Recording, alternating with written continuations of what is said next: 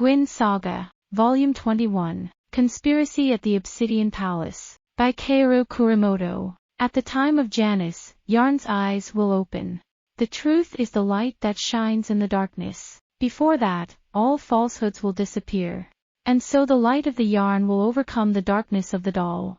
Janus 12 Ode to God. The characters, in a play or novel: Guin, leopard-headed super warrior; Marius, the wandering bard; Aldine, brother of Nereus, vizier of Paro; Achilles, emperor of Cheironia; Maria, empress of Cheironia; Darius, grand duke of Cheironia, emperor's brother; Iris, Octavia, beautiful swordsman; Darius' niece, Sylvia, the princess of Cheironia; Aulus is the elder of the 12 electorate of Chelonia, elector of Antenhazos, elector of Langobard; Xenon, head of the emperor's pro-army 1,000 dog knights; General Sininu; Castor, chief physician of the court of Cheironia; Thor, mercenary born in Etosia; Daniel, mercenary. Chapter 1. The Dark Current. Emperor's disapproval. Achilles the Great, not a little sick. The emperor, on his bed. There's a rumor. Like an invisible wind blowing across a field of dry grass, it swept through the Obsidian Palace of the Silence. For the past 2 days, the emperor of Cheironia, Achilles Cheironeus, has been absent from his morning and evening audiences with his subjects, which he never misses. This alone was enough to make the court of Chiron uneasy and disturbed, but to add to it, for the past day or two, the famous physician Castor, the chief priest of the temple of Cassis and the chief physician of the court, and his 10 court physicians, have been confined to the throne room of the emperor Achilles. The rest of the subjects and the royal family were not allowed to see the emperor, because they were too busy resting or taking care of themselves. The doctors refused to make any announcement. However, this did not prevent the rumors and fears of the court from growing. The sudden death of a similarly aged Grand Duke Vlad of Mongol from an unfortunate stroke is still fresh in people's memories. However, if His Majesty is indeed ill, at any rate, the forthcoming grand ceremony will have to be cancelled, or at the very least postponed. Therefore, the emperor's illness is probably nothing to worry about, but if you take such a precaution, it will become known not only in Cheironia but also abroad that the emperor's condition is serious. You can't be sure that he's going to be able to take care of himself and recover before the big day. But what of it? I suppose, then, that my Cheironia will never be able to woo Mongol. Oh, that's right. Surprisingly, even the might of Cheironia, the mightiest of the Middle Kingdoms, stands on a fragile foundation, as I am reminded. Kumu, Irania and Paro are far from being true friends, they only seek our friendship out of respect for the dignity of our great emperor. We are reminded that destruction is always lurking above our heads. At the very least, if a promising successor was waiting, it would be a different story. No matter how the 12 divine generals and 12 elected emperors work together to support them, Viscount Baldur and Marquis de Ney would not be able to. Shoo, I can hear you. When it comes to that point, many people's thoughts must be in agreement. Despite the secret whispers, the preparations for the Grand Council were steadily and unnecessarily coming together. Finally, there were only 2 days left before the grand ceremony. By now, the palace has completely changed its appearance. On the gates, which had been cleaned, purified and repainted, the portrait of the Grand Empress was hung, and a rope of Kazuta, which was used to pray for her long life, was twirled with beautiful amnesia flowers. At the great gate and in the hall of ceremonies, huge flower-filled dolls of the great Empress and Princess Sylvia were placed in a canopy, surrounded by countless celebratory drinks and flowers. The walls of the Black Palace, the origin of its name, were covered from above with the crimson of the celebration, and for a moment its name lost its meaning. Of course, the preparations for the celebration and the feast that followed were also well underway. At the Umayya, the horsemen scrubbed and cleaned all the horses that were to be present at the mustering ceremony, and covered their manes and tails with crimson cloths covered with flowering camellias. The soldiers of the 12 Order brushed off the dust from their formal dress, tied the crimson streamers of congratulation on their shoulders, and polished their boots, swords, and spears to a shine. In addition to the already arrived envoys of Linus, Count of Alia from Aurra, the female delegation of Kitai, and the envoys of Teruan, Wallachia, and Thrace, the palace of Hikaragakaka received a number of newly arrived envoys. Among them were the emissary of Kumu, Job Sand, the right-hand minister, and Baron Leroy from Eulania. Count Elia had already been dispatched from Eulania as a representative of the three Gorian states, but a delegation from Kumu entered the castle after that, and the Eulania delegation arrived in a hurry, probably in a panic upon hearing the news. At present, the relationship between Kumu and Eulania is strained over the issue of Mongols' treatment. The two envoys were given rooms at one end of the palace on Hikaragakaka by the arrangement of the Kylonian side, but they seemed to be uncomfortable with each other, and the two delegations of 10 to 20 men each took care never to see each other. That's suspicious. I don't think it's just a delegation. Even in the palace, those who knew a little about the situation whispered to each other in secret. You think he's under orders to assassinate you? No, both Kumu and Eulania want to make sure that the next crown prince is someone who will be beneficial to their country. Kumu has always wanted one of the three princes to be Princess Sylvia's son-in-law, and Eulania wants to prevent that no matter what. I think they are trying to keep each other in check like that and try to gain as much advantage as possible. Oh, man. Yeah, at a time like this. They whispered that they had seen someone creeping into the room of the envoy of Kumu late yesterday night, and that the envoy of Urania had invited the envoy of Paro to supper. This and that, rumor followed rumor, and conjecture followed conjecture. The quietest of them all was the Palace of the 7 Days, the seat of the Emperor Achilles. Its perimeter is constantly guarded by the King's Guard and the 1,000-dog General Xenon, and most people are not allowed to pass through. Even the 12 electors themselves are not able to see it directly. And again, what do you say? At the entrance of the Naneo Palace, which was supposed to be a quiet, all-day, quiet place for the repose of the sovereign, suddenly a piercing voice rang out. Say it again. I'm not going to let that go. Standing and shouting angrily was the Empress Maria of Chironia. She stood tall, with the Empress Sylvia at her side, guarded by several maidens, and her figure was like a craggy fury itself. I'm afraid, by order of His Excellency Castor, no one will see you today. The one who is repeating it in a half-quavering voice is Simon, the Emperor's son-in-law. Whatever the case may be, I'm your wife, Empress of Chironia. Sylvia here is your only daughter, heiress of Chironia. No matter what, we and Sylvia are the only ones who matter. I have something to tell you quickly and urgently. His Excellency Castor has made it very clear that even his brother, His Excellency Darius, the Empress, and Her Royal Highness. I beg your pardon. What a ridiculous thing. The Empress wrinkled her lips in anger. I have never seen such a fool as Castor. If His Majesty's love for you was so strong that there was no danger of anything happening to you, then I, the Empress, would have to stay close to the Emperor and take care of you. I don't know what you're talking about. Call Castor. If I don't, oh, no, Empress. Castor is here to see this. Castor, the chief physician of the court, appeared behind him with a close-mouthed servant behind him. As his name suggests, he was originally from Paro, but since he came to Chironia as a child, he has devoted his life to the god Cassis and is now as famous in the Middle Kingdom as Harlan of Paro. Castor, who was trusted by the Emperor Achilles because of his resolute and honest temperament, was a thin old man of about 60, with light gray eyes and half-white hair, and a clear-cut face. He wore a relaxed toga of a blackcurrant priest, a scarf smeared with the symbol of blackcurrant draped over his shoulders, and a small black leather box held by a doctor who followed behind him, giving him a dignity that even Empress Maria could not violate. Thank you, Master Castor, for your service. The Empress's tone softened somewhat, but then her eyes lit up again when she saw two huge figures appearing stealthily from behind her. Reminiscent of Balbus and Silenus, they were, of course, Xenon the 1,000-dog general and Guin the 100-dragon chief.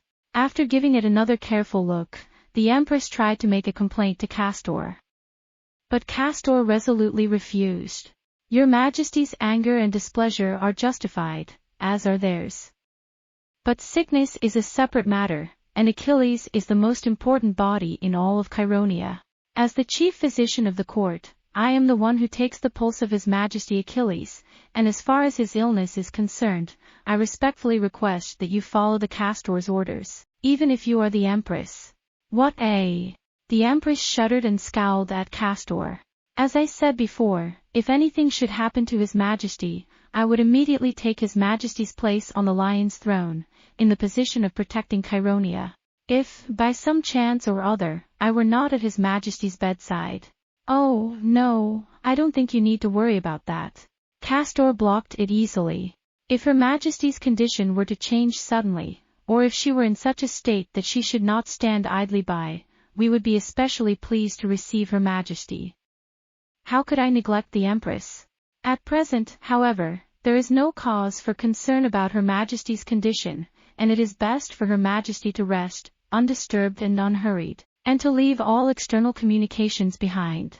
That is why I have said this, even if it is the Empress. You have no choice but to trust us. It would be rude.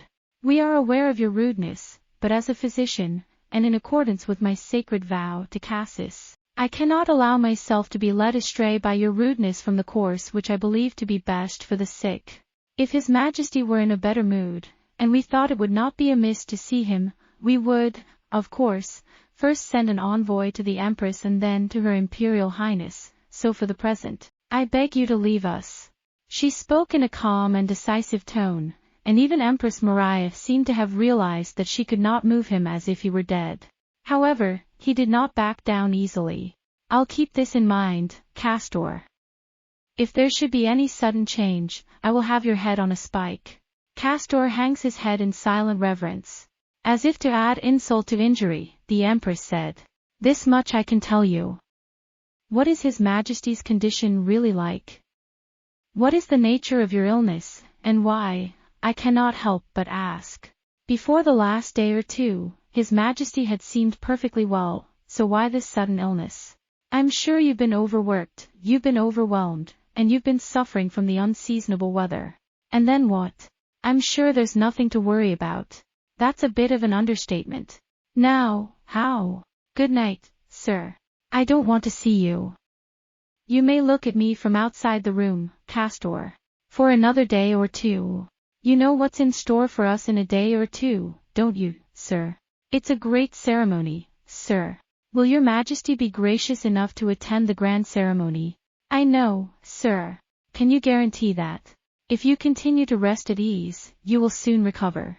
Nevertheless, even at a time when you are at peace, the burden of this great ceremony is heavy, and I would recommend that after everything is over, you come to rest in a detached palace or even in Sardes. The Empress was about to say something else, but she stopped herself with a harsh click of her tongue and instead looked at Zenon and Guin with suspicious eyes. "You newcomer, the 100-dragon chief, whose decision was it to have such an odd-looking person work so close to His Majesty who is at rest?" "It's me, sir," Castor replied calmly. "Why?" "His Majesty is in a state of great physical and mental exhaustion. At times like these, evil spirits are apt to attach themselves to him. The best way to prevent this from happening is to have one or two of the bravest men in the court at your side, and to use their valor and strength of mind to ward it off, as the old book says. I don't know what kind of trickery you're up to." "Zenon." The Empress gave him a stern talking to. "You cannot be trusted with this leopard. But this leopard, who is neither man nor beast, has a foul heart.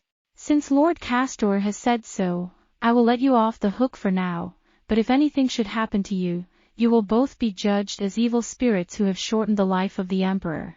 "I'm sorry, sir." Zeno bowed his head graciously. His dark cheeks were somewhat flushed. "That's when. Oh, this is a strange place to meet." A voice with a smile came from the cloister. Empress Maria turned around and saw her brother, Archduke Darius, standing there. They are a sister and a brother-in-law who are secretly said to have been lovers at one time. But the eyes that looked at each other were like steel swords dipped in poison touching each other. This is unusual, my dear brother. The Empress said with a sly smile. I'm sorry to hear of your Majesty's visit. However, it appears that your visit was in vain, for I have just been told by the messenger of Cassis that even a husband and wife who have sworn to live together for 3 generations, as well as a father and son, cannot be trusted. That's not right. Lord Castor, is it true? With all due respect. His Majesty is now in absolute rest. I can only say the same for your brother. That's a problem. The Grand Duke stroked his chin and looked thoughtful. On this day, the Grand Duke Darius was dressed in a loose toga with a long fur-lined robe and a long, loose, fur-lined jacket, and behind him he was accompanied by a maid and 5 or 6 attendants, each of whom had something to offer. The Empress, who looked at him closely, was about to open her mouth to say something to him, when she suddenly changed her mind. Then negotiate with him at your leisure. If I hear that you've successfully passed the Cassis barrier and are in line for the throne, then I'll be ready to strike again. Sylvia, come. Because, mother, well, you don't know what you're talking about. Follow me. With the sternness of a general reprimanding 3 armies, he turned his head and walked away quickly. I'll see it off. Thank you, Lord Castor. How is your brother? He almost nodded as if he could not talk to women and children. Oh, Guin, Xenon too. Packing it in here. Are you ill? You can't even let the Empress through. No, it's not like that. As I told Her Majesty the Empress earlier, when a man is truly ill, he must call upon his subjects and the entire family.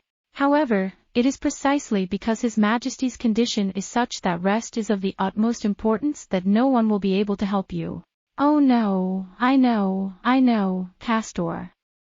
I didn't come here to force you to see your brother. If he says he's at rest, that's fine with me. It's just... The Grand Duke turned his head back. Tavia. Take that. Yes. He was answered by a beautiful lady who was standing behind the Grand Duke. She wore a veil over her face and was dressed as a courtesan, tall and slender and truly beautiful.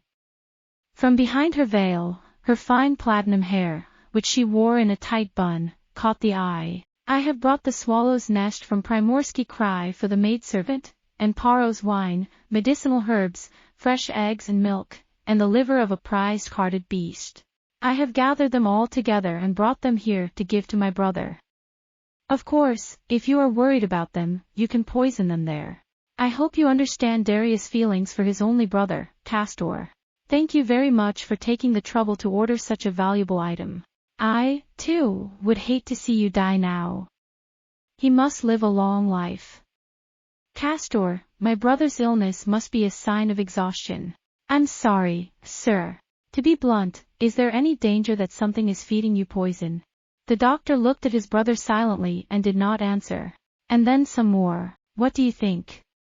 If there should be any such suspicion, Darius here, as the only brother of Achilles' flesh and blood, must do all in his power to inquire into the culprit. Besides, there is the matter of the great book. Oh, no, my brother. Your Majesty said that Xenon and Guin here will take care of it. So there's no danger of poisoning, is there? Darius' eyes glinted. No. I mean, I've taken all the precautions I can, so even if some ruffian were to attempt such a thing, he'd never get near the body. That's what I said. You can't eat. Darius confessed angrily, but nodded reassuringly. Well, that calms me down. No matter what I say, since it's about the body of the only one who matters, the heart of Chironia, I can't help but be nervous. I'll leave you to it. I hope you'll take care of these and give them to my brother. If you're worried, you can taste them to your heart's content. No way. Never, not like that. Tell him that Darius was very anxious for you to gain strength and vigor so that when the time came for the great ceremony, you would present yourself to our subjects in good health. This is a small token of Darius' gratitude to you, Lord Castor. No, this is my duty, and I would not have you do such a thing. Go and treat the doctors to a drink. I'm sorry I disturbed you. Xenon, Guin, take good care of your brother. The 2 giants hang their heads low. Let's go. Darius shuffles his chin and walks away. I hope you don't mind if I have these items delivered to your family. I accept your offer, sir. So, come on, guys. He is accompanied by a woman named Tavia and a group of others. Castor, who had been watching with dark eyes, waited until Darius was out of sight, and then gave Xenon and Guin a look. Zeno nodded knowingly and walked into the back. He makes particularly heavy footsteps and closes the door with a loud bang. I'll see it off. Lord Guin, are you sure about this? Castor's words were enigmatic. Guin nods silently. Then he put his mouth to the doctor's ear and began to whisper low, and Castor nodded eagerly. After a while, Guin's figure disappeared from the cloister into the inner garden. Seeing this, Castor had the great door leading to the 7 Days Palace sealed tightly, gave detailed instructions to the guards, and returned to his post. Once again, silence returned to the inner sanctum. It had been less than half an hour since Darius and his party had taken possession. Is there no maid of honor on duty? Here's some tea for you. Here's your medicine. Castor came to the kitchen and called out. In order to avoid any attempt at poisoning, the emperor's meals were always prepared in this small kitchen, which was not much larger than the palace itself, and were brought to Achilles after being poisoned by the maids and maidservants on duty. Yes. To this. Oh, listen. The medicines I'm giving you today are 4 in all, a water potion, a pill, and 2 powders. Make sure you measure out a full cup before you give it to him. I understand. Come on, before the tea wanes. Yes. She wore a purple sash and white pantaloons, signifying her emperorship. She held a silver tray at the height of her eyes, and left the kitchen quietly. The windowless corridors have high ceilings, arched ceilings, and wall niches on both sides, decorated with beautiful sculptures and flowers alternately. In some places, the curtain of varus cloth is hung to hide the entrance to the cloister and the room. The maidservant walked slowly down the corridor with the tray in her hand. And then, something that had been lurking behind the curtain came running out. The woman falls silently to the ground with a swift blow. The tray in her hand, however, had passed from the woman's hand to the attackers before it could fall to the floor and spill its contents. Seeing this, the sorcerer breathed a sigh of relief and quickly drew the woman's body into the shadows of the curtain. He strips off the maid's clothes and replaces them with his own. Finally, he squeezes a purple sash around her narrow waist, bends down, wraps a cloak around her body, ties her up with his own sash, and gags her. You're gonna be here for a while. She would then roll the woman into a small room behind the curtains where linens and dishes were stored, and with a nonchalant look on her face, she would step out from behind the curtains with a tray held at eye level. In the dark light was the face of a beautiful woman named Tavia, who had just arrived with Grand Duke Darius. He heads straight for the emperor's bedchamber with the tray. I've brought you some medicine and tea. The toxin. I'm in the kitchen. What's wrong? Nothing, sir. Come in and give His Majesty a cup of tea. He's in the bedchamber on the right. Yes, sir. The lady bowed graciously to the peasant, and with a slight clattering of the things on the tray, glided into the bedroom on the right, across the living room. I brought you some tea and medicine. Excuse me. He called out in a low voice and entered the room. The bedroom was completely empty, with the curtains drawn tightly around it, and only a chalk shell-shaped lamp shone out from the bed and its surroundings. As usual, it is a simple, plain, yet beautiful and sumptuously decorated room. The Emperor Achilles was by nature a man of firm character and did not like to be extravagant. Therefore, the sleeping quarters were also neatly and comfortably furnished, with a huge bed 3 tarpaulins wide and a canopy in the center, a divan, a writing desk and a small chest of drawers well arranged. Underfoot is a fluffy carpet of chitai, which covers the feet up to the ankles. On the left wall hangs a huge portrait of the emperor. The woman called out to him again. But there was no sound from the bed. Your Majesty. Your Majesty. Good night, Your Majesty. Good night, Your Majesty. After a few more twitches, whispering not to wake him. And the woman changed. You gulp and spit. Gently, he turns toward the doorway, and with the tray in his hand, approaches the bed 1 foot at a time. Gently, so as not to make a sound, she placed the tray on a small marble table beside the bed, and with narrowed eyes gazed at the person sleeping in the bed. Chylonian Emperor Achilles Chylonius, lion-hearted Emperor of Chylonia. A man was sleeping in a huge bed that could sleep 10 people at once, buried under a canopy of pure white feather pillows and feather quilts. His face was wrinkled and tired, with dark circles under his eyes and a pallid complexion. His breathing was slow, but somewhat painful. His teeth peeped out from his slightly opened, dry lips. "This is..." A rough gasp escaped from the woman's mouth. "My father, Achilles Chyronius." It's feigned a voice that sounds as if it's afraid to listen to itself. "The man my mother, Julia Euphemia, adored to the end, the man who forsook her, failed to save her, and let her die in the fury of the beasts of hell."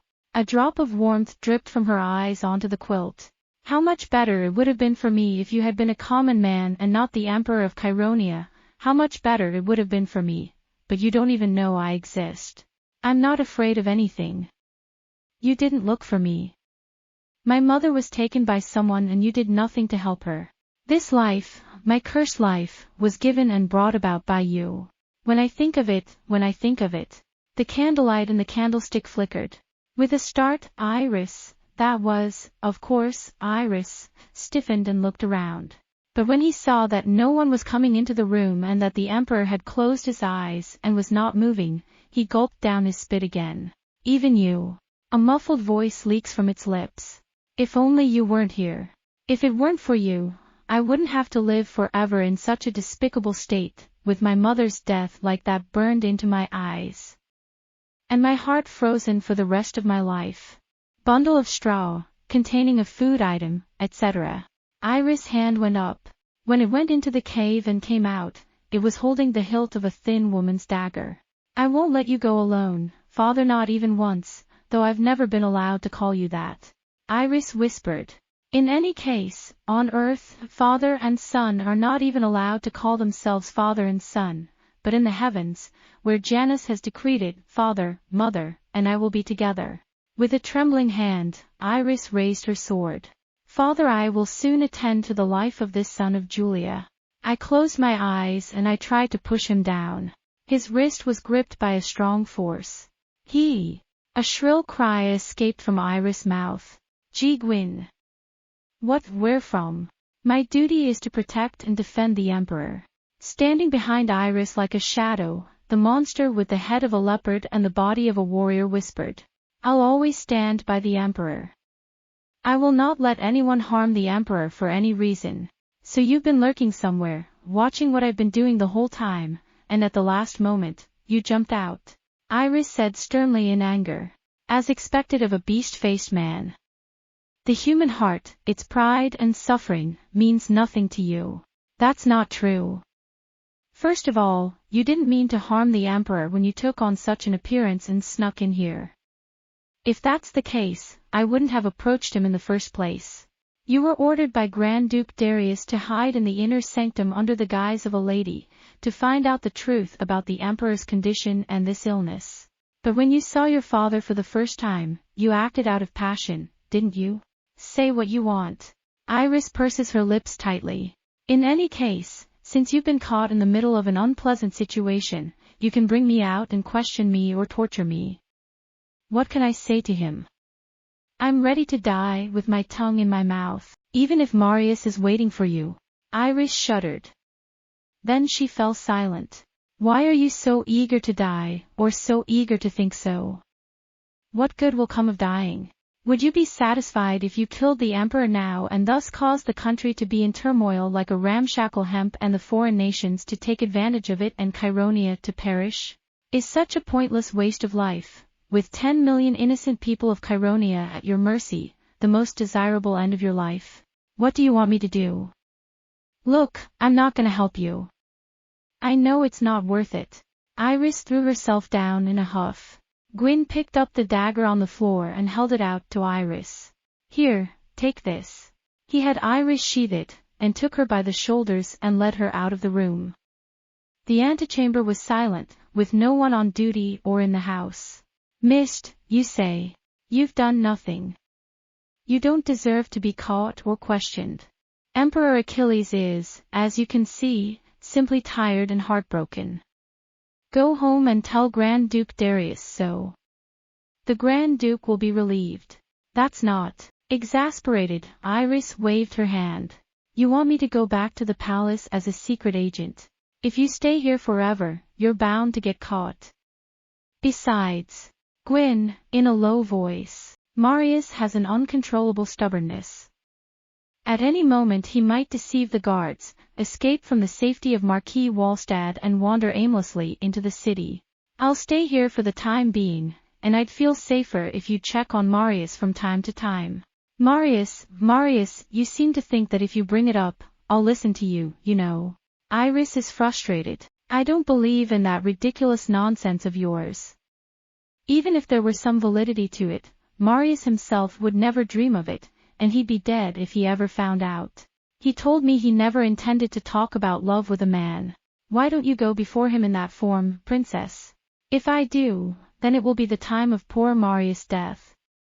You can't help it, but anyone who smells the least bit of my secret, I'll kill him myself. Iris thrusts the dagger through his hand. So it's better for Marius himself if you don't try to get him to meet me. Well, don't ever tell me about him again. I'm asking you to do this because I don't want to kill the man I love with my own hands, Guin. You're ready to admit that you love him. Don't look so happy. It's made life a lot harder for me. I'd be happier if you hadn't made me aware of this. It may seem hard now, but, Guin said softly, Marius is in love with you too. I know it. There's nothing to be afraid of. Marius will forgive you and wrap you up no matter how much blood is on your hands. That's the kind of man he is. Don't give me another goddamn thing to say. You're cruel, Guin. You've got all my weaknesses. Iris blew her lips. Oh, well. He'll go back to his father. I'm telling you, just because my uncle doesn't want my father to die now doesn't mean he'll stay that way. For now, he just doesn't want him to die. There is nothing strange about a single will or a single trifle that suddenly makes your uncle the person who most wants to kill Achilles. I know. Guin nodded. I've told you, go out through the back gate and return to the small moon palace. It's best you don't look like that to the court.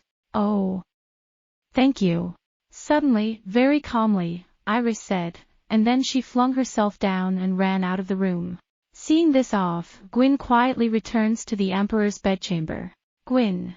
There was a deep but very clear voice on the bed. Joy. That was. I'm sending you out of here.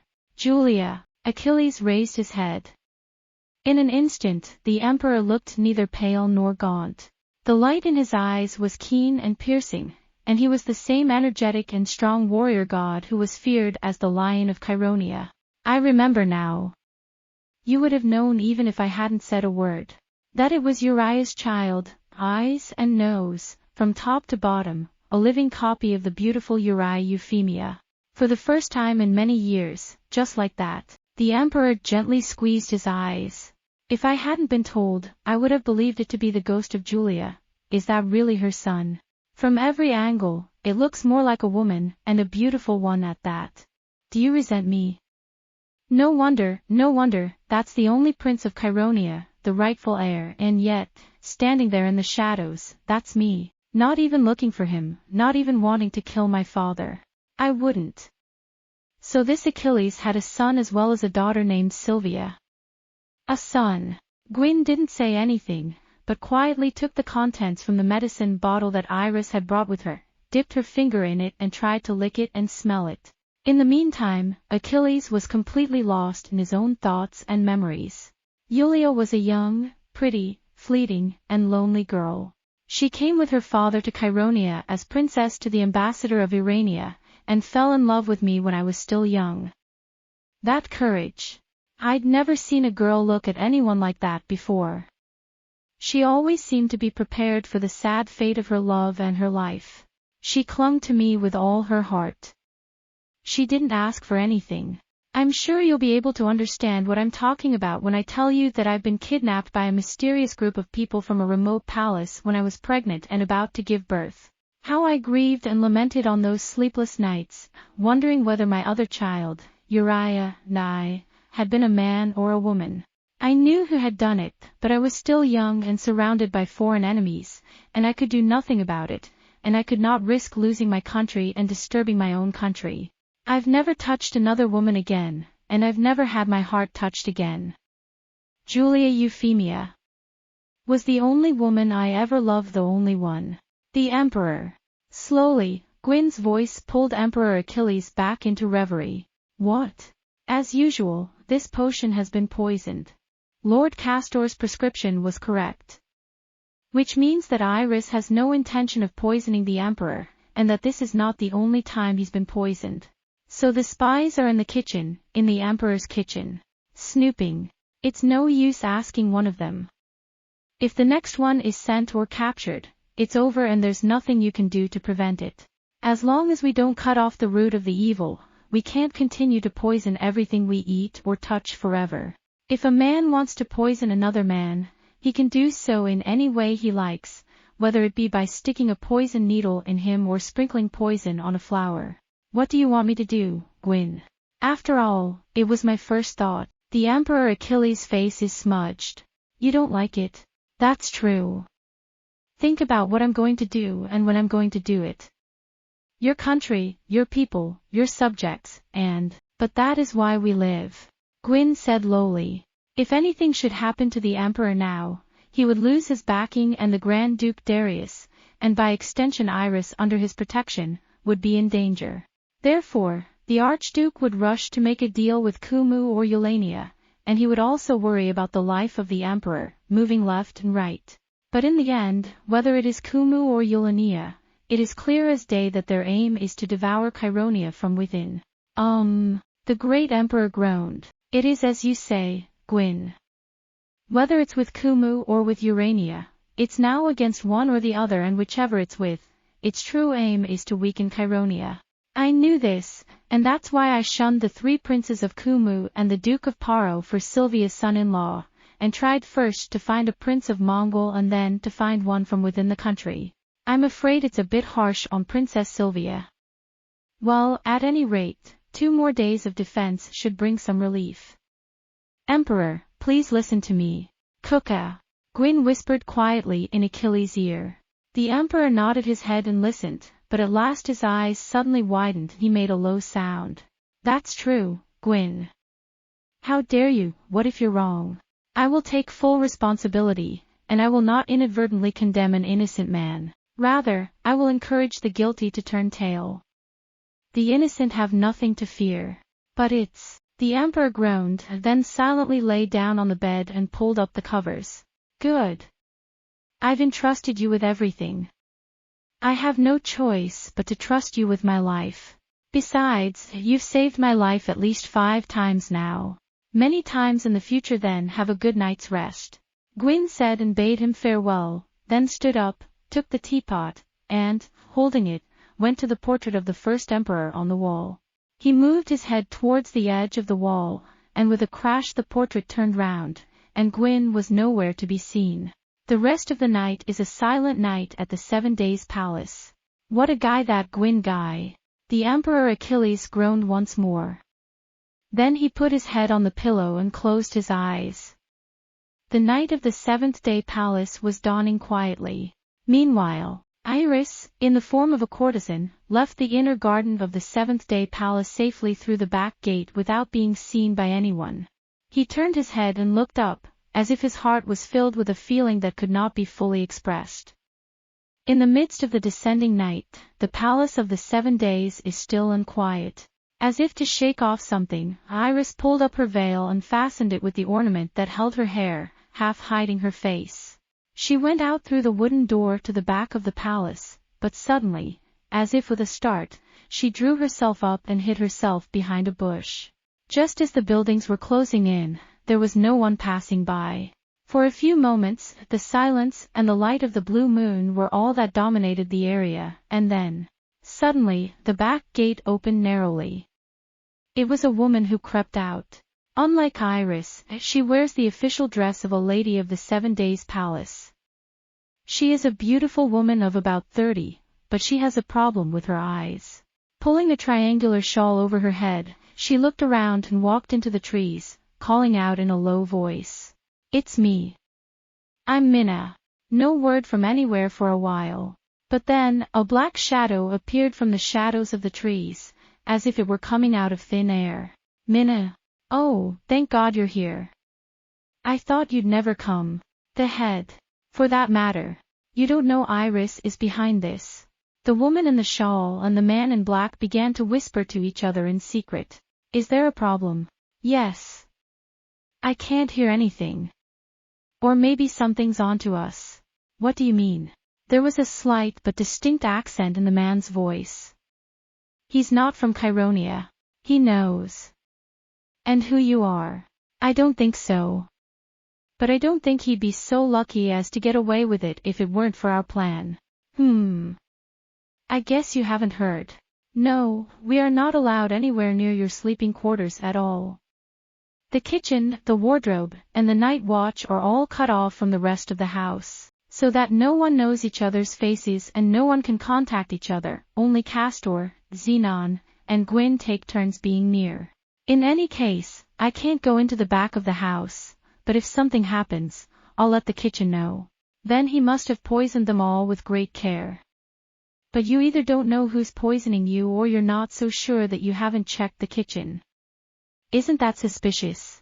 "So far, I think I'm doing well. No one has seen or suspected anything. Even the King's Guard won't know you're the famous Roxer. But we must hurry things along a little. The grand ceremony will be the day after tomorrow, and before that, during tomorrow, most preferably tomorrow night and the morning after, the Emperor's life." "I understand. Then I'll replace the poison myself." "Is there a way to do that?" "That's right. I have a reputation as a poisoner, and if the poison in my food and drink doesn't work, there are plenty of ways to make it work." "Well, good for you. I've got a lot on my plate and I've got to settle this at once. For that reason, we can't leave the day after tomorrow." "What's the plan?" "Come closer." A whisper of foreboding fluttered in the darkness. "That's another bold. If you succeed, you'll be the most certain of success. Instead, if you fail, our country may be in danger. For it would anger the mighty nation of Ceylon. Those people are the ones. It's all part of the plan. They don't even know they're being used against each other, and they're getting desperate. I'm afraid I'm no match for you, my dear. The simplicity of the Chironians is like twisting the hand of a baby." "Okay, Roxta." A piercing voice. "The only thing I'm worried about is how they'll react.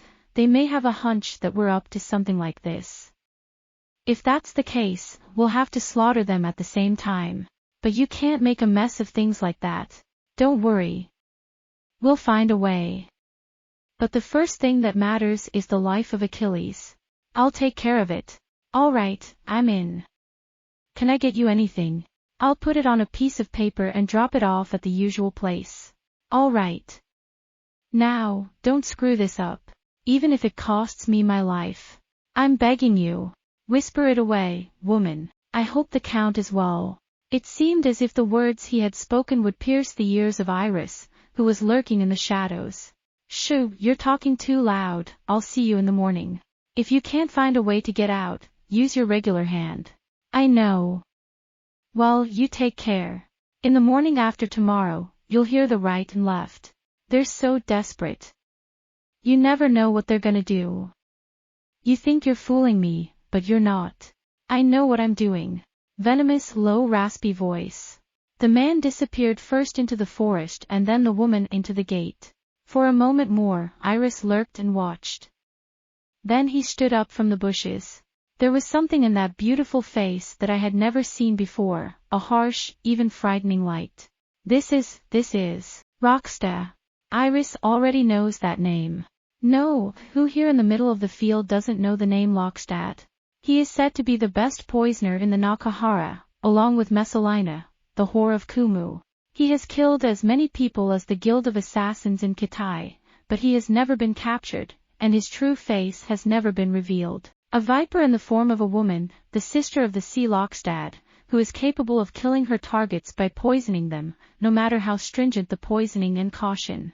There is a rumor that, because of the great number of his victims, there was not only one Lokstad, but that there were many other poisoners who were given the same name. It was rumored in Chironia that the Paro had aided Lokstad in the sudden death of the Grand Duke Vlad of Mongol. But it disappeared one day because the poisoning of Lokstad was never done so suddenly. He pours the poison into his victim's blood, drop by drop, drop by drop. It takes a long time to weaken him, and then he slowly finishes him off. That's why Lokstad never fails. Even if she leaves without finishing the job, the sacrifice that has been weakened little by little for a year will not be able to withstand even the first mild illness. That viper, Roksta, in the form of a woman, has entered Chironia and the Silence as the kitchen maid of the Emperor Achilles. It's Achilles who's being targeted. He is her only father, even though he has never been named in public. Iris gently cut her mark. Combining the other fact that only Iris knew, and tonight's incident, the whisper that had been heard, the answer was obvious. Someone is trying to kill Achilles. The question was, who was it? Kumu, Yelenia, or Paro? Or is there an enemy lurking inside Chironia? Iris gently brushed back her golden hair and looked up at the moon. Gunshot. Should I tell him? Considering Rockster's reputation for never losing his prey, he should have gone back to Guin now and told him who Rockster was. Iris leaned back against the tree and covered her face with her hands. That's my father you tried to kill with your own hands. In a fit of rage, he tried to swing the sword with his own hands. It wasn't that he doubted whether Guin would believe him or not. For some unknown reason, the leopard-faced warrior known as Guin seemed to have an innate intuition about whether or not his opponent was telling the truth. But he could not even kill his father at last. Whether he would have done so even if Guin had not interfered is a mystery that will never be known. But also, Iris is not willing to actively work to save her father. Iris suddenly pursed her lips. Yes. I couldn't even see his face, but they called him the Count, the man I met. If we can find out what it is, we can find out who is plotting to poison Achilles. It made me think that Iris had a mind of her own. Iris, in the form of a courtesan, quickly ducked in the direction of the Obsidian Palace, where the man had just left, and tried to follow him. Then he heard a voice calling out for her. Octavia, Octavia. The shadow that appeared in front of Iris, who swallowed her scream, was not human. Guin. Iris gasped. You've been here for? No. Guin shook his head. I've been following you, hoping you'd still be around. Here. Iris looked at what was offered to her with a puzzled look. It was an old piece of parchment, rolled up and placed in a tube. Guin, this is an oath between your mother, Julia Euphemia, and the Emperor Achilles. Emperor Achilles entrusted it to me in advance if I ever met Julia's child. Guin. Iris snapped out of it. I told you not to tell anyone, not a word of this to anyone. I didn't tell anyone. It was given to me by the Emperor. Take it and keep it close to your body. At some point it will be proven that you are indeed the son of Achilles Chironius and Julia Euphemia. And don't let the Grand Duke Darius know this. Puzzled, Iris looked at Guin and then read the paper. He read it once, and then several more times. I've been thinking lately, Iris said fiercely, as if trying to hide the heat that was rising in her. Thanks to your body and your leopard head, you look like a mere mass of muscle like Xenon, but inside you're more of a schemer than you think. Thanks to his leopard face, no one can tell what he's thinking at all. What do you want me to do with such a thing on me? I have no ulterior motive. I just want you to know how deeply your father and mother loved each other and wanted each other, so that you can ease your resentment against the Emperor, that's all. Don't believe it. Because what good would it do you to do that, Guin? Guin shook his head. I am charged with protecting the Emperor Achilles. Eventually, slowly, I'll say. If you can soften your heart and let go of any thoughts of offending or scowling at the Emperor, I will have done my bit. I don't think you're that loyal to Chironia. You've been in Chironia less than 2 months. Iris said venomously. Guin replied without anger. It's true, I'm a newcomer. But I have given my sword to the Emperor, so my allegiance is to the Emperor of Chironia. I don't believe in loyalty that changes from one month to the next. First, how do I know which country's man's face is beneath that leopard's head? Kumulania, Paro. Mongol, what proof do I have that you're not working for someone else? Only your word. It's useless to try to force people to believe in something they don't believe in by stringing words together, but I don't change the person to whom I offer my sword every month. The sword I offered to Emperor Achilles was the first sword I had ever offered to a man in my life, or rather, the first sword I had ever offered to a man since I gained consciousness in the Forest of Ludes. Guin said.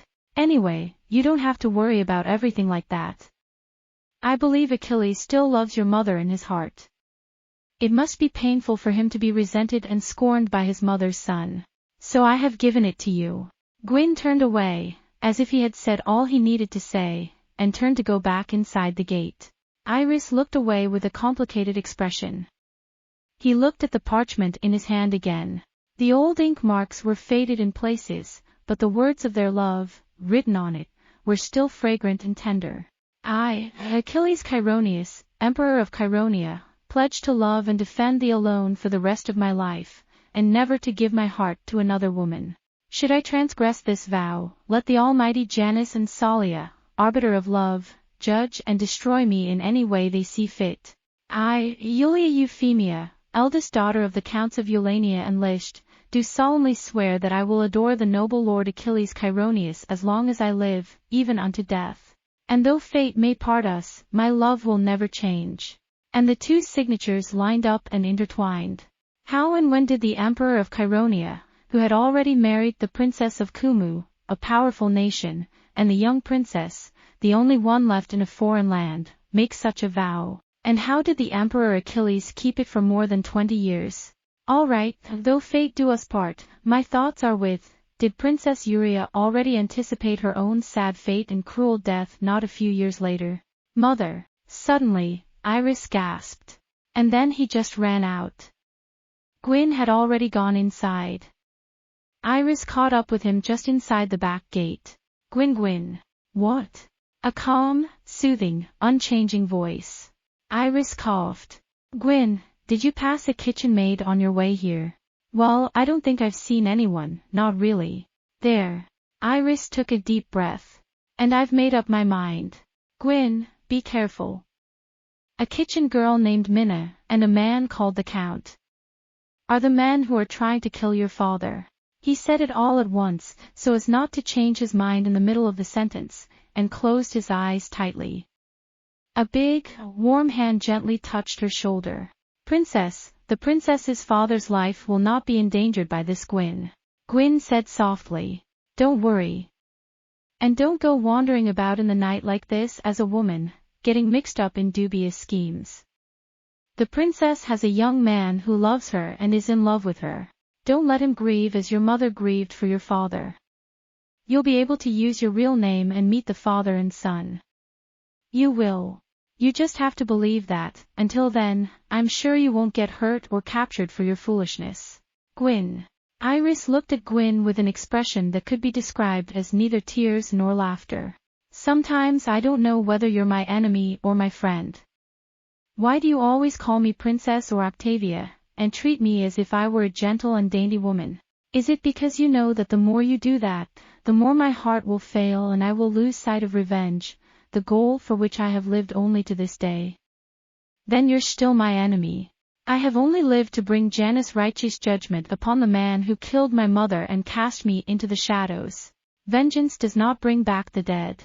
Guin muttered to himself. And I treat you as I do because you are nothing more than a meek and mild woman, even if you are in the guise of a man, that is all. Women are not born to fight. That's a man's job. A woman should be strong and protected by a man. Men also do whatever they can to protect women. Even if, like your father, there are moments when he falls short, then he will live with that as a brand for the rest of his life if he is a true man. Just as your father does. Is that what you think about men and women, Guin? Iris said, suddenly intrigued. Then you're lucky to have a woman you truly love and want to protect. She'll be protected by the strongest and greatest warrior on earth. This is, well, just a curiosity, but, well, even you have my secret. Do you have a woman you love, Guin? What kind of princess does a man with such a strange destiny and such a great warrior like you love, and how will you protect that love? My sword, for now, belongs to your father, I'm afraid, was Guin's answer with a smile. I doubt if there is any woman who would see me as a man in this state. But even so, I have no desire to point my sword at a woman or fight her unless she is like the doll's sister. Of course, if it's to protect the master of my sword, then it's a different story. When he heard the mysterious words, Iris raised her eyes. Guin. She said it plainly. I don't know if you know what you're doing or not sometimes, but maybe this plan is. Iris. Mild, strong voice. Iris almost said it again. The revenge I seek and the source of the conspiracy you seek are probably. Princess. This time the voice was so strong that it silenced even Iris. Guin, you look much more alive when you speak with a womanly gesture, with your cheeks turned up, as you did just now.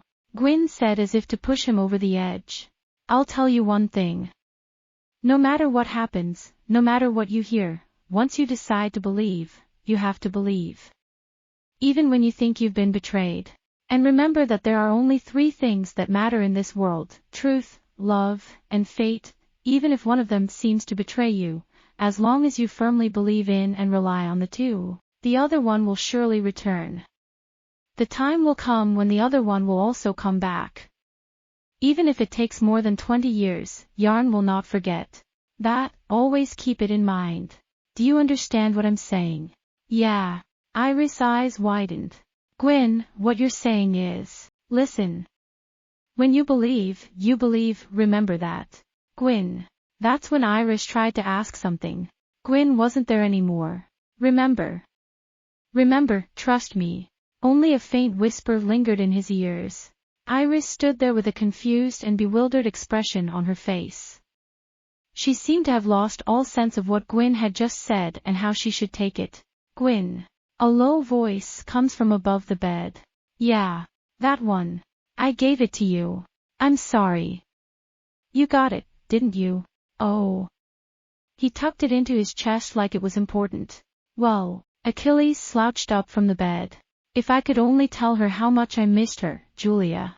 Enough to get the message across. No. It's got a grudge against me. No wonder. Sooner or later, we'll be able to tell each other our names. It won't be long now, Guin said, bowing. So, here we go. Wait. Achilles held up his hand. Something. I've given you everything I have, and I don't need to hear any more, but you'll have to forgive me for being so human. Guin, how long shall I do this? Until all danger has passed. The great books are upon us. I know. If I don't go to the Grand Council, there will be a great deal of excitement. I know. We're just gonna have to be patient. You're a total. Achilles sighs and slouches again. I've gotten myself into a lot of trouble. I never used to do anything but lead. There are times when you have to fight with the sword no matter what. But there will come a time in the near future when we will have to strike again. What are you waiting for, Guin? It was a tough call. I think we have enough evidence to make a case. How? But not enough. I mean, if we make a move now, we may be sprouting the seeds of disaster. If you don't pick it up by the roots, it will grow quietly in the ground again, and one day it will come out of nowhere. I don't know if I understand what you're trying to say or not. Achilles laughed, rose, and put on his gown. What you're saying is, when there is one in the land who holds a lamp and leads, and another outside who is waiting to shoot an arrow, killing only the one who holds the lamp will not stop the root of the evil. I know it well. That's how I've always killed the weeds and the snakes that lurk in the beautiful garden of Chiron. The emperor is like the head gardener, Guin. Achilles laughed mirthlessly. That might be a good job for you. I'm beginning to think that we should make you the next emperor and give you the title of king. Stupid. No, not really. For what poor Laius and Baldur cannot understand is that an emperor's position, ruling a country, is not something to be envied, but rather a lowly thing, full of dirty work, hard work, endless complications and troubles. I don't know why, but you seem to have a natural understanding that it is a trivial thing. Also, show. Slowly, Guin intercepted. I'd like you to get into bed. I think someone's here. It's probably Xenon, Castor, Simon. No one else can get through here. But quickly, Achilles got into bed and pulled up the covers. It was Xenon who came in. I'm sorry to disturb your peaceful sleep at this hour, he said, kneeling on the floor. Do you not yet understand that I say again that this is no such thing as a ritual, Zeno? What? Lord Guin is with you. That's very convenient. Xenon moved closer to them and lowered his voice. Your Majesty. I have an urgent message from the border guards of Sards.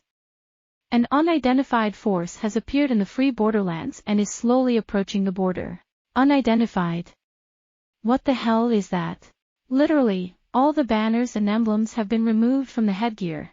There are no banners, the headgear has been taken down, and the headgear is of various colors. The number of people, Guin said before Achilles could say anything. That's about 2000. You're here. Slowly, Guin murmured. It has begun. 2000 again. Still, of course, lying low on the hillside. It's the advance guard, Your Majesty. And Guin. Once again, you're right, Guin. Achilles said. What are you going to do? What's the matter? I'm just your puppet in this case. You know everything and I'm just doing your bidding. I think it's time you showed me what you're made of. How? Is this what you've been waiting for? Joy. So, what do we do? Guin thought. But when he opened his mouth again, his voice was calm and unruffled, and there was nothing unusual about it. First. Slowly Guin leaned forward. Right now, the only one who can move unnoticed is Xenon. And of course, the Knights of the Marquis of Sards, the Border Guard, the Knights of Walstad, and more. Apart from the 12 electors. So, the Black Dragon Knights, the 1,000 Tiger Knights and the 1,000 Wolf Knights, 2 battalions each, about 6,000. The Golden Monkey and the White Snake as well.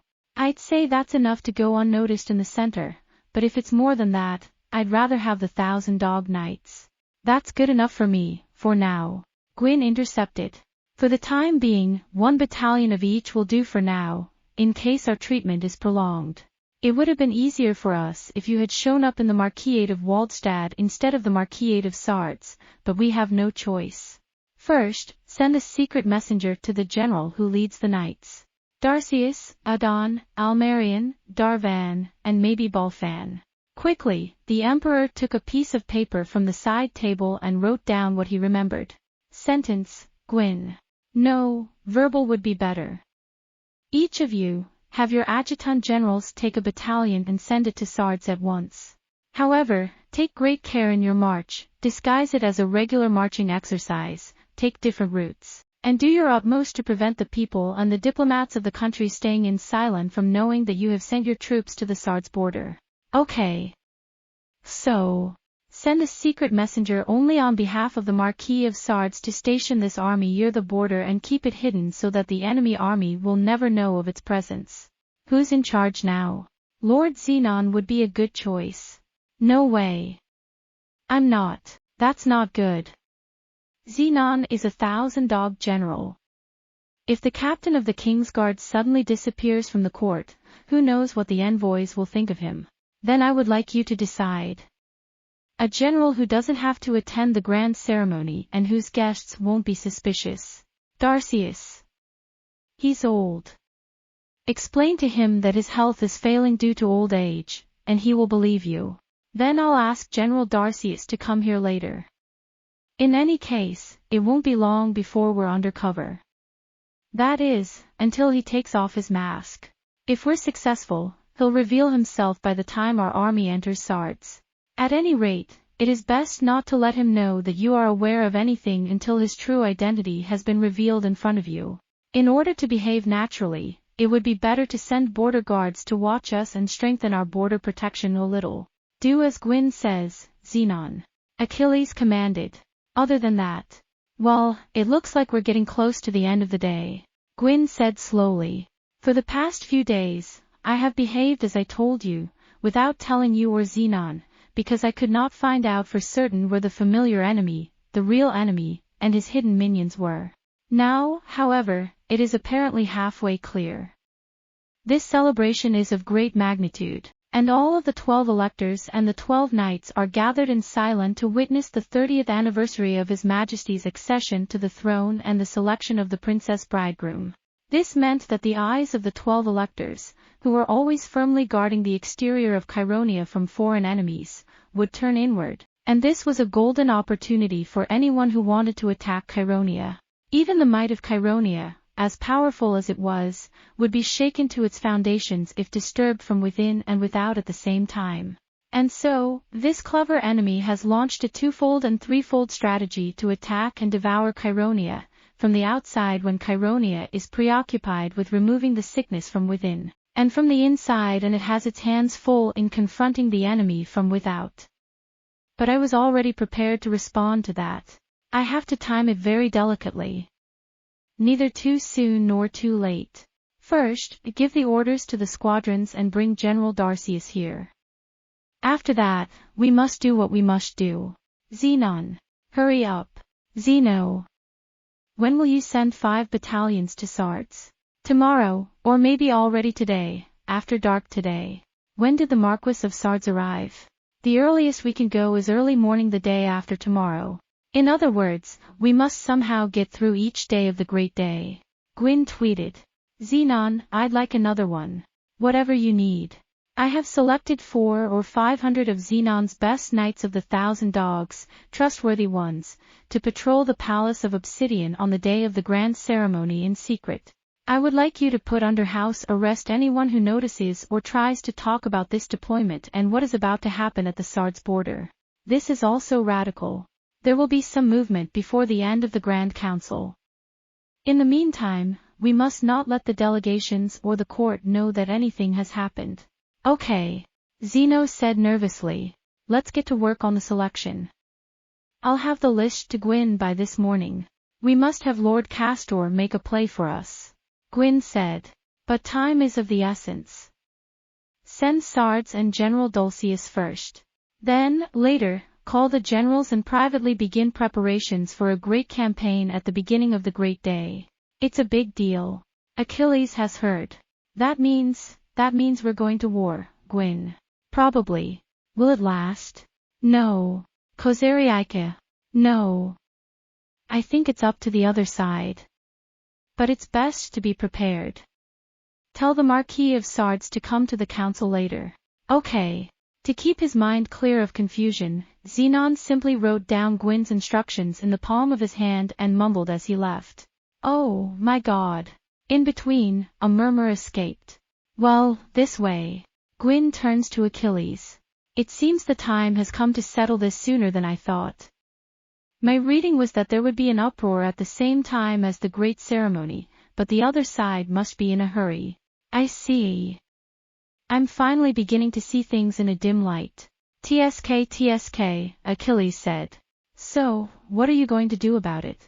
I'm going to meet with some people and make some arrangements. Who do you think you're meeting? For example. Guin's mouth opened in a smile. Ghosts of the dead. I see. Something else. Your Majesty, I think we can trust that Simon. As am I. He's Aulus' nephew. Then I want you to order 3 more men to be my secret messengers who are as believable as he is. As theatrical as possible. He said it was theatrical. Yes. And now, Your Majesty, you yourself have a role to play. Say what you like. Up to my present age, I've always led the King's Guard whenever there was a battle. It's not that hard. Guin's eyes smiled. Just. What? All you have to do is die. Secretly. However, suddenly a hectic and tense undercurrent began to flow through the quiet 7 Days Palace with increasing speed. It was, however, a movement so concealed and hidden that no one but a very careful observer could understand it. Several times, Zenon went in and out of the emperor's bedroom through the back door. Simon was also summoned and roused from his bed to enter. Eventually, the back gate in the woods opened gently, and Darcius, guided by Zenon, came out alone. The chief physician, Castor, also entered. Strangely enough, there were some who went in and never came out. The long, slow night was drawing to a close, and the Cylons were approaching the day before the big celebration. The day was about to begin, more hectic than at any time in the past, and it would pass in the blink of an eye. Eventually, the hurried and secretive movements of the inner sanctum, which had been shown for only a short time, ceased. The rest of the day, as before, was filled with a profound silence that covered the 7 days palace. That day, all day, she was haunted by the strange unease of eyes staring at her from somewhere. However, no matter how many times I looked around, or even if I looked back suddenly in a deserted corridor, I could not find anything like it. She was a very cautious and careful person, but after a while, she finally concluded that it was all just an overthinking or an illusion of her nervousness. The deadline was coming anyway. All that was left was to finish the job and leave immediately. The best thing to do, she decided, was to get it over with. She had been through a lot before, she had been through all kinds of predicaments, and she was very confident. There was no way anyone could have known who he was. The preparations had been so carefully made and the traps so cleverly laid. Even if something should happen to you, it would be possible for you to break through the prison and cross the border in the midst of the confusion. I'd already spent the night figuring out a new and deadly plan. I'd gotten what I wanted. All that was left to do was to add a few more strokes and an invisible signature to this so-called finished work. This was a painting that should have been an outstanding masterpiece, even considering the many gruesome works of art she had produced so far. The most important thing is certainty. Failure is not an option. There are many opportunities, but only one for those who must succeed. On that day, the kitchen was somewhat uncomfortable, with a lot of things coming and going. At any rate, this was not a regular kitchen, but a kitchen set aside for the convenience of the owner, who was not always so busy. This unsettled, expectant and anxious buzz was good for those who were harboring suspicious intentions in their hearts. When daylight came, she went out into the garden and took out something that she had hidden in a certain place. On this day, her master did not feel well at all. Breakfast, which had been served at the usual time, had come down almost untouched, and the same was true of lunch. But in any case, the food would be poisoned, and there was no guarantee that the Lord would touch any of the dishes. As she must never let her true identity be known, she could not make such a foolproof move. No, she'd already come up with a whole new way. She wrapped something in a large apron and walked into the back of the room with an air of reluctance. Of course, her rank does not allow her to enter the inner sanctum. But she was already familiar with the closet. Because she had been sent there to get various things. Scowling, she slipped quietly into the huge closet and made sure that no one had seen her. Then she walked straight to the wardrobe, where the emperor's underwear and clothes were kept. The emperor always changes his clothes after midday. Each time a new layer of clothing is taken from this shelf. The maidservant will be here soon to pick them up. Without hesitation, she took off the top layer of the dress and began to work on the collar. Her slender fingers moved with agility and certainty. It was done in a few minutes. When she was satisfied with the result, she quietly put the clothes back on the shelf and hid behind a pile of linen. Not long after, the door opened, and in walked the peasant on duty. Carrying a gorgeous silver basket, he went to the shelf and mechanically took the top layer of clothing, and then the clothing of the day as ordered by the emperor. If it's food, it may taste poisonous, but there's nothing for the emperor to try on before he puts on his brand new clothes. Without a second thought, he put it in the basket and left. In the darkness of the dressing room, the woman smiled softly. That's better. She waited a moment and then crept out of the room. I'm going to leave the country immediately, as you said. As soon as she stepped out of the darkened closet into the brightly lit yard, she was dazzled and her eyes fluttered. Now we must hurry. Leave Wind Hill before there's a commotion. At this time, her heart stopped. Her arms were gripped in a firm, vice-like hand. Yellow and black, a kaleidoscope of vibrant colors. "You're Minna," a low voice said. Chapter 2. The Hand of Yarn. On that day, with the start of the celebration tomorrow, the busyness of the Obsidian Palace was at its peak. Most of the preparations had already been made, and in fact most of the decorations had been put up. Those that were to be taken out had been taken out, and those that were to be taken in had been taken in. The portraits of the emperor and the princesses, which were hung in many places in the palace and in the city, were covered with a curtain of wax, and flowers were arranged on all the streets and large buildings in the city, in anticipation of the start of the grand ceremony at noon tomorrow. It was a great luxury for the northern country of Chironia. For the people of Chironia, who always live in the midst of a long grey winter, and especially in the north of the country, where the ice and snow are very severe, the festival is something to look forward to and something to cheer them up. The people of Chironia enjoyed the festivities with such flair and gaiety that they would have wiped out half a year of their life savings for one day. On the day of the festival, many shops set up their booths with food, drink, and merchandise, and they served fine wine to travelers and passers-by without distinction. This celebration, moreover, is a combination of 3 celebrations. In the silence, the 30 of the emperor's accession to the throne and the 19 of the imperial princess were intertwined in many designs. On top of the 30 barrels, 19 floral ropes were hung, and the 2 numbers were drawn in floral script. As early as midday of the day when the eve of the festival was to be held, baked sweets made of flour paste in the shape of 30 and 19 were sold at street stalls, and potted plants were sold in rows on the main street. People fought to buy them and hung them at the entrance of their houses. In front of the fountain in the large square, firewood was brought in one after another and arranged in the shape of a mole. They intended to set it on fire on the eve or at the end of the festival. Today, the functions of the silence were completely paralyzed. Many shops and government offices were closed or worked only in passing. No one cared about that. Only those who sold festival decorations and those who worked in restaurants were busy preparing for tomorrow and serving customers because no one wanted to eat at home that day. For a while, the town seemed to have become a different place.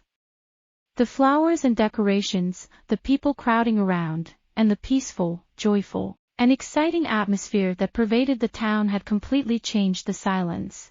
This was a phenomenon that should have occurred not only in the silence, but more or less in all the great cities of Chironia, in Langobard, in Sardes, in Anten, Hela, Termid, Talon, Moranium, and Thenium, as well as in Belvedere in the north and Waldstad in the south. This was a great and rare national festival, and an occasion of great pleasure to the people of Chironia, who for the present were unlikely to have any new emperors or princes to celebrate. With the fall of Mongol and the accession of Paro to the throne, the situation in the Middle Kingdom had never been peaceful. But the people of Chironia were secure in their belief in the strength and peace of their country.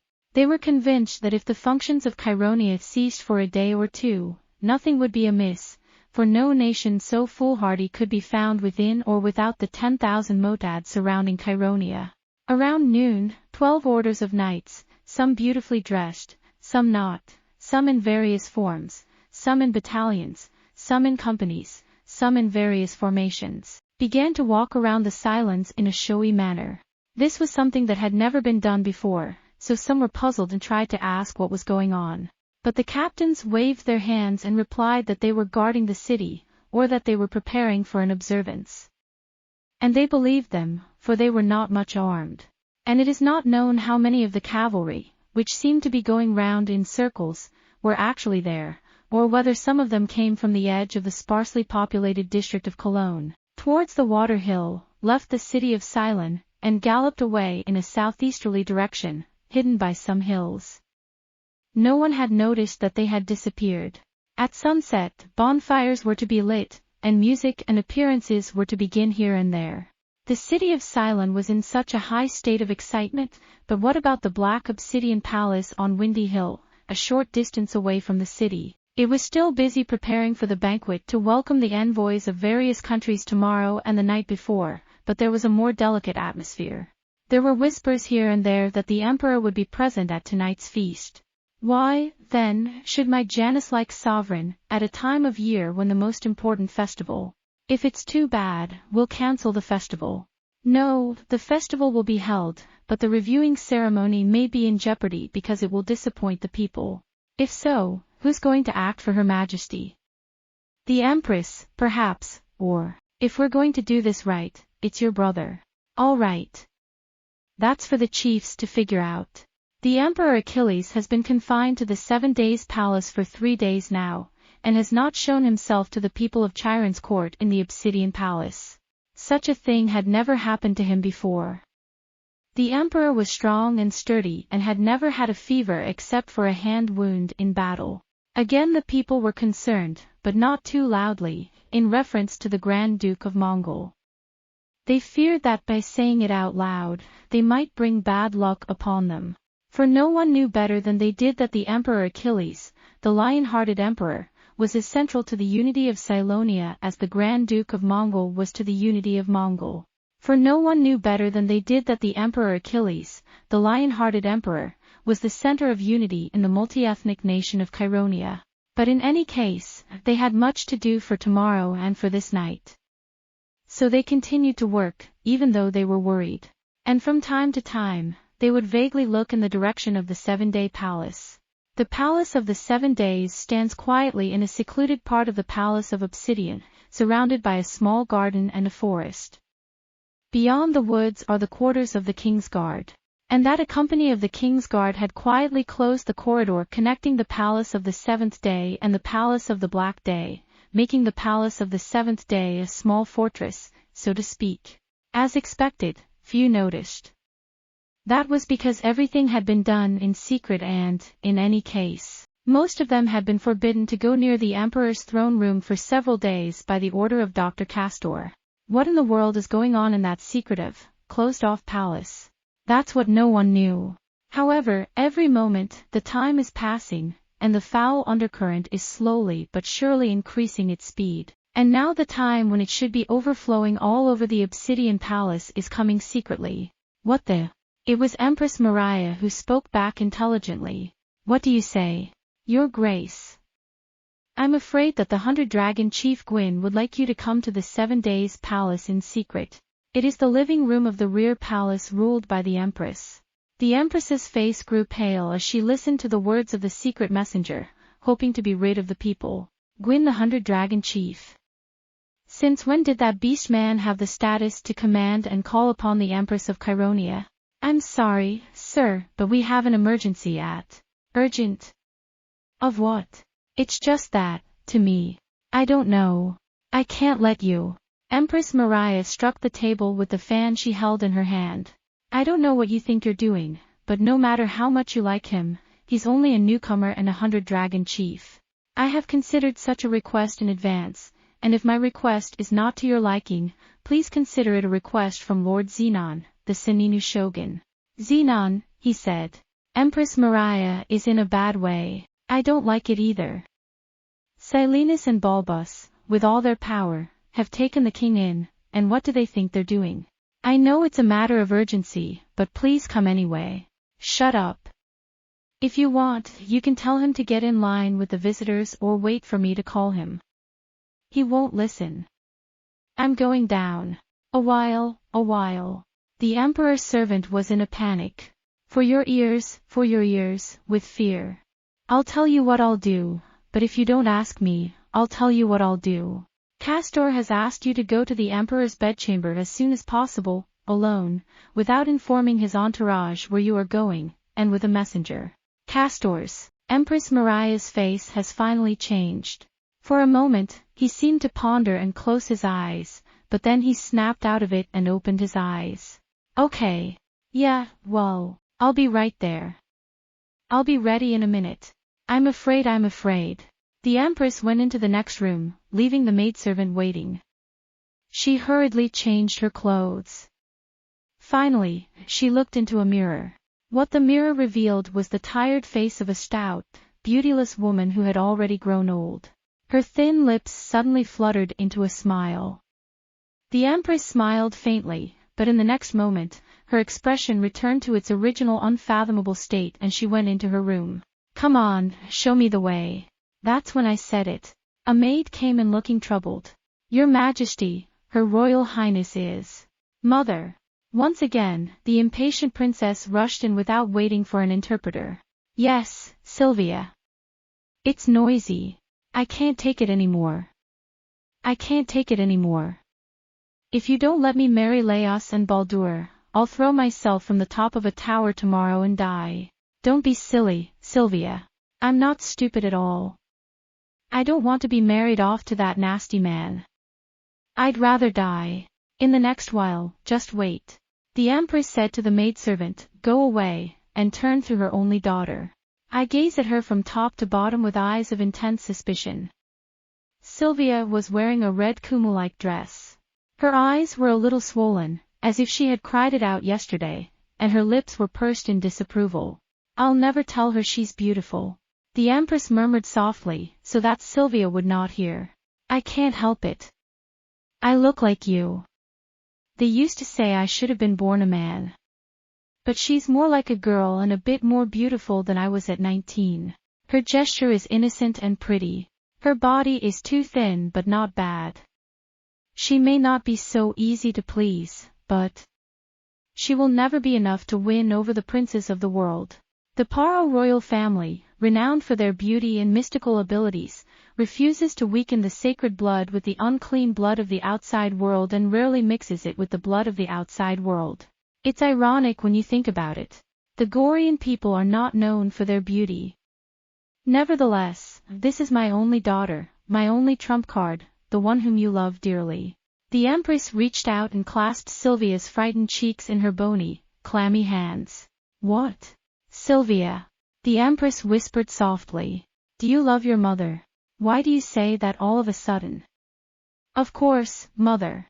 If that's the case, then for the first time in my life, there's someone who loves me." Again the Empress murmured inaudibly, and drew Sylvia's head to her breast. The Empress outweighed the slender lone girl in stature and frame. "What's wrong with you? Your mother, she doesn't seem like her usual mother." "Sylvia, sweet girl," Empress Maria whispered. "Trust in your mother. She'll never put you through anything unpleasant or painful. Leave everything to her. Everything will be better soon. Everything will be." "What do you mean? What do you mean, mother? You don't have to marry a man you don't like, a man you don't like. Or Raos. Or Baldur." Sylvia's eyes lit up. "Really? Hey, Mom, are you sure?" "It's true, sweet Sylvia. I'll believe it, you know, mother, don't do anything to give me hope. You didn't want to choose between the two of them, Sylvia." "Of course. What's so objectionable about them? I think you're both fine gentlemen. Good family, good sense. Are you out of your mind?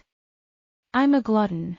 More beautiful than Demos, more wise than Hazos, more powerful than Xenon. No, I don't want that. It's just, what? I just want to fall in love. I just want to fall in love myself and marry the man of my choice. Just once in my life, if we can love each other as one man and one woman, regardless of the name of Princess Chironia, and make love, then I'll die for that." "You're young, Sylvia." Somewhat tiredly, the Empress said. "You're young and you don't know any better. The world is not like that. A man and a woman are not like that. You'll see. Your mother says so, but how can I suddenly grow old when she says I'm young?" Sylvia said back, her mouth agape. "I've forgotten about Deimos. I've given up on him. But that doesn't mean I'm gonna throw my whole life away, even for Chironia. I want to be in love, I want to be in love. I want a love that's intense. That's what I was born to do." "You're talking like a child," the Empress murmured sadly. "Well, okay. Leave it to Mother. She'll take care of everything. Don't worry, just think about looking the most beautiful and radiant Cylon tomorrow. That's impossible, even with your father's power. Even your mother knows that," Sylvia said sadly.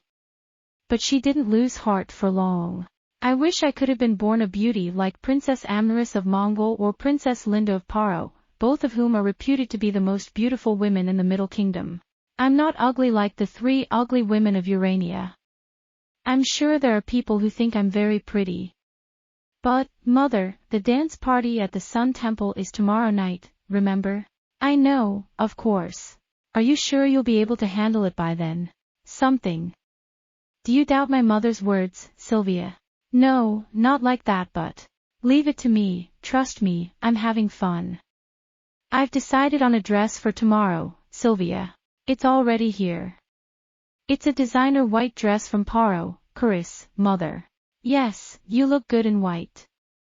Here, take it, Sylvia. My mother's going out for a while. Yes, Mother, I'm sorry.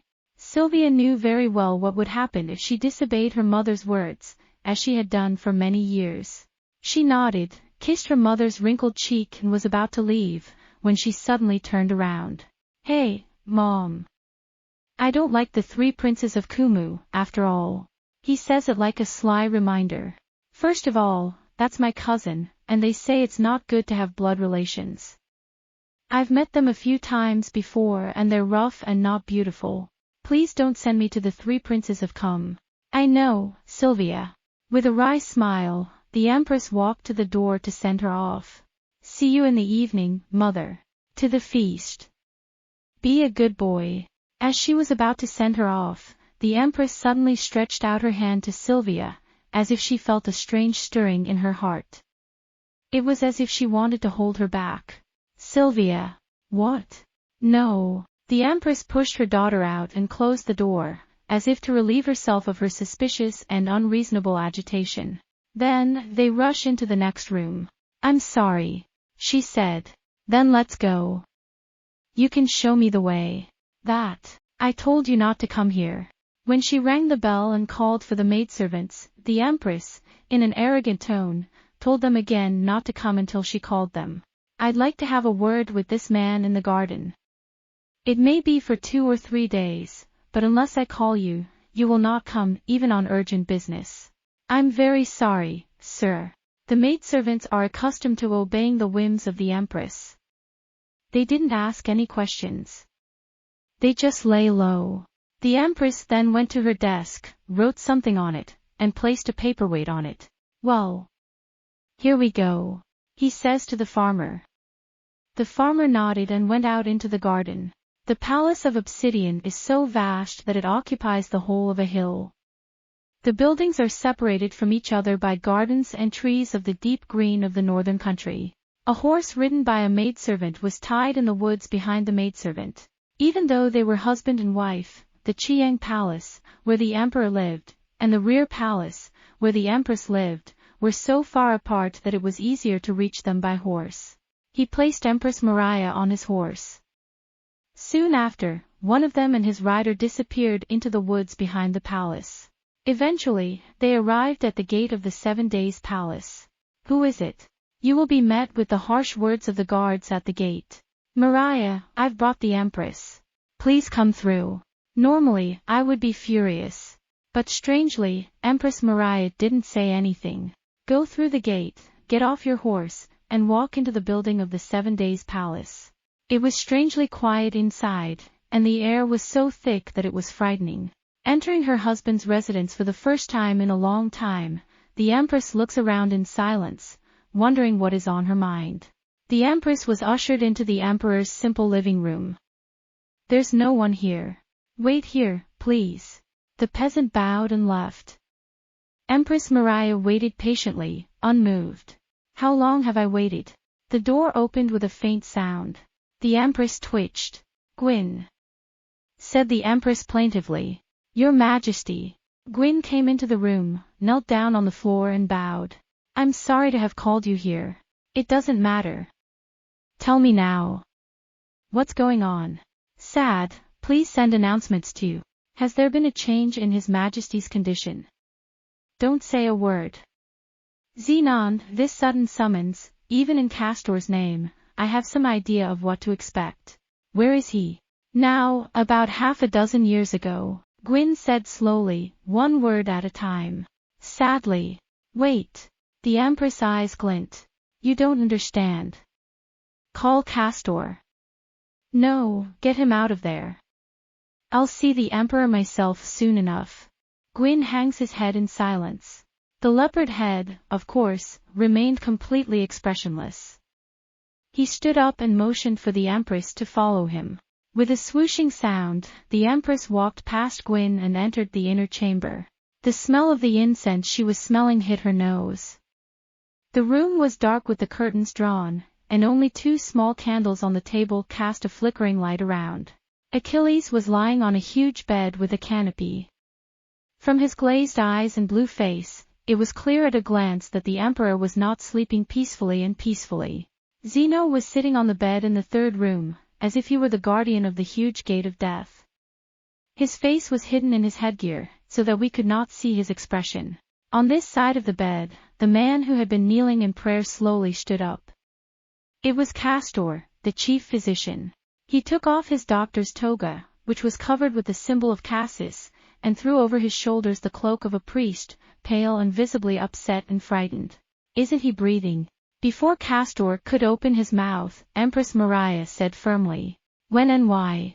Well, just now, about half a dozen years ago, we pulled out all the stops. Why didn't you come for me sooner? Am I Achilles' wife or not? Am I the Empress of Cheironia or not? I'm sorry to say that when my son-in-law found you, you were already lifeless. After that, I did my best to help you recover your breath. However, if it is possible to bring him back to life, there is no more urgent matter than this. The Empress looked at Castor with a wry, scornful look in her eyes, her lips quivering slightly. Then I looked down. Your Majesty, she says slowly, makes a swooshing sound, and approaches the bed. There. Castor raised his hand and made a gesture to interrupt. The Empress stared at him. I'm about to say goodbye to my husband, but you won't stop me, will you, Castor? His voice was cold and suspicious. It's just that, since we don't know what kind of poison it is, it's best not to touch it yet. Poison. The Empress glances at Castor again. You tell the king you were poisoned. With all due respect, sir. Silently, approaching, the Empress pushed Castor away. Her stern eyes stared at the remains of the Emperor. They were not eyes saddened and stricken by the sudden death of her husband. They were eyes that checked, probed, and measured. I see, it is true that he has passed away. After a few tense minutes of Tarzan, the words escaped Empress Maria's lips. I see purple stains on your skin here and there. What is the poison? Is a compound of dolbra, or hezanine. You may tell me how he died. This morning, His Majesty woke up as usual and ate a very light meal. His Majesty's discomfort, which has been troubling him for the past few days, was a little lighter than last night, and he was in a very good mood, even suggesting that he might try horse baiting later, in preparation for tomorrow's big day. He then went into his chamber, as is His Majesty's custom of late, and announced that he would take a short nap. His Majesty, as has been His Majesty's custom for some time now, said that he would take a nap and went into bed. Castor's lips pursed. This is the kind of thing that little family name. Locked in a closet and guarded by knights. According to my lord's orders. I don't give a damn about the tricks of peasants. Guin, Zenon. At the sound of his stern voice, both men fell flat. Then the Empress' cold voice rang out. You, Guin in particular, have not forgotten that the other day you sent me away, saying that it was for the protection of His Majesty's person, with an air of insolence. It was precisely because I heard that His Majesty's body was in danger of being poisoned that I dared to take the life of his 3rd wife, of whom there are only 2, and withdrew from her with the words of a despicable man like him. You can't take it back, Guin. What proof do you have that he didn't do it in the first place? Prepare yourself, this will not go unanswered. Guin silently rubs his proud head against the floor. Respectfully, Your Majesty. Castor shouted in a trembling voice. Guin. It's not fair to blame the dragon chief. The centurion's guard is strong. Everything he eats has been examined and tasted by several poisoners and not a drop of poison can get to him. Then what is the matter with you? I'm afraid, sir, that the servant, finding it impossible to harm you at last with food or drink, devised a very different and devilish method. That is to say, the peasant said that when His Majesty was lying on his bed, having changed into fresh clothes for a nap, he made a little noise. When the peasant asked what was the matter, His Majesty patted the hollow of his bonnet and said, "I thought I felt a twinge just now, but it was nothing. It must have been my imagination," he said, and then went back to sleep. In other words, I think that the servant inserted a very fine needle into his clothes or pillow, and then dipped it in a small amount of deadly poison. It would never have occurred to us, however foolish. The one to blame is not Guin the centurion or General Zenon, but rather Castor the physician, who failed to prevent such a plot. Of course, I condemn you for what you've done. There's nothing to worry about. The Empress said, "Be cruel." Then I redid the front. This is not the time for this kind of nonsense. What are you going to do with the rest of your life? Do you know what day it is tomorrow? Your Majesty must appear before the people on this day. There will be congratulatory delegations from many lands. Tonight's feast is still unheard of, so you may say that he is strengthening himself for tomorrow. But if the court and the people know about this, there will be no mere uproar. The ambassadors of all nations will see it as a golden opportunity for a Cylonian victory. What did you think of that, Guin, Castor and Zenon? Well, that is too serious and unmanageable for people like us. That's what Castor said. At any rate, since I cannot fail to inform those who should be the supreme officers of the state of this matter, for the time being, His Royal Highness the Grand Duke Darius, His Excellency Aulus, Marquis of Anten, and others, that's for the straw to decide. The Empress said, "Now that His Majesty has passed away, until an official decision is made, as the Empress, I am in charge of my country, and all I have to do is follow my orders." "Oh, with all due respect, with all due respect." Castor said he was scared. "As the matter is too grave for the three of us to handle alone, I have therefore, on my own initiative, just now sent a secret messenger to His Highness Darius, His Excellency Aulus, and to Count Deus, Protector General, and to His Excellency Gwilyn, Marquis of Atosia. Don't go too far." The Empress gave a sharp tongue lashing.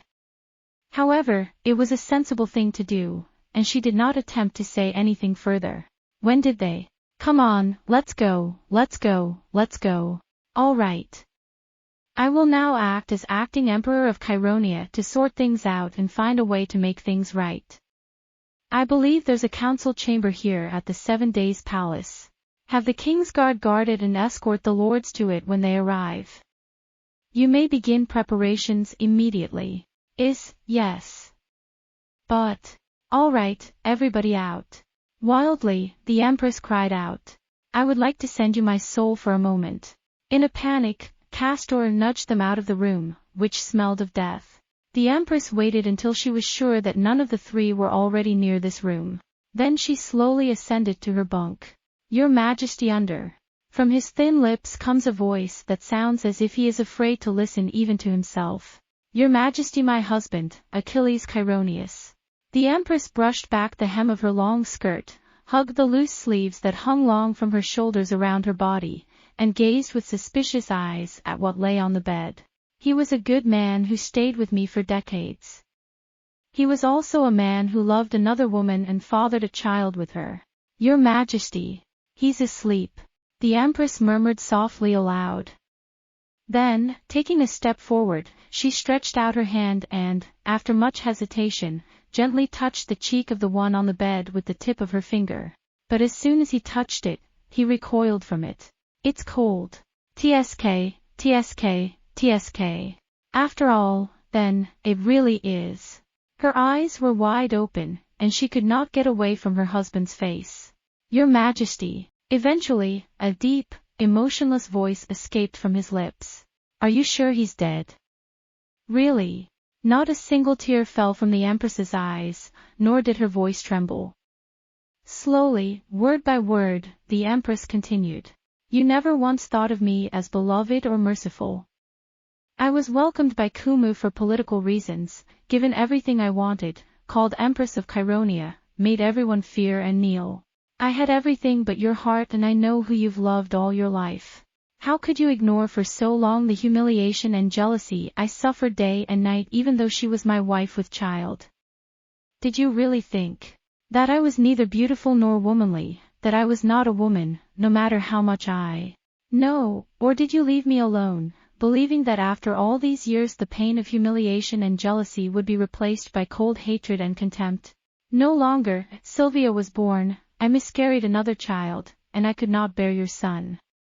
It's been more than 10 years since my body became incapable of bearing your son. All these years, you have stayed in this palace and left me alone in the palace of Obsidian, where I have been given clothes, luxury, and power without any inconvenience. Achilles, you have no idea how I've lived in the eyes of the women of the court, who looked down on me as a woman hated by her husband, a woman forsaken by her husband.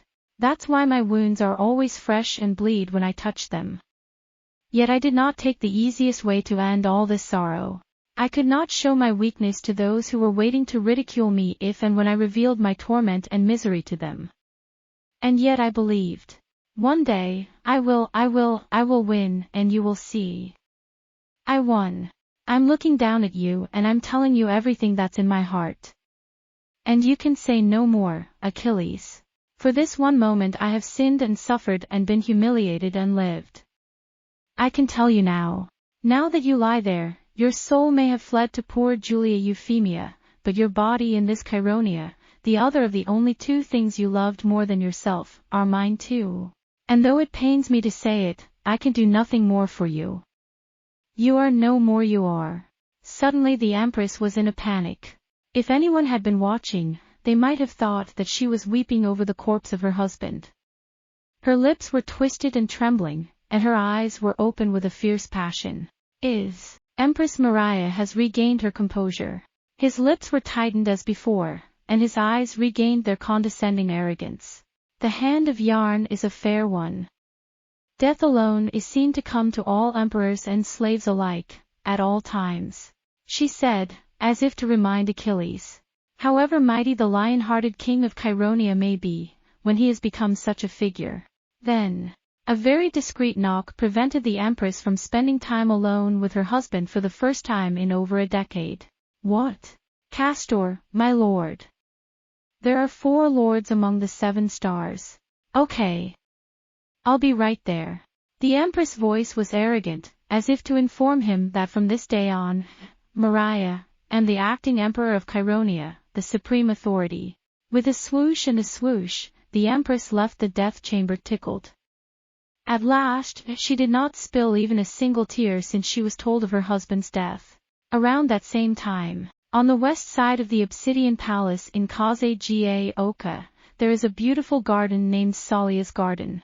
It was created by making the most of the natural beauty of the highest part of Kaze-ga, and although it was not used on a daily basis, it was used for summer garden parties and when the emperor wanted to show a different kind of hospitality to foreign guests. It consists of a rather beautiful forest with a small pond at the top, a hill, a small pasture, a number of huts and a small but well-equipped palace. Of course, it cannot be compared with the scale of the detached palace in Hikarigakaka, but in its own way, it is a famous garden enough for a little diversion. It was not to be used for tonight's or tomorrow's feast. The banquet was too large to be held there. Besides, the facilities are inadequate for such a large number of people. Therefore, it was as if this place was a different world from the bustling and expectant bustle of the city of Cylon, and it was quiet and secluded, and not a soul could be seen. For all the gardeners and servants of the Garden of Saria had been sent out to work in the main palace. That Garden of Saria. There was a man who quietly stepped through the back door and entered the house. The man who had reached this point stealthily and unobserved went straight to the edge of the pond called Dahlia Pond at the top. It is the highest point of this windy hill. From there, you can see the city of Cylon, the 7 hills surrounding it, the rivers flowing through the city and at the foot of the hills, the small lakes on the other side of the hills, and the red road, like a beautiful picture. The man reached the Dahlia Pond without fear of being seen by anyone. Then, tired as he was, he caught his breath and looked around. Finally, the day has just begun to show the faintest hint of fading.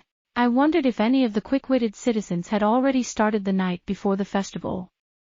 A faint murmur seems to be rising in the distance. After looking at it without any emotion, the man crouched down among the ashes by the pond. He takes something out of his waist bag and starts to do something. Click, click, click, the sound of small stone strikes rang out, and sparks flew. And the guy just poofed out. A moment later, something burst with a loud pop. It was the fruit of the smoke plant. Immediately, a puff of orange-colored smoke rose up into the pale blue-purple sky. There you go. The man murmurs softly. Then, after watching for a while the smoke rising straight and then wavering, he nodded and hurried away.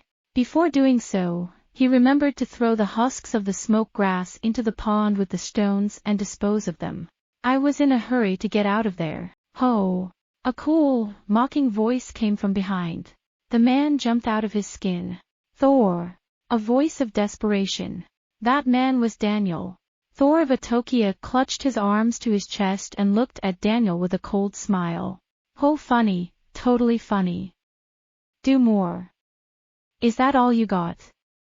Show me something more interesting. You're a cheapskate. I'm. What the hell was that? Oh, look at that. That's strange, there's another plume of smoke in Sal's direction. It's like they're signaling each other with a signal. Thor of Atkia grinned wolfishly. Come on, you idiot. I've been watching you. I didn't know it. You finally gave me what I wanted. Now make your offer in front of the chief. A moment. Doll! He shouted and Daniel drew his sword and thrust at him. It was an unexpectedly swift move. Thor, who had believed him to be weak, was completely taken by surprise. Daniel's sword had sliced Thor's side. God damn it, I'm good. With blood gushing from his side, Thor drew his great sword and screamed. I'll do whatever it takes to get you, you idiot. When Empress Maria entered the Hall of the Seven Stars, reserved for small meetings in the Palace of the 7 Days, her brother Archduke Darius, the Marquis of Anten, Grand Aulus, Gyron of Atosia, and the Protector of Deus were already seated on the chairs arranged in a circle. When they saw the Empress, they all rose to their feet.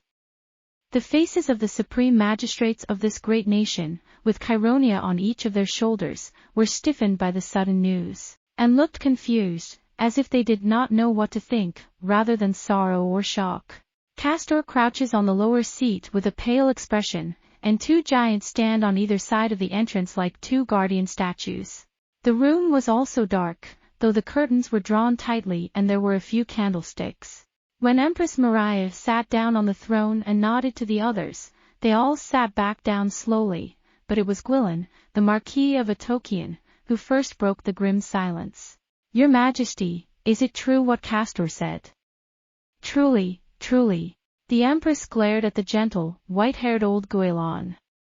Then she nodded silently. Your Majesty, have you met him? Old Gwilyn pursued him without hesitation. And the Empress nodded. Truly, Your Majesty, there. If you doubt me, go and say your final farewell to the king. Empress Maria squared her jaw in the direction of her chamber. The elders looked at each other. So, I knew it, I didn't think it was possible. Why, so much, so suddenly at a time like this? Count Deus shouted. Grand Duke Darius stared at Castor and Gwyn and the others. I hope you haven't forgotten what I said to you around your neck, that you would never be poisoned. He didn't know if he was talking to Castor or to Gwyn. His eyes glittered as he stared at Gwyn. It was because I believed in them that I was able to safely leave His Majesty's body in their hands. Well, Darius. There's nothing to be said about that now, is there? The Empress Maria raised her hand and said. The other 3, especially Aulus, Marquis of Anten, sat like stones, pale and nodding, as if the shock of being told that the news was true had left them speechless. I agree with you entirely, but the disposition of these men will have to wait. Instead, we should put our grief and sorrow aside and think of something else. Oh, well, if you put it that way, I suppose you're right. The eyes of Grand Duke Darius collided with those of the Empress, and for a moment they were locked. Tomorrow, as you know, is the 30th anniversary of my accession to the throne, and the day on which my daughter Sylvia's son-in-law, the heir to the throne of Chironia, will be chosen. We don't have time to be sad. Empress Maria averted her eyes and continued. So far, the only people who know about the death of the emperor are the 5 of us here, Castor and 3 others, and a miner who found him. He's locked up and no one else can get to him.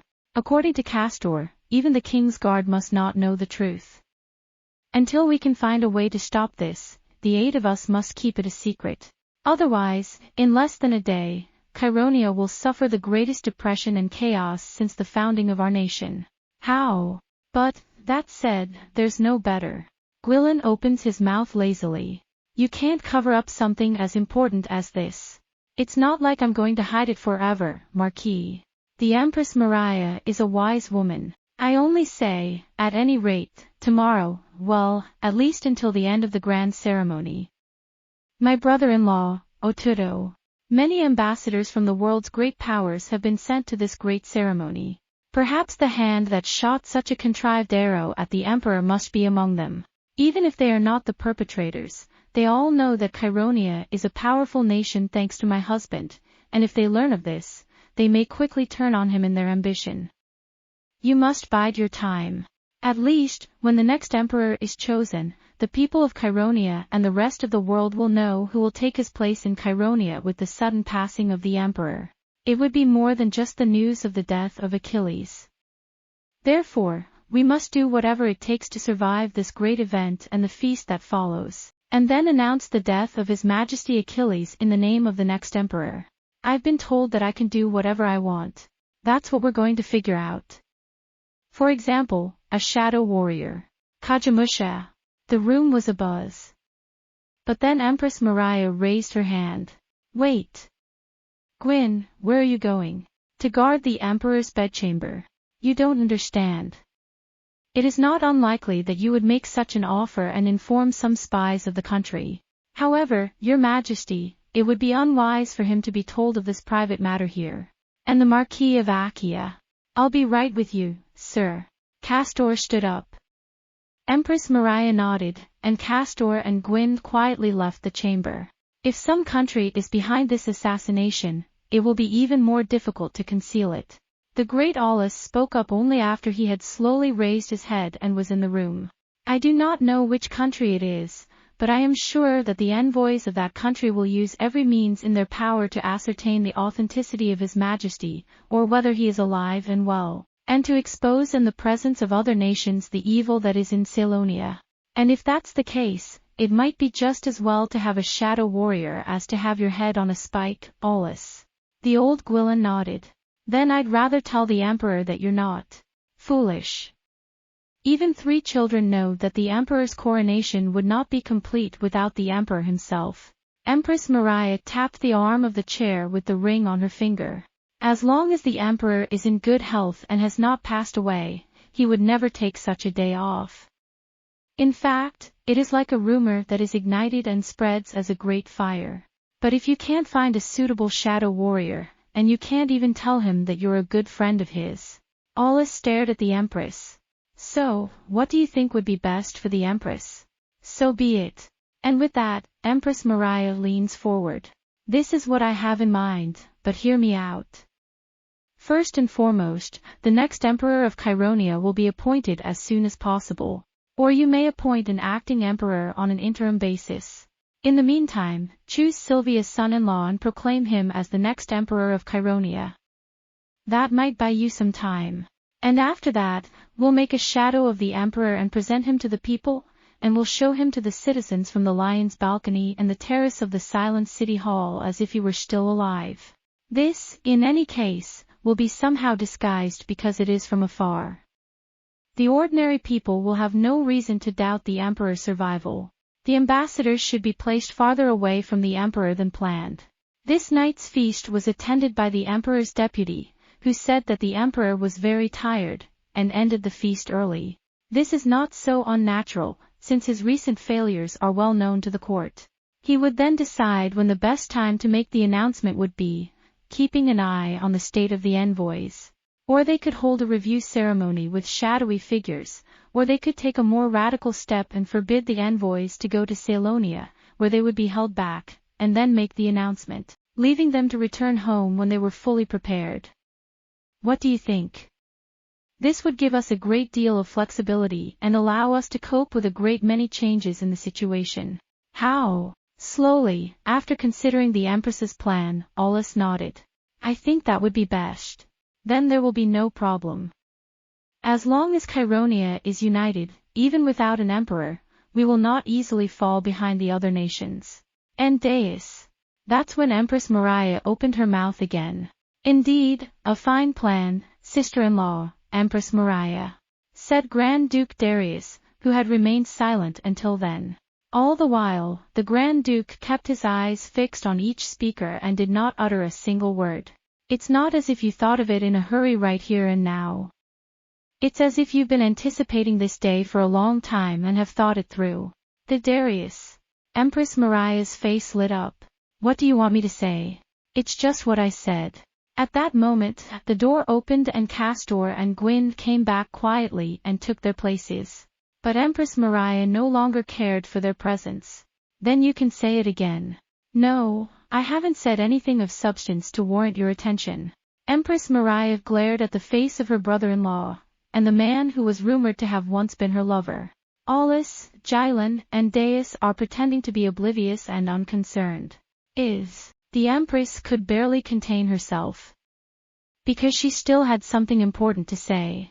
So, slowly, looking away from the Grand Duke, the Empress said, as to the question of who will act as the Emperor's representative in the interim, as the one who knows the late Emperor's heart best and can best recreate his wishes, Maria, as the one closest to him, will take the job. Maria. Do you have any objections? The two electors and the Protectorate Count met face to face. The look on their faces was inexpressibly complicated. It was obvious that they had no objection to each other, but they did not dare to say anything to each other, but gently touched each other's belly. It was Grand Duke Darius who spoke up. No, it is too great a burden to be placed on such a gentlewoman. Your sister-in-law has just been widowed and I can only imagine her grief. Leave the burden to the one and only Darius. Protected by the 12 electors and the 12 divine generals, the proud pillars of civilization and warfare in Cheironia, I shall manage to fulfill my duties, though I am not yet able to do so.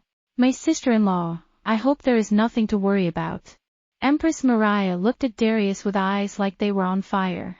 And he said it one word at a time. It is not enough. Maria is also the only legitimate queen of Achilles, and in any case my daughter-in-law will be the next emperor of Cheironia, so it is fitting that I should run for the throne. No, but there have not been many empresses in the long history of Cheironia.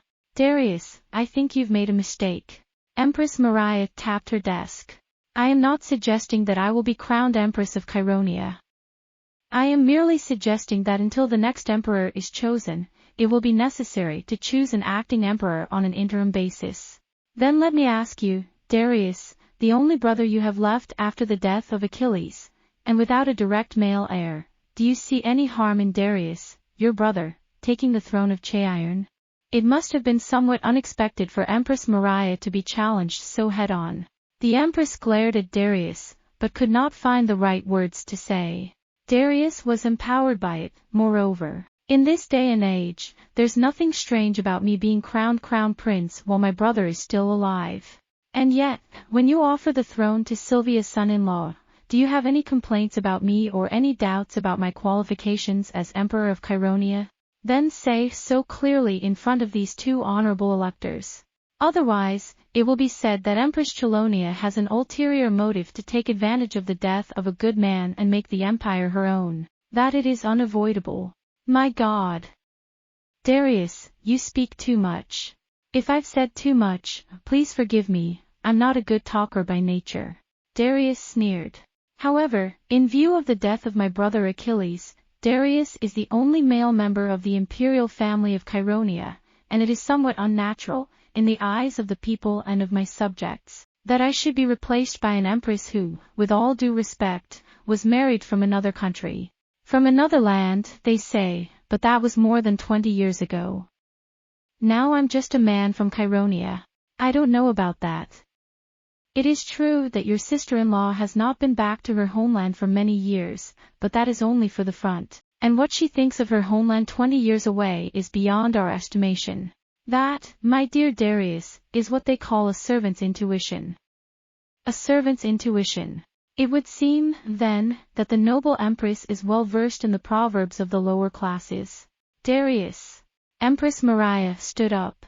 For all the rudeness I've shown you from the beginning, an apology would be nice, or I won't leave you like this. Ho! When it is said that you can't leave it behind, what kind of? Darius grinned. This one, too, stands up from the table. The tall Empress and her younger brother were now clearly recognizing each other, head-on, as the single greatest obstacle and enemy to the throne of Ceylonia, which they were seeking. Even the other 6 who were watching from afar could see this at a glance. Both the Empress and her brother had now ceased to even try to conceal their treacherous ambitions.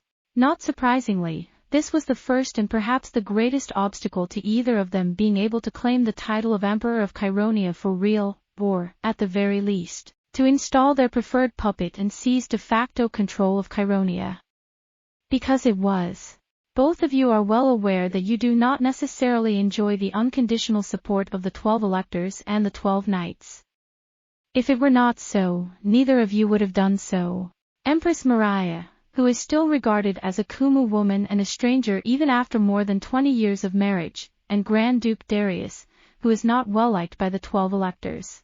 The two of them, knowing their own disadvantages, have been trying to get the one they have chosen for Sylvia's son-in-law, or have been secretly scheming, and have been secretly competing with each other at all times.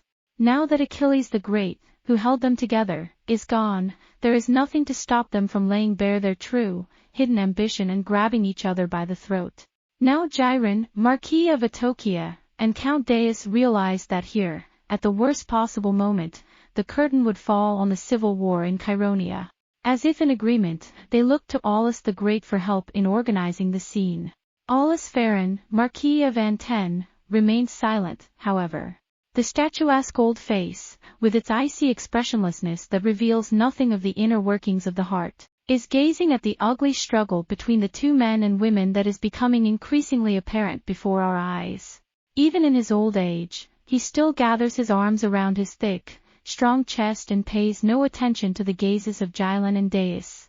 Aulus, Marquis of Anten, was the second most powerful man in Chironia, after Achilles.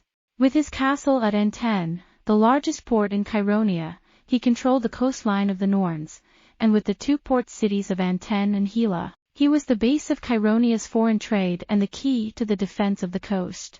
It is said that the people of Anten have a little bit of Talian Viking blood in them, and it was the tribe of Anten that made the strongest and most desperate resistance to the founding of Chironia. However, after he finally succumbed to the Chironian dynasty, he became the most loyal and powerful ally of the Chironian emperor for generations, and was literally the eldest and the first of the 12 electors. With the wealth and military power of the Marquis of Anten, he had an extremely large say in the affairs of the kingdom, and it is said that even the Emperor of Chironia treated the Marquis of Anten with the utmost care and respect, so as to avoid any rivalry or disagreement with him. When the Marquis of Anten is in power, the 12 electors are in power. And without the support of the 12 electors, it is impossible to have the power to command a single soldier in Chironia. Both Empress Maria and Grand Duke Darius looked at Aulus with nervous expressions, knowing that neither of them had originally won the trust of the Marquis d'Antine. The Marquis de l'Antine has earned the utmost trust of the 12 divine generals. In some cases, he could have announced that he would replace Achilles as acting emperor for the time being, and put the other 2 in a predicament in which they would not be able to go further than 2 or 3 steps. The Archduke Darius, with his single Grand Duke's knights, would never have been able to take on the combined forces of the 12 electors and the 12 knights. And Empress Maria does not have any of her own military or financial power. But Aulus didn't say anything. He simply watched the 2 men arguing, as if to say, "I'll just keep quiet and see how it goes." It stirred up anxiety in the Empress and the Grand Duke, but it also reassured them that at least the Grand Aulus did not intend to come forward immediately to fight for the throne of Cheironia. For Aulus, however, to declare now that he was going to replace the royal house of Cheironia was a reckless gamble which, if he made a mistake, could jeopardize the immense influence of the Antean princes. The Anteans are an alien race that has developed by virtue of such geographical advantages, and they are not compatible in temperament with, for example, the tribes centered in the mountainous regions of southwestern Cheironia, such as the Lyrals, who have the 4 electorates of Sardes, Achaea, Waldstad and Danae around the Lyra River. The Lyrals are racially incompatible. The Rylals are racially more like the ancient dynastic states of Paro across the mountains, and they are based on the mountains as Enten is based on the sea. There are mines in Achaea and Waldstad. Guirand, the Marquis of Achaea, is the second most powerful of the 12 electors, after the Marquis of Enten, because of his mines and the tariffs on the Red Road from Paro and Kumu. It was with this in mind that the Marquis of Enten gave the young Marquis of Waldstad, Demos, his princess, Act. In view of this, Aulus, rather than throwing himself into the fray of the struggle for the sovereignty of Cheironia, would probably prefer to be the backer of the newly acquired power, and to deal with the next Cheironian emperor with more power and favor than he had with Achilles. That is probably what Empress Maria read and what Grand Duke Darius thought. Of course, however, Aulus also dared to take a chestnut out of the fire and make a mess of the two of them. In any case, people were waiting with bated breath for Aulus to speak. But the Marquis d'Antoine said nothing. Knowing full well that he was being waited on, he folded his arms and gazed at each of the people with a stern look in his eyes. Guin, Zenon, and Castor all blended into a corner of the room, as if they did not exist at all. Only Archduke Darius and Empress Maria stared at each other as if they were waiting for the right moment to see who would cut the other down, when and how. It was apparently Archduke Darius who could no longer wait for the Marquis de Elentane's silence. Of course, I have no intention of ignoring or disrespecting your achievements, your weight, or your rights as Empress of Cheironia. Darius began to speak. However, I do not mean to speak against Her Majesty's loyalty to Cheironia in any way, but Her Majesty has been so meticulous in her preparation and handling of this affair. I am somewhat troubled by the fact that His Majesty has included in his careful preparation and handling of this matter the fact that he himself has run for the post of acting Emperor of Cheironia. For example, if His Majesty thinks that the selection of the acting emperor should be left to the 12 electors, and if there are no other male members of the royal family in Cheironia, it would be unavoidable to rely on the mysterious power of women. Fortunately, however, there is still a man left in the royal family of Cheironia, and he is healthy and loyal, without a single illness, and he is ready and willing to take on the heavy responsibility of restoring his brother's spirit and soul. I can only imagine that you have some special thought in mind. Isn't that so? Marquis Aulus of Anten and Marquis Gia of Italia. It was just an addition to the list of the Marquis of Atokia, Gilon. Frustrated by Aulus' reluctance to speak, I couldn't help but find out what Aulus' true intentions were at this point. The Marquis de Elentaine slowly uncrossed his arms and raised himself slightly. They all stiffened and looked at the Marquis de Elentaine. The Marquis de Elentaine closed his eyes slowly for a moment. Then he opened his eyes. However, even though the Marquis de Elentaine was a harsh man who was usually feared for his fierce temper, the words that escaped his lips were somewhat disconcerting. Is the Emperor, is His Majesty Achilles alone now, Guin? No. Zenon is with you now, replacing me as your guard. I see.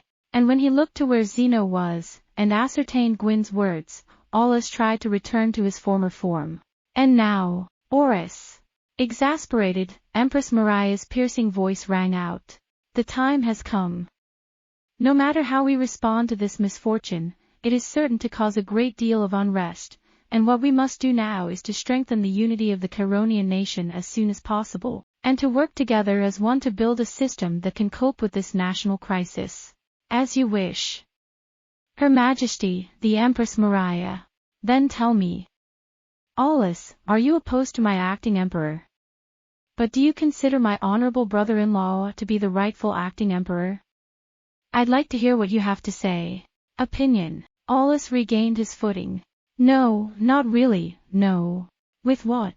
Her Majesty the Empress's decision to take her husband's place is a gesture of courage that should be celebrated as a response to her grief and as an expression of her admirable virtue. And the decision of His Royal Highness Prince Darius to take his brother's place is the most natural thing to do.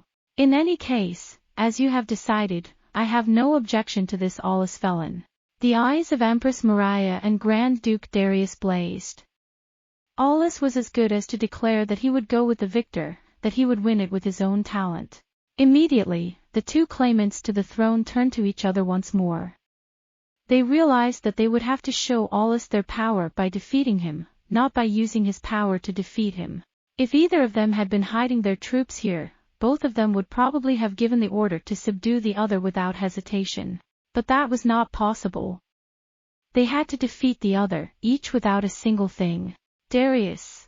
The Empress opened her mouth. Her voice rang out as if she were trying to figure out where to put the arrow. In any case, the acting emperor is only for a short time, until my daughter Silvia's son-in-law is chosen. Do you understand that? The next emperor of Cheironia shall be the son-in-law of the Empress Silvia, as we have agreed. Slowly, word by word, the Grand Duke will greet you. But that was the agreement between me and my brother when he was alive, for example, and now, without the guardianship of my brother, I do not believe that the candidates for the husband of the present Silvia can be trusted and expected by the people of Cheironia to be worthy of being Emperor of Cheironia themselves. With all due respect to the two electors, Laius, Elector of Danae, and Viscount Baldur, which of you will bear the burden of the country without Achilles on your shoulders? Leave no opportunity for foreign powers to interfere, and relieve the fears of the people of Cheironia. And relieve the anxiety of the people of Cheironia. Therefore, I believe that the role of the acting emperor is even more important than your sister-in-law believes. At the very least, it should never be anything more than a sideline. Indeed. I am not saying this because I think that I could do it as a woman, having taken on the role as such. But also, why and when did anyone decide that either the Marquis of Danae or the Viscount of Baldur must be Silvia's son-in-law, no matter what? Silvia is not in love with any of them, nor does she seem to be in love with any of them to her mother's eyes. Rather, for an unmarried maiden as young and beautiful as Silvia, it would be a painful choice to be forced to make. I would rather tell the three of you that Darius supports Viscount Baldur and that is why he is telling you this, and I would recommend that you ask him why this alliance is in my brother-in-law's heart. It's not. That's not true. I have no wish to wed Baldur to Silvia. And I would rather ask my sister-in-law what Darius stands to gain from the company of the Talon man and my niece. It is true, Darius, that if you regard Baldur as easier to deal with than the Elector Laius, it will be better for Darius that Silvia's son-in-law, the next emperor of Cheironia, be a man of his own blood. Except, of course, that you yourself will be the 65th emperor of Cheironia. At last, the lioness, revealing her hidden fangs, leaped at her opponent. His tongue was on fire. So it is true that Darius is the only direct male member of the royal family of Cheironia. He may also be the only blood brother of my husband Achilles.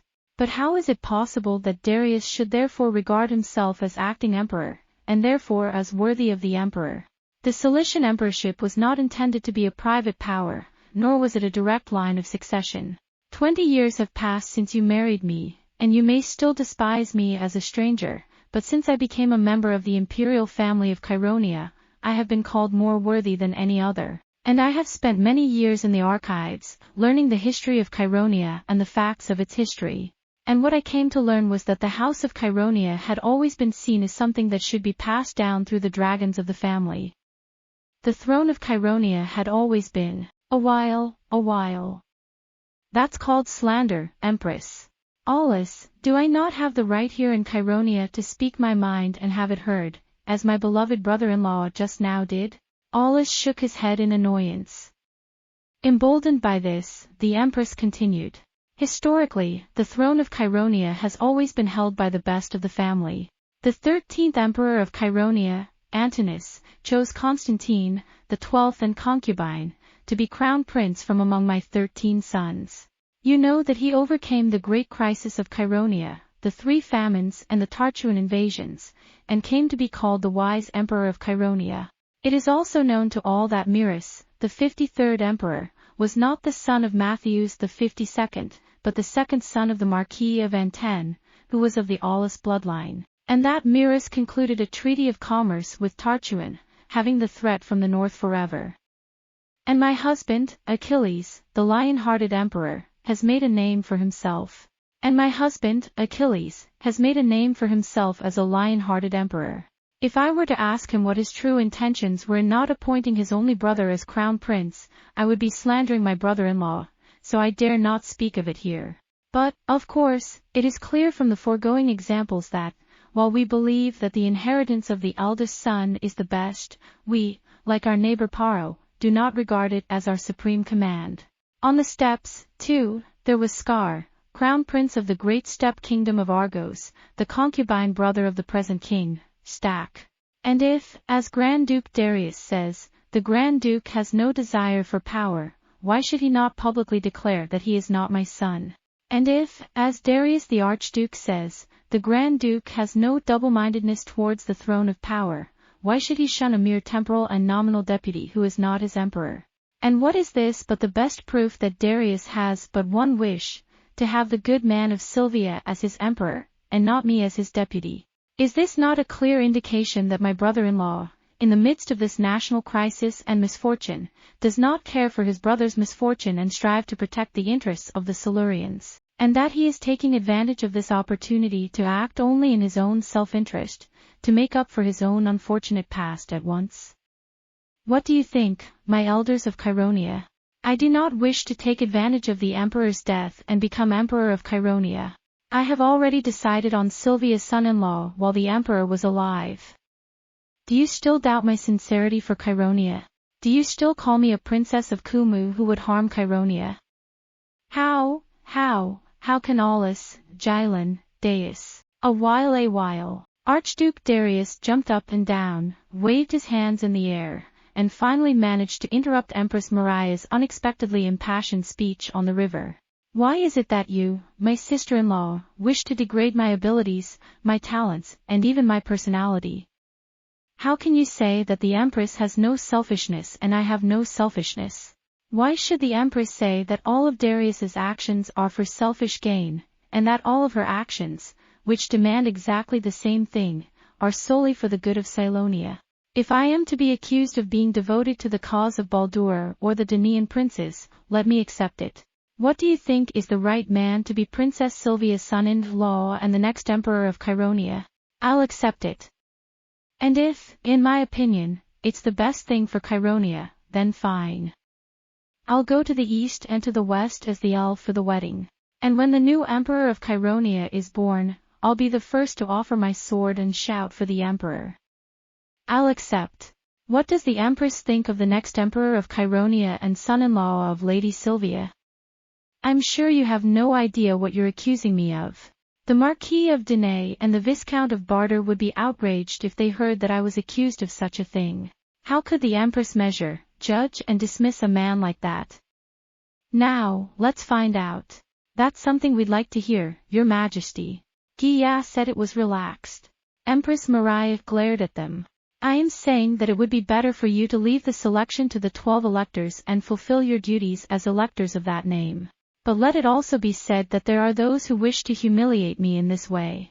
Why should my daughter Sylvia, the only princess of Cheironia, choose a baron of Terran blood or Laius, the elector who cannot win my daughter's heart? As princess of Cheironia, is it not fitting that I should choose a husband from among the noblest and most powerful families of the Middle Kingdom?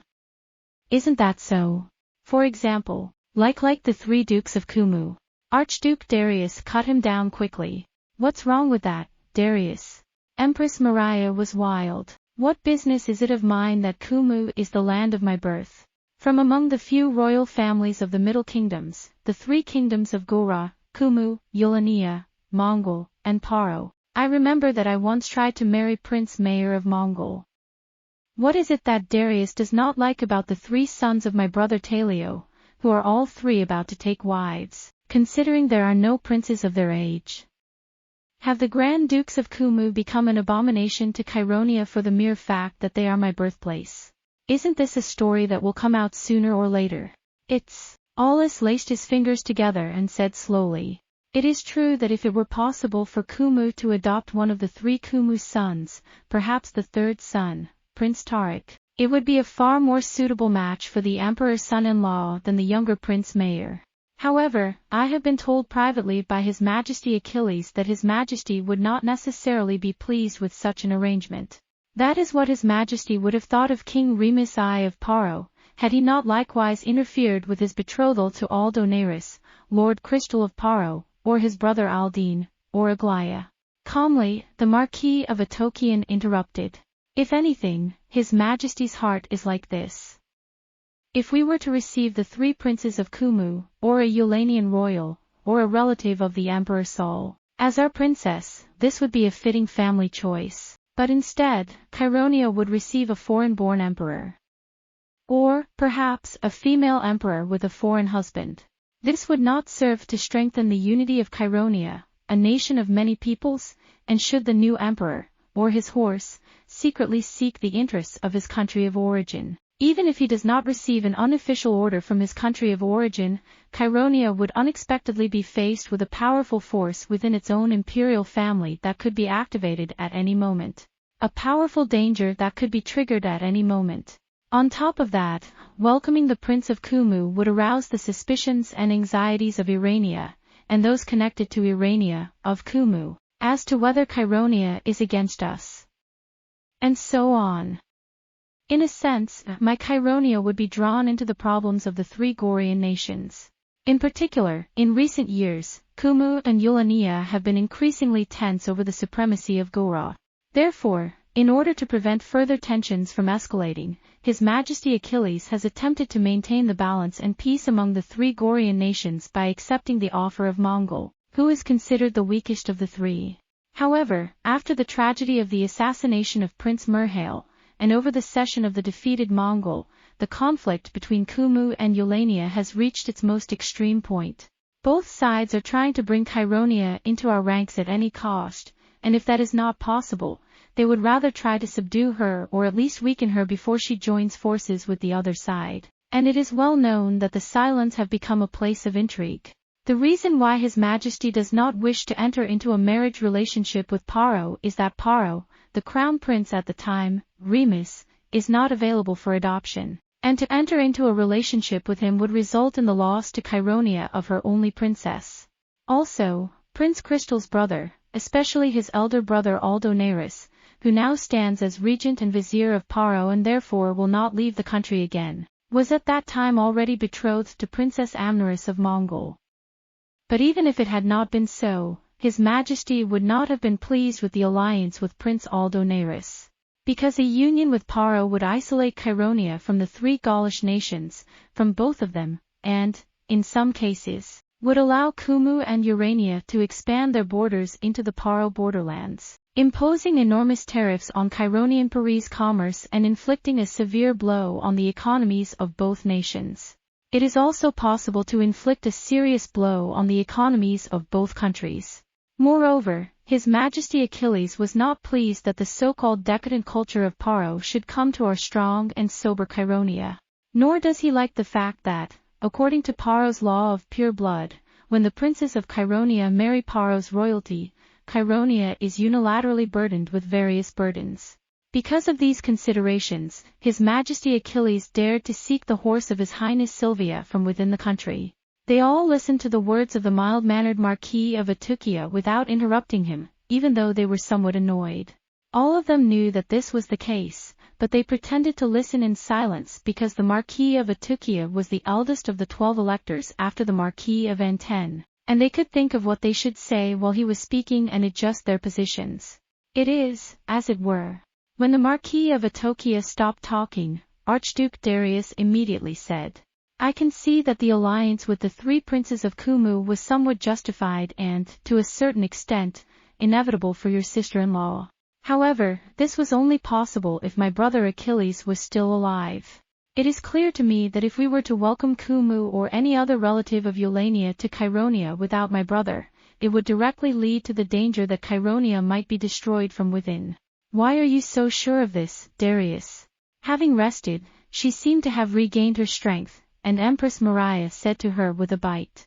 And once again, the Duke is deliberately misunderstanding my true intentions. I'm not saying that I want one of the 3 princes of Kumu to be my son-in-law no matter what. I am merely saying that such a one may be chosen by the 12 electors. As to why Baldur and Laius were considered as Silvia's sons-in-law, I can only say that there were very few young men at the court of Salonia who were suitable to be Silvia's sons-in-law, regardless of the fact that they were behind the scenes. If you have no second thoughts, Darius, first show me another suitable candidate for Silvia's son-in-law, the new emperor of Chironia. If not, you may be forgiven for thinking that the Duke is only opposed to the measures that I and others have suggested to save Chironia, and that he has no wish for what is best for Chironia. No, Archduke Darius seemed to see it as a good time. His eyes narrowed and glittered faintly. It cannot be. Empress Maria must be one of the 3 princes of Kumu. What do you say, Darius? The Empress must have become. Is there something wrong with you? For that matter, let it go. All right. I'll take it. Public that's. What? For the first time, Aurra speaks directly to Darius. His eyes are beginning to glow. I have credible evidence to question the loyalty and fidelity of Empress Maria Chironia to Chironia, Marquis de L'Antenne. Grand Duke Darius licked his lips slowly. So let me tell you. I, Darius Chironius, am prepared to accuse Empress Maria here of the poisoning of my brother Achilles and of communicating with Kumu. Chapter 3. The Time of Janus. For a moment, there was only silence, as if he had turned to stone. It is as if all who are in that room have already been cursed by the ancient city of Canaan. That is why the accusation against Archduke Darius was so serious and sudden. This does not mean, however, that it was quite unexpected.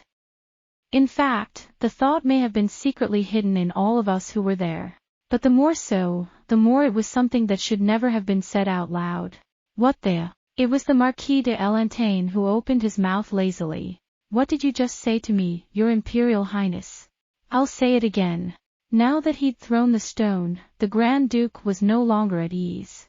I believe that my brother, Achilles Chironius, Emperor of Chironia, was poisoned by the hand of the Empress Maria, who is here, and that the one behind her is none other than the Grand Duke of Cumutalio, the enforcer of Chironia, the Grand Duke of the Rio. Empress Maria may indeed not have returned to her homeland in the past 20 years. But even if she hasn't, there are many ways to contact her homeland. The Empress must have had a reason why Silvia's son-in-law had to be one of the 3 Kumu princes.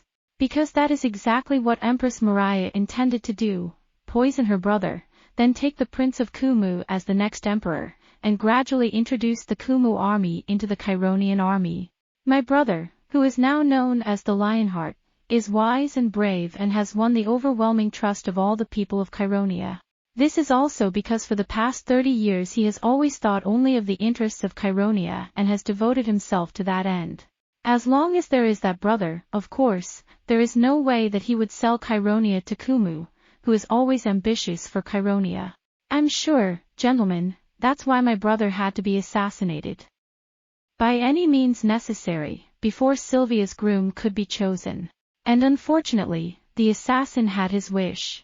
But, Your Royal Highness, the Marquis of Atokia stammered, that's a very serious accusation. Since you speak so fearlessly, I'm sure you have proof. That's what I've been saying all along, Marquis, and I'm holding the proof. While this conversation was going on, Empress Maria, who had been horribly accused of being a murderer of her husband and a traitor to her country, was watching the people with a cold expression on her face. The accusation is too stupid to be taken seriously, he said with a pretended coldness. But deep down, it was clear that, far from being indifferent, she was concentrating all her faculties and attention on her senses, trying to find out what the evidence of Archduke Darius was, and gathering her strength to launch a decisive counterattack at once. Archduke Darius looks very confident. Empress Maria listened to the words of Archduke Darius without immediately contradicting him. trying to understand the basis of his confidence and the weapon that he had grabbed. Then I suppose you can show me the proof, Your Highness. And Deus. Of course.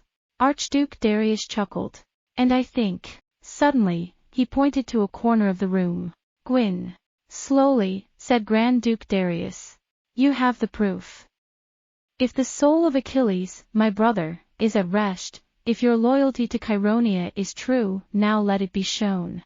Quickly, they all turned to look at you.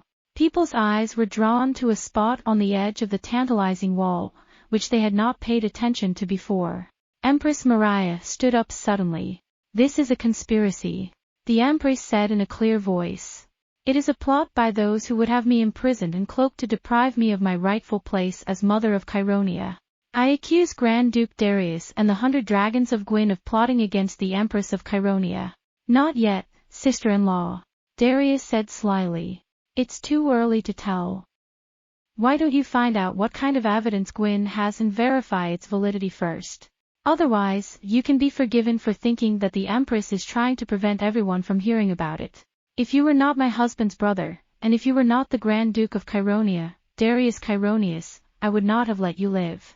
The Empress said in a strangled voice. Not when you have so insulted the Empress Aurra. That's what I'm talking about. If it weren't for the Empress, she wouldn't have made such a lukewarm accusation, but would have had all her rights revoked immediately and sent to the Tower of Truth. Darius didn't take a step back. Anyway, let's start where we left off. Come on, Guin, give me the proof. Or the Empress will have you prosecuted. There was a hint of triumph in the Grand Duke's eyes. It was not necessarily only against the immediate enemy, Empress Maria. Rather, there was a light in the Grand Duke's eyes that seemed to say that he had trapped the leopard-headed warrior, hunted him down, and driven him to his own mercy.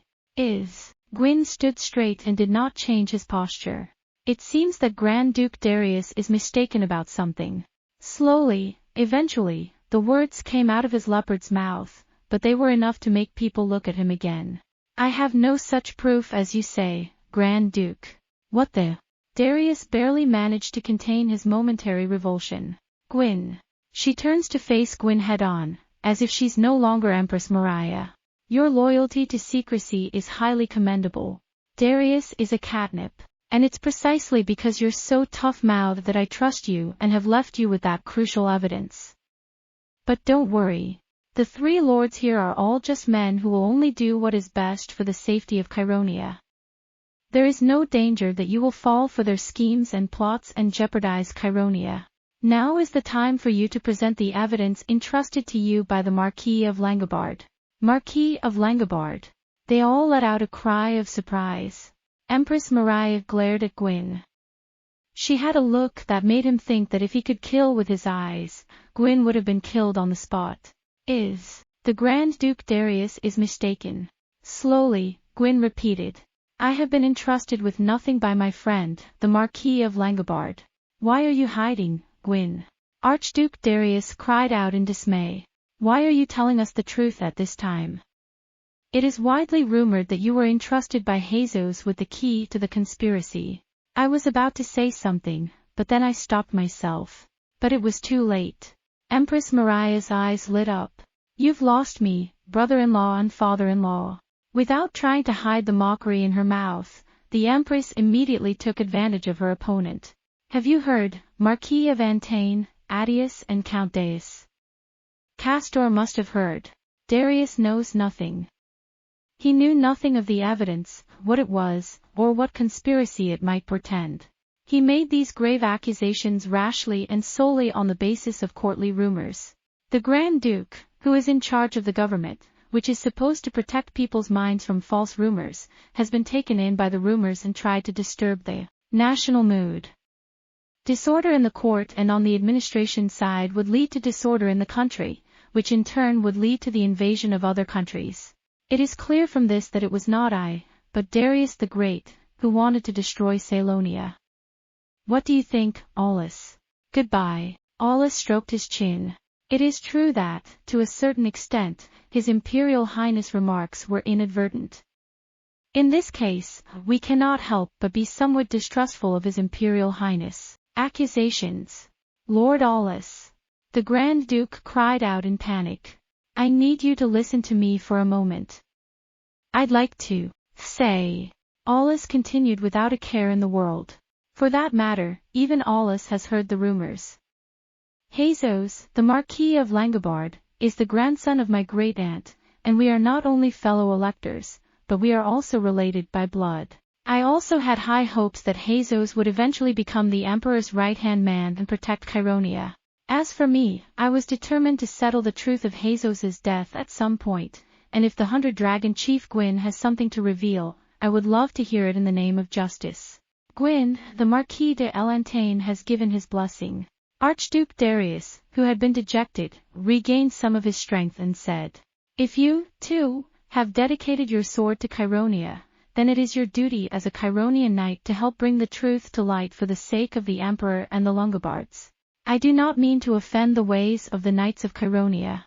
Guin raised her hand and cut the sign of truth. I have no proof. Some of it was given to me by Jesus. But they are no longer in my possession. What the?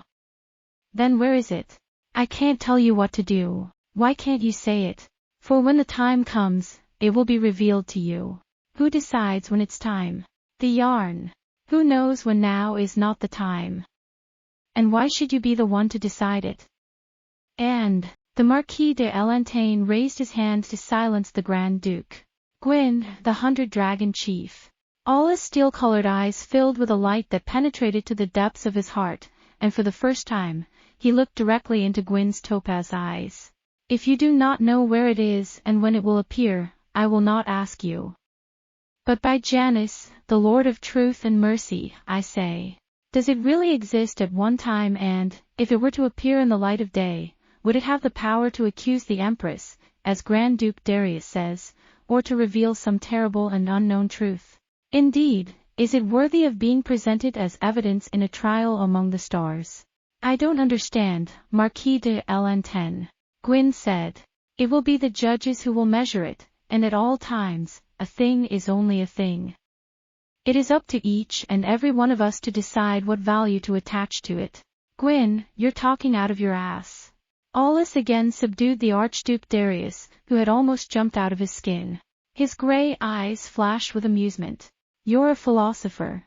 He smiled faintly. For a long time, I thought it was the politicians who should be philosophers. It never occurred to me that a leopard could also be a philosopher. Aulus laughed, this time in a low, amused voice. It is up to each and every one of us to decide what value to attach to it. That's a good point, Guin. That's a good point. The only question is which of those values will prevail. Depending on that, even the truth may be of lesser value than sickness. Guin bowed gently. As you say, Marquis de Elantane. I don't have time for this salon crap. The Grand Duke said irritably. I ask that you, Aulus, do not say anything to encourage this man and that you give him the strictest of scrutiny. Do not forget what has happened here and what serious accusations have been made. My brother-in-law is right. And it's not like we have an inexhaustible supply of time. Empress Maria said. Strangely enough, the Empress was completely at ease, and had even regained the leisure to speak sarcastically. A very astute eye would have seen that the Empress's calmness was not only due to the relief of knowing that Archduke Darius was only bluffing, so to speak, but also due to something else, namely, her own convenient interpretation of Guin's silence and resistance. But also because he had interpreted Guin's silence and resistance in his own favor. Yeah, Guin. The Empress's eyes glancing at Guin spoke so eloquently. It would be far wiser to follow me than to make enemies of me with such an incompetent man who thinks he's a schemer. You seem to have come to understand that at last. If you do so and try to benefit me, after all goes well, I will never neglect your good deed. Already, the Empress's eyes on Guin showed the persistent apathy of the gang that had joined forces. Nevertheless, Guin herself, as well as Grand Duke Darius, did not show any reaction to Empress Maria's familiar gaze. Now the Marquis de Elantane watched the Grand Duke, the Empress, and Guin with a new and great interest. His interest was changing from moment to moment, but with time, it seemed that Guin's interest was gaining more and more weight. Now, 2 out of 3 times, the Marquis d'Antoine was looking not at the speaker, but at Guin, who was watching him. However, I cannot condemn a loyal knight who is not guilty of any crime to torture in the Tower of Truth. Empress Maria is now 70% certain of victory, he said again with a faint smile on his face. And I do not believe that the knight who swore an oath to Janus is accused of any wrongdoing. I don't believe that the knight who swore to Janus is a liar. It should be, since I have no knowledge of any such conspiracy. But, then Darius will be blamed for his rash accusations. You have accused the mother of a nation of informing other nations, of murdering the emperor, of plotting against the nation, without a shred of evidence. And now, for the crime of disturbing the nation as if it were linen, the Grand Duke himself must be sent to the Tower of Truth. I'm sure you're right, your highnesses. With your approval, I would like to call in the Knights of the King's Guard and order that my brother Darius Chironius be imprisoned in the Tower of Truth for the time being. Wait for me, wait for me, wait for me.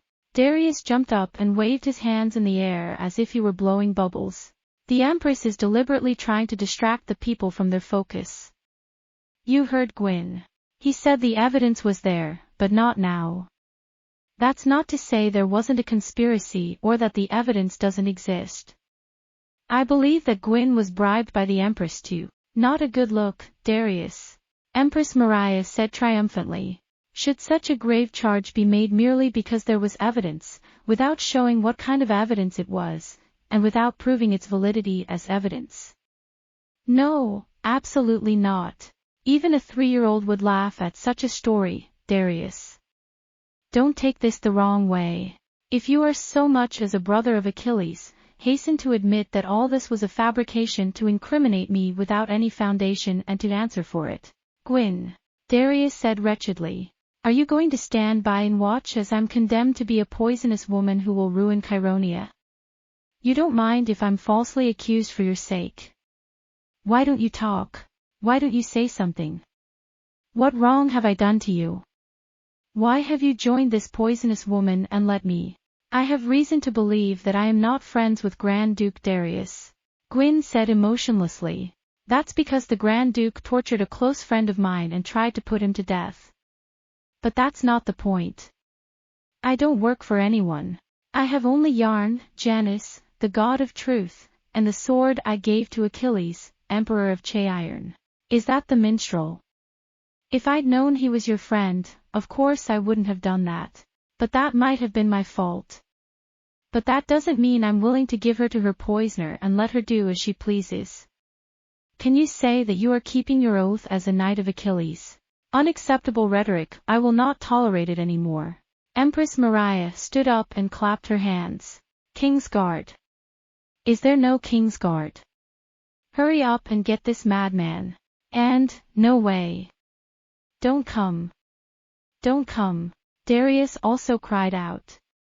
His hand reaches for the sword at his waist. Guin.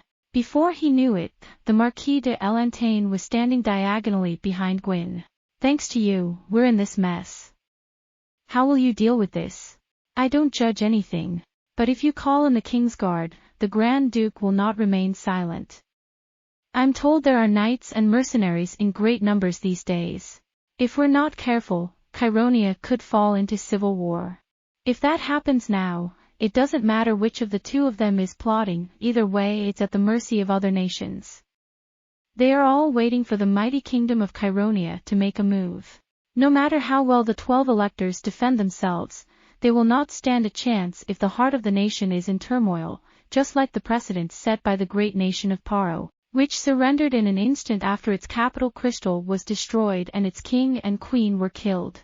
Why did you do that to me? Oh. You seem to have the key to getting things done. I'm nothing more than a new mercenary. Then I must be mistaken. If that's the case, it's the end of Chironia. While the whispers were being exchanged in secret, Grand Duke Darius and Empress Maria stood there glaring at each other, tense and tense. In all honesty, both of them were in a somewhat degraded state.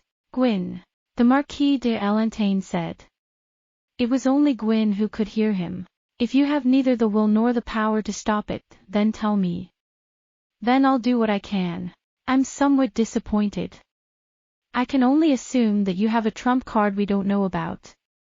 Or else you're just a fool. You're a fool, Guin. I'm hoping not, though.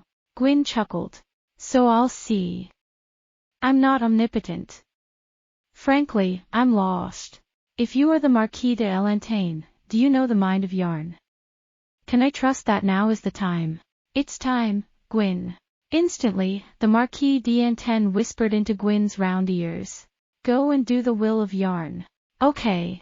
Guin craned his neck to look down into the all-seeing grey eyes of the Marquis d'Elantane.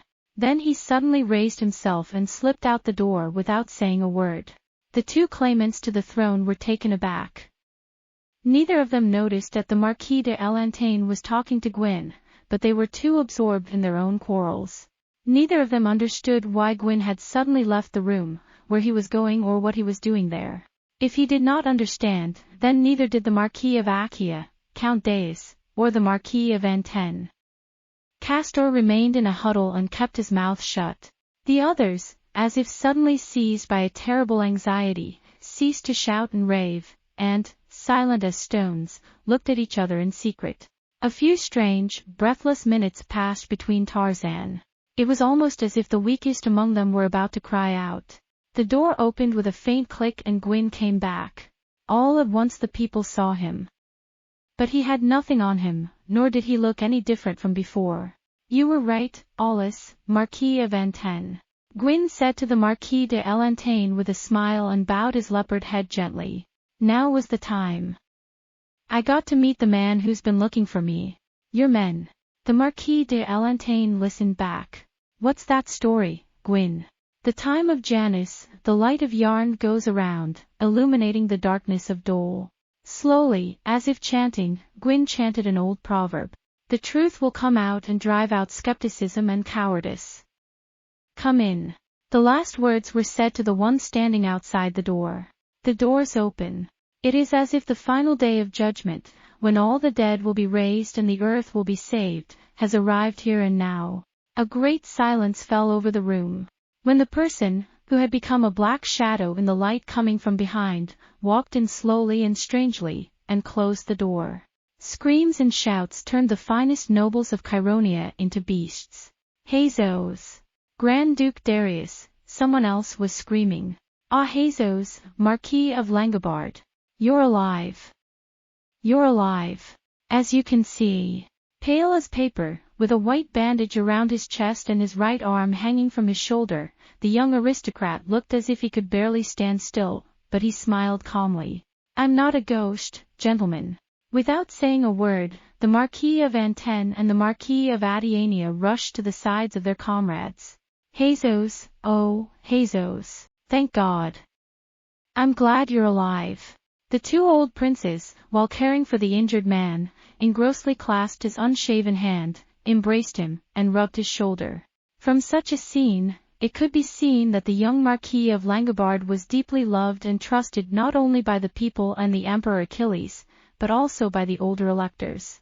The mouth of Archduke Darius remained open, stunned. Empress Maria's face, on the other hand, had turned the color of a dead man's earth. It was as if the Marquis of Langobard had been resurrected by sucking the life out of the Empress.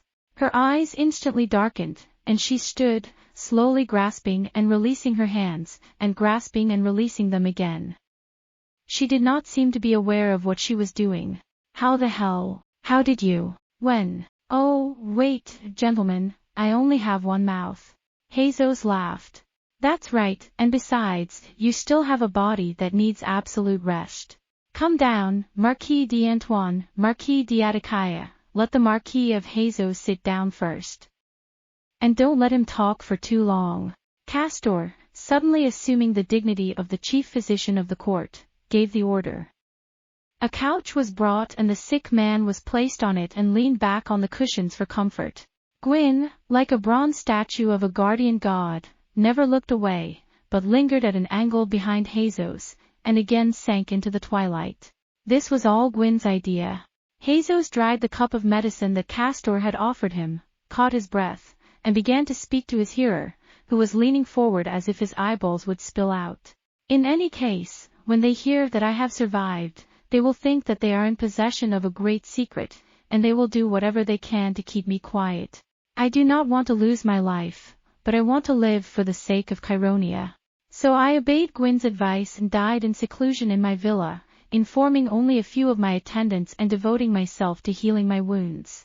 I was unconscious for a day or two, and during that time Guin took care of everything, and I heard about it later.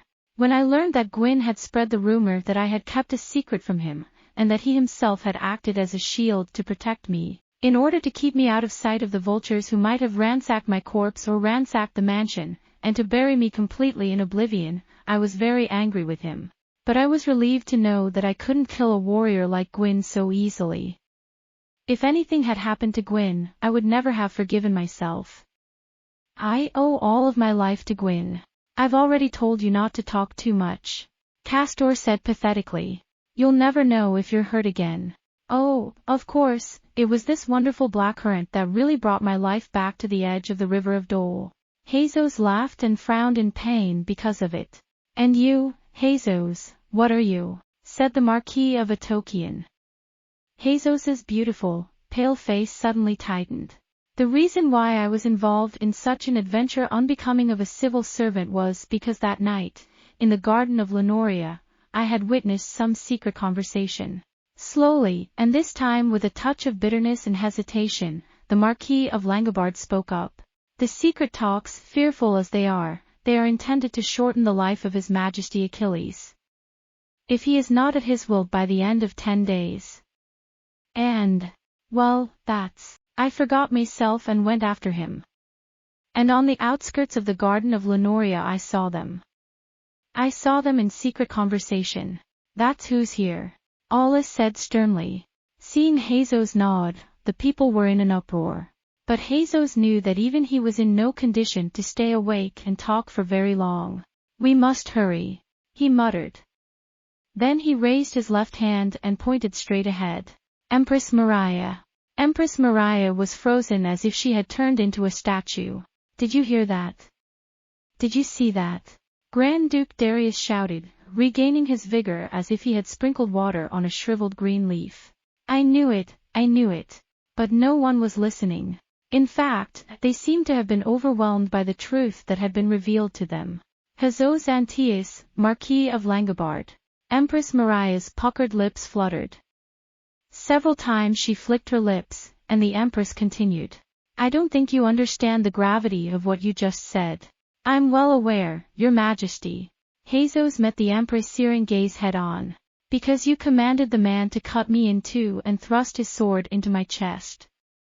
My eyes saw the mouth of my beloved Empress shouting, kill him, and my ears heard her voice. And you saw me fall and my blood spill. I'm sure you have not forgotten. Where's your proof? Yes, sir. Jesus didn't need to be told what to do, he was going to do it. Once I left it in Guin's hands, he returned it to me when he realized that I had apparently survived. So it was in Guin's hands when everyone thought it was in my hands, and in my hands when they thought it was in Guin's hands. I see. The Marquis de L'Antenne chuckled faintly and patted Guin on the shoulder. I never lie and I never tell the truth. It wasn't in your possession. You're a hard man to keep out of the way. Guin just bows silently. Jesus put his left hand in his pocket and took something out. He slowly unwrapped it, looking uncomfortable. What tumbled out from inside shot people's eyes with the glitter of 5 colors. It was a pair of earrings of black jade and gold, about 10 tills long, and as long as the palm of the hand. It is an elaborate object in the shape of a kumu, inlaid with jewels in the shape of runes. No one in the court of Cylonia knew that this was Empress Maria's most favorite and prized possession. For it was part of the dowry which she had brought from Kumu on her wedding day, and a pair of them was a fortune worth 10,000 runs. Does the Empress have 2 of these same earrings, together, at hand? Jesus said, somewhat painfully. I seem to remember that I wrenched it from your ear that day as we struggled. Have you not been hit on the head by an injury, Marquis Jesus of Langobard? The Empress struck back. At least she was brave, and nothing could daunt her. She was hunted down, cut off, and about to run out of weapons, but she was still fighting. What proof can that be? When it fell from my ears and where you found it, you can make up whatever you like. Or you could make a forgery of it, knowing that it was my favorite item, or you could conceal the real thing in advance and call it proof. If each of you think that you can bring down Empress Chironia with such unreliable evidence, you are mistaken. Therefore, I thought I could not die, Your Majesty. Heizou said, breathing on his shoulder. If Guin were to give this as evidence, not only would it be called into question, but he would be imprisoned and erased in prison, and that would be the end of it. But I am the Elector of Langobard. You can't expect the judges among the stars to take my word for it. I have no interest in the downfall of the Empress. I have no reason to fabricate such a thing with my life. I will not contend in my right mind with the ravings of one who has gone mad with sickness. The Empress coolly dismissed him. I will confront you again in public, Lord Langobard. If you live long enough. I will not sit in a throne full of tricks and deceit. I'll return, I trust you don't object. With a quick flutter of her heels, the Empress turned to leave her seat. Quickly, before the others could wonder what to do, the huge figure of Guin stood before them like a shadow. Get off, Guin. What did the Empress say? Get out of there. Guin, the 100-dragon chief. Or not. Empress Chilonia commands it. How dare a mere chief of 100 dragons defy the life of the mother of the nation? In a fit of pique, the Empress slapped Guin on the chest because she could not reach his head. I'll say it again. Go away. Guin didn't back down. Empress Maria looked around at all the lords with mad eyes of rage. Will you stand by and watch as the Empress of Chironia is hindered by these inhuman creatures? Insolent, insolent people. Charge me with treason. Even at this time, Empress Maria seemed unable to conceive of appealing to anyone's pity as a dainty woman, or of taking advantage of her privileges as a woman. So much so that she had only the spirit of a man. You'll see. As if she had lost her strength against the wall, the Empress withdrew and sat down on her chair.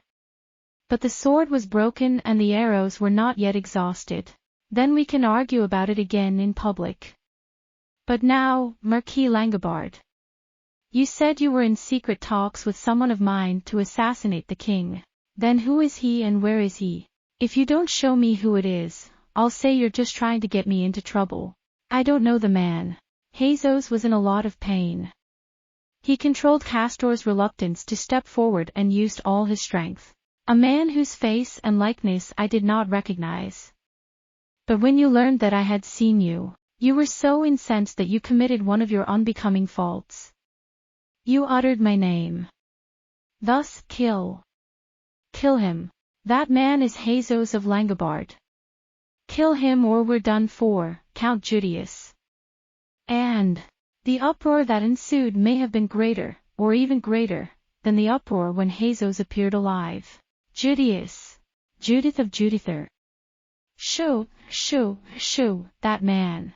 Judius, Count Judither, is the pride of Eulania. Eulania's. Yes. Heizou raised his voice. Not Kumu. Empress Maria, you have betrayed not only Chironia, but even your birthplace. Come. It would immediately occur to any native of Kumu that you and Kumu are working together to take Chironia for yourself, but behind the pretense, you have sold Chironia to Eulania, Maria. I, Heizou, Marquis of Langobard, accuse Empress Maria of conspiring with Eulania to assassinate the Emperor of Chironia. May I have your attention, my friends? Indeed, I have heard the Marquis of Langobard's accusations. Aulus, Marquis of Anten, said in a voice that crackled with excitement. We, Aulus, Marquis of Anten, Gia, Marquis of Atia, and Count Deus, Protector General, are witnesses to the accusations that have been made here. It's what I do, not what I am. At last, Empress Maria may have realized that. But still, she refused to admit defeat. The evidence. She repeated in a faint voice. The evidence. Where is the proof that the man was Count Judith? And where is the proof that the words of the Marquis of Langobard are true? Tell it to me in the court of justice, Empress. The Marquis de Elantane said without expression. Chief Guin, call the king's guard to examine the Empress, take away the sword, poison, and cords, and then take her to the Tower of Truth. No. Lock her up in the inner palace and keep her under guard for now. You will hear about the judgment later. Stay back, you son of a bitch. The Empress said. I'd rather bite my tongue out right now and be avenged for a crime I didn't commit than let those filthy hands touch me. Down with you. A while. Guin stood up. The people were astonished. For some reason, they gradually began to duck and look in his direction whenever he said, did, or even moved. Even Empress Maria was no exception. This had grown stronger since Guin had brought Jesus with her, but it seemed to be more because people had come to know that Guin was a man who rarely moved in vain or said anything meaningless. Earlier, the Marquis de Elentaine told me that this is Janice's moment of truth. Guin began to speak slowly.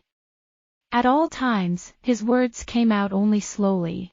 I went out to meet the Marquis of Langobard, half in doubt, but what I heard was indeed the voice of heaven confirming that the words of the Marquis of Antin were true. Because that's when one of my trusted men came to me and told me. I'll call him here and let him tell you in person. Guin went out again. When he came back, he was accompanied by 2 men, one of whom no one here knew, and the other of whom no one knew, except perhaps one. The first was tall and wiry, and he had tied the other man up behind him and was holding his rope in his hand, but he had bloody wounds in his side and on his cheeks, and he seemed to have had only first aid. Let me introduce you. Guin said slowly. This man, Thor of Atokaya, is my right-hand man and my second in command at the Obsidian Palace. I think it would be better for me to let him tell you how it came to be, since I'm not very good at talking. Surrounded by the most powerful men in Chironia, Thor, who had grown somewhat stiff, said awkwardly, I'm sorry, but I'm not hurt. He was not injured, and he seemed to be in high spirits. This is Daniel, a man who came to General Dulcius at the recommendation of Viscount Baldur, but he has been acting suspiciously, and I advised him to keep an eye on the 100-dragon chief. But today, when I followed this man coming out of the back door of the 7 Days Palace, he sneaked into the garden of Saria and signaled me by lighting a bellflower at the top of the hill. Then, at Sarasa's side, as if to signal the sending of a signal, the signal went up again. Then I thought, who is this? And finally I took off my hide and tried to seize him. But I'm the strongest man in the regiment. And this man was always made fun of as the weakest man in the regiment. But the truth is, he's no match for me, but he's quite strong. So I grabbed him and brought him to the chiefs. I mean, you know. Guin laughed. Marquis Langobard, do you by any chance know this man? I know, Guin. I'll never forget it. He's the one who made me wander between life and death like this. The Marquis of Langobard glared at Daniel, or whatever he called himself, with a grimace. This man has not forgotten the face of the man he thought he killed. This is the man, this is the man. The assassin of the Garden of Lenoria, the subject of Empress Maria's secret talks, Count Yudithar, Iranian warlord. This is the man, Guin, who stabbed me. I've been wondering if that's the case. Guin said calmly. And so the light of yarn shines on the darkness of the doll. Count Judithar, Judius. In a grim silence, the Marquis de Elentaine stood up and approached the captive man. You're Count Judius, aren't you? The man turned his face away. The man we knew as Daniel, however, had undergone some subtle changes. The usual frightfulness of the man had disappeared, and there was something in his eyes and in his face that resembled a haughty resignation, though only Guin and Thor of Achaea could have known it. Say it. The Marquis de Elentaine is very strict. Now that you've lost, be quick to admit it. Count Judius, is it? I'm Daniel, the mercenary. The guy's a jerk. I've never known a man named Count Judius. If that's what you want to call it, that's fine, too. The Marquis de Elentaine gazed at the face of his opponent. I see, indeed, that you have Eulanian blood in your face and a Eulanian accent. I'm in no hurry to get you to talk, spies. There are plenty of ways to do that anyway. You can torture me or whatever you want. Daniel, or Count Judius, as he was called. I will not spare your life. My Lord Elector, this man thinks he's done his duty, and he's opening up like this. Thor of Atokia annotated with some annoyance. That signal was indeed a signal of some kind. If the mission had not been completed, we would have been in a bit more trouble, but I think it would be better to torture him quickly and find out what insolent scheme he has planned for our Chironia. They all fell silent. The trick had already been done. The assassination of the Emperor of Chironia, a despair too heavy to be tortured, now spread through the hearts of the people once more. That's when Guin moved again. Marquis de Elentaine. What, Guin? Early this morning there was a secret messenger from Sardes on the border. The messenger spoke of a masked army that had suddenly appeared in the free borderlands, without banners or emblems. What? The Marquis de Elentaine jumped at him. Why didn't you tell me that before? It was imperative that we get this done secretly, Marquis d'Antin. I couldn't decide in the end whether it would be Kumu or the spearhead of the Eulanian invasion. That must have been what they were after. There were about 2,000 of them, and I read that there were a few more lying low in the hills. Presumably, the mission of this man, the Count, must have been to successfully assassinate His Majesty Achilles and announce it to this masked army with a signal. And with that as a signal, the armies rushed from Sardis to the Silons. The border guards stationed in Sardes numbered 2,000, and the main force of the Knights of the Marquis of Sardes, the Marquis of Sardes himself, was also on his way to Silent to attend tomorrow's great ceremony. From Sardes, we will bypass Chiron Castle and enter the Silons via the Marquis of Langobard. Once the electorate and Chiron Castle are breached, all that remains is the Chironian Basin, which is relatively unprotected.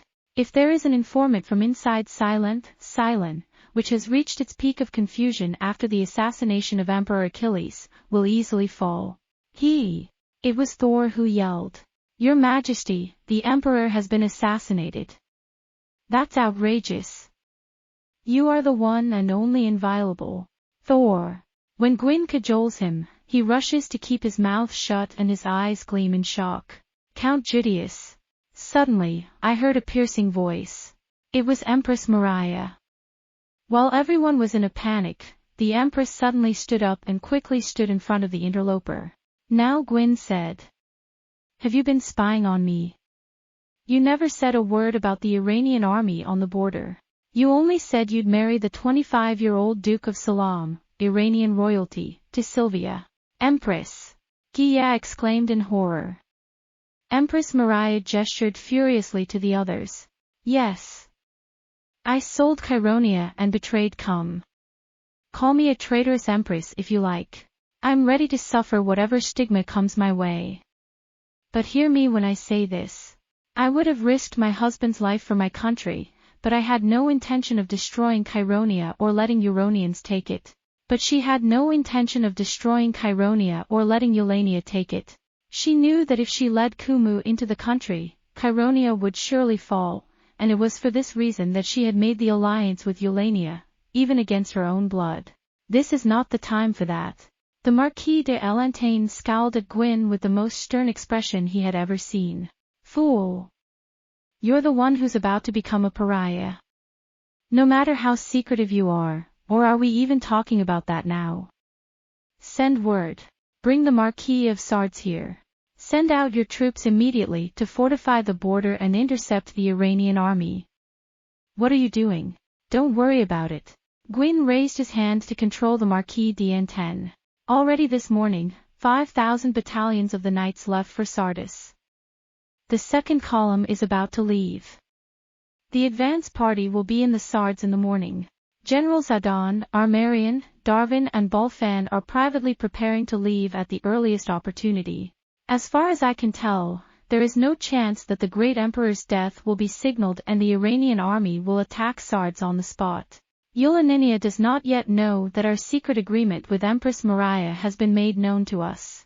After the emperor's death, the empress will announce that Sylvia's son-in-law, the next emperor, will be a Eulanian nobleman, and she will wait to see how the court of Salonia will react to that before taking off her mask. If the majority is in favor of it, it is possible to enter the castle without blood. In addition, Count Euthytho seems to have lobbied both Baldur and the Danaan princes, offering them to be the sons-in-law of the Princess of Chironia against the backdrop of Eulania's military power, and persuading each of them to join Eulania. Alternatively, the Emperor of Cheironia might have been a puppet of Eulania, and he might have been persuaded to take power as the prime minister under her. In any case, until the Eulanian army reveals its true identity, we have ordered our troops to lie low and watch, without making any sign of noticing or responding to their true identity. It is safe to assume that at this point, Cheironia has regained the advantage it had gained over Eulania, and is now 2 or 3 steps ahead. 5 battalions. The Marquis de Elentaine is slowly conducted by General Dulcius. Darcius. I see. No one would think it strange that Darcius, in his old age, should be absent from the Grand Cannon. I see. The Marquis de Elentaine repeated slowly. Then, with an indescribably strange look in his eyes, he stared at Guin and stared at him forever. To the Marquis of Sartz. I've already informed them privately. I see. The Marquis of Atokia said in disgust. How could you have known? We had nothing to do with this. Is this your talent alone, Guin the Dragon Chief? Or has office? I'm on absolute bed rest. The Marquis of Langobard laughed. This man, Guin, is a great man. He used to be the king of a country called Landoc. Even to me, the way he commanded and the way he was well liked, he certainly looks like a great general who rebuked the 3 armies as a king of a country. I think Guin is one of the most talented. The Marquis de Elentaine continued to stare at Guin from top to bottom with a strange look in his eyes. Landoc. Never heard of it, but where is it, Guin? Well, I don't know either. That's what I'm looking for. I see. Something. The air in the room had begun to change slightly. What's more, the dark night filled with anxiety and fear was gone, and something akin to relief was beginning to flow, as if the sun, which had once set, was finally beginning to shine and rise. I don't know how many of you were aware of it. Now the relief seemed to flow over the people, not from the place which had always been the sole source of comfort for all the people of Cheironia, but from a new hero with a leopard's head and a human body, who stood calmly in this room and seemed to know everything. So, I guess there's nothing more to do for now. Oh, it's already this late. Marquis Atia said as he came back to himself. Aulus, how can I help you? Why don't you ask Guin? The Marquis de Elentaine said in a tone of annoyance, but after loosening his lips a little, he tightened them. Very well. Then call the King's Guard and have the Empress confined to her apartments and the Eulanian spies tortured in the Tower of Truth. And we must discuss a remedy immediately. It's no longer wise to deal with things in private. We must summon the 12 electors, the 12 divine generals, the King's Guard, the Guardians, the imperial household, and the governors to the Hall of Stars and announce the Emperor's death. Then the acting Emperor will be chosen. In my opinion, it would be better if His Royal Highness Prince Sylvia or the Marquis of Atokian, who are completely uninvolved in the affairs of the 4 realms, stood in their place. And all this, needless to say, should be kept secret from the delegation. Why do you want Sylvia or the Marquis of Atosia to be acting Emperor, Aulus? Suddenly, they all froze at the sound of the voice. Since that morning they had been so frequently surprised that they seemed to have exhausted all their feelings of surprise. But now, no way. It's almost as if people can't believe any of it. No way. But that voice, and what could they know better than that? Strong, thick, loud, resonant, cheerful, familiar. A familiar voice, with a familiar tone to command. What is it? You're Aulus. And his voice again rang in the ears of the people like the roar of thunder. Guin stood up quickly. He approached the wall, removed the painting with a familiar gesture, and pulled the handle hidden behind it. Part of the wall spins around. Across the way, I caught a glimpse of the luxurious furnishings of the adjoining bedroom. Guin knelt down slowly. Your Majesty. Calm down, Guin said. Your Majesty, Achilles. The same people who greeted the Marquis of Langobard, Hazos, with shouts and screams. This time, he was almost speechless. Your Majesty. My lord, my. As if struck by lightning, they fell prostrate. There were frank tears in the eyes of the Marquis of Atokia. Your Majesty, I hope you're okay. The 64th Emperor of Chironia, Achilles Chironius. The tall, warrior-like figure stands in front of the people with Zenon and Guin on either side of him as if they were guardian demons. The piercing light of his eyes, his strong mouth, his prominent forehead, all these were unmistakably those of their ruler, whom they had seen in the morning and evening. There was not even a hint of sickness in any part of him, and he looked more healthy, more vigorous, and more dependable than ever. A faint sob, a murmur of gratitude to Janus, was broken by a single, distinct voice. You're a merciful man, Your Majesty. It was the voice of Empress Maria. That thou shouldst keep the wife of the third, this straw bound to thee in the name of Saria and Janus so long, sire, so long, sire. You're gonna say that? Slowly, the Emperor Achilles looked into his wife's eyes. Can you understand my pettiness when I have to feign death to protect myself from the assassins of my wife, to whom I am bound by the name of Janus and Saria in the vow of the third age? Always, you've always taken care of me. Empress Maria continued, undaunted by the Emperor's words. Now all was lost and the mask had fallen. She had cast aside her dignity, her pride, and her stoutness, and now stood there as a woman who had sought her husband's love and had not been accepted, who had sought his heart and had not been won, who had suffered and stood there as a woman, wringing her hands.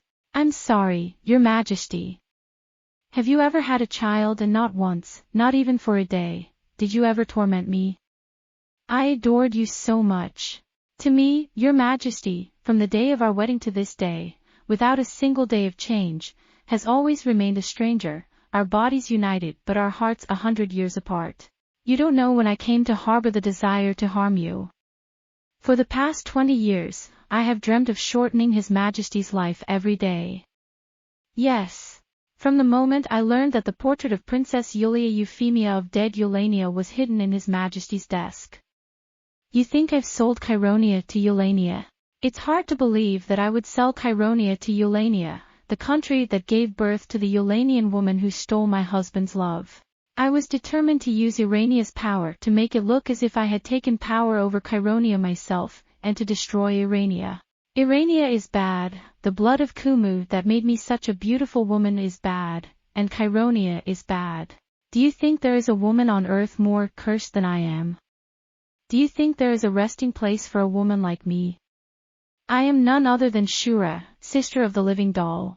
Under the poison of my breath, all living things would lie down and die. All flowers would wither and the earth would be covered with winter frost. But who do you think it was that turned me, Maria, the young lady of Kumu, into such a sister of Doria? Dole.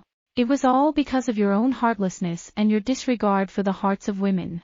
His Majesty may be the wise and lion-hearted Emperor of Makatono and Chironia. But if you think it is all right to sacrifice your wife's heart for the sake of Chironia, I will never forgive you. I'll never forget this grudge in life or in death. You will mock me, abuse me, mistreat me, trample on my love and my sorrow, and kill me. You will be executed as a traitor. I am. Empress Maria's body finally crumpled to the floor. Her bony, strong body, large for a woman, shook violently, and the Empress sobbed violently without speaking. Achilles looked at his wife in silence and with mixed feelings. Then, suddenly, as if he could not bear it any longer, he turned and cried out, "Take him, Zenon. Put 10 guards on him, make sure he can't contact anyone, and lock him in his chambers." "Yes, sir." Zeno took Empress Maria by the arm and led her away. The Empress continued to sob as she was led away. Slowly, as if to break the heavy and painful silence that followed, the Emperor looked around at them. "It is with deep regret that I have mistreated my most trusted lords at a time when the very survival of Chironia is at stake. What can I do for you, Your Majesty?" Marquis de Elentaine said. "Your Majesty has given us all an incomparable joy by revealing your safe appearance. We thank you with fear, but what can Your Majesty possibly have to apologize for? It's a little comforting to hear you say that, Aulus." The Emperor called his servants and told them to bring him wine and to take Count Judius to the Tower of Truth to denounce him. Guin and Thor hurled Judæus aside and tried to leave. "Oh, no, you stay here, Guin," Achilles said. "Sit down and have a drink and relax for a while. After all, Aulus, Gillen, Hazos and my life were picked up by this Guin. I've heard everything that's happened through the conduit. I've heard what your love for your brother is like, Darius." The Grand Duke turned pale and fell silent. It was Guin who thought up the plan and captured the poisonous scorpion the spies had hidden in Roxta the Poisoner. She's already been tortured in the Tower of Truth. Count Judæus would have confessed if he had been confronted with the assassin he had unleashed. At Gwyn's suggestion and Castor's wisdom I took Tioba's poison, which put me in a state of suspended animation, and I lay there as a corpse. That sleep was broken by Castor's antidote. Gwyn, of course, knew from Hazos's misfortune that there was a plot to assassinate me and that the Empress was the mastermind behind it. However, perhaps in order to avoid falsely accusing an innocent person, he kept me in the dark about Hazos' survival and Mariah's plot until the very last moment. Gwyn again. The Marquis de L'Enten tweeted. Indeed, it is astonishing. Then what would have become of Chironia without the leopard? It's horrible to think about. In this matter we owe everything to this leopard-headed man. That's right. Hearing the murmurings, Achilles laughed and dried the wine that had been brought to him in one gulp. After all, to be alive, to have life, is irreplaceable. Isn't that right, Hazos? I, too, hope to recover soon enough to be able to drink. It will be soon, Hazos, soon. You have nothing to worry about. Anyway, at first I was angry that Gwyn would so stubbornly play with the fate of Chironia, but this leopard, stubborn as he is, finally got his way. And in the end, he discovered Eulania's conspiracy and removed the poison within the court of Chironia. It's true that I may have had my faults with the Empress Maria. She was a miserable woman, and I pitied her. But I couldn't get used to her temper even when she married. I didn't like her jealousy and her vindictiveness, but I won't say that. She'll be judged among the stars in peace. Then I'll have something to say to you, Darius. The Grand Duke turns his head away in disgust. Then you'll be present at the grand ceremony, Your Majesty. Of course, Aulus. What would I do if I didn't attend the great ceremony to mark my accession to the throne? The Empress will be judged at the end of the great day. Tomorrow we'll put aside all internal and external troubles and let the people enjoy themselves. And Sylvia. For now, as long as Baldur and Laius remain unmolested in their liaison with Eulania, neither of them is fit to be the husband of Princess Chelonia. For the time being, the matter of Sylvia's son-in-law has been dropped and only a birthday celebration will be held tomorrow. I will inform my daughter of this in due course. Yes, sir. He'll be relieved to see Sylvia. But it's a headache. I don't know how I'm going to explain my mother. Joy. Baldur and Laius are hereby ordered to remain under house arrest and confined to their homes until such time as they are cleared of any suspicion of collusion. Before that, send the King's Guard to search the premises of both of them and stop them from destroying the evidence. I'm going to be out for a while, but I was wondering if you could help me with the preparations for the big ceremony. Everything is in order, sir. Hazos, you're done. You have no business in the great books. Go back to Rangabard if you must. Rest and recover completely. Everyone seems to be in great distress without you. I'll send someone from among the court doctors to help you. I'll never forget the loyalty you showed me at the risk of your young life. I'm sorry. The 12 electors, the 12 divine generals, and the 6 chiefs will convene for an emergency meeting this evening at midnight to discuss our response to Eulania. Each of you should have a plan in mind by then. There is also something I must tell you about the delegation from Eulania. May I? Move the Eurasian delegation's quarters from Hikarigakaka to Kasagaka, inside the Palace of Obsidian, and forbid them to speak to each other or to the outside world. Yes, sir. This is Gwyn's advice. The Emperor laughed. Make sure that the delegation from Eulania is treated with great care, so that they will not know that the Chironians have noticed anything. Keep them busy by inviting them to visits and banquets, and keep them as far from the outside world as possible, and watch them secretly. And as soon as you find out that the army in Sardes is the Eulanian army, disarm them immediately and lock them up in the Black Palace. Likewise, we urge you to keep a close watch on all other foreign missions to make sure they are not acting suspiciously. All right. That's all for now. I'm sorry to bother you. Simon, I want those 4 generals I told you about in the living room in half an hour. Ha! Darius, you, too, will not be returning to the Small Moon Palace for the time being, but will be under a little house arrest, so that you can make an example of your subjects. Do not tell Sylvia of her mother's treason yet. The Emperor gave the signal to leave. The Archduke Darius went out with great reluctance. Dais and Gwilyn approached the Emperor, kissed his hand to show their joy, and went down. Castor and Gwyn accompanied the Marquis of Langobard and call for a stretcher as they go down. The Marquis de Elantaine was the last man standing. Your Majesty. The old man came closer and said in a low voice, if you could spare a quarter of an hour, or even a tenth of an hour, after this. Yes, Aulus. Of course, for you, a quarter-zon is nothing. I need to talk to you for a minute. Talk. Well, there is something I would like to tell your Majesty about that Gwyn-100 dragon chief. Achilles made a wry face. Then, nodding, he called his servants to fetch another cup of wine for each of them. At last, the whole of the palace of Obsidian was about to regain its usual calmness and trust. Before they knew it, the twilight and the beginning of the feast on the eve of the grand ceremony would be upon them within a few hours. The sun was about to set beyond the forest of Natalie as a huge rosy disk. A smoky northern dusk was gently falling.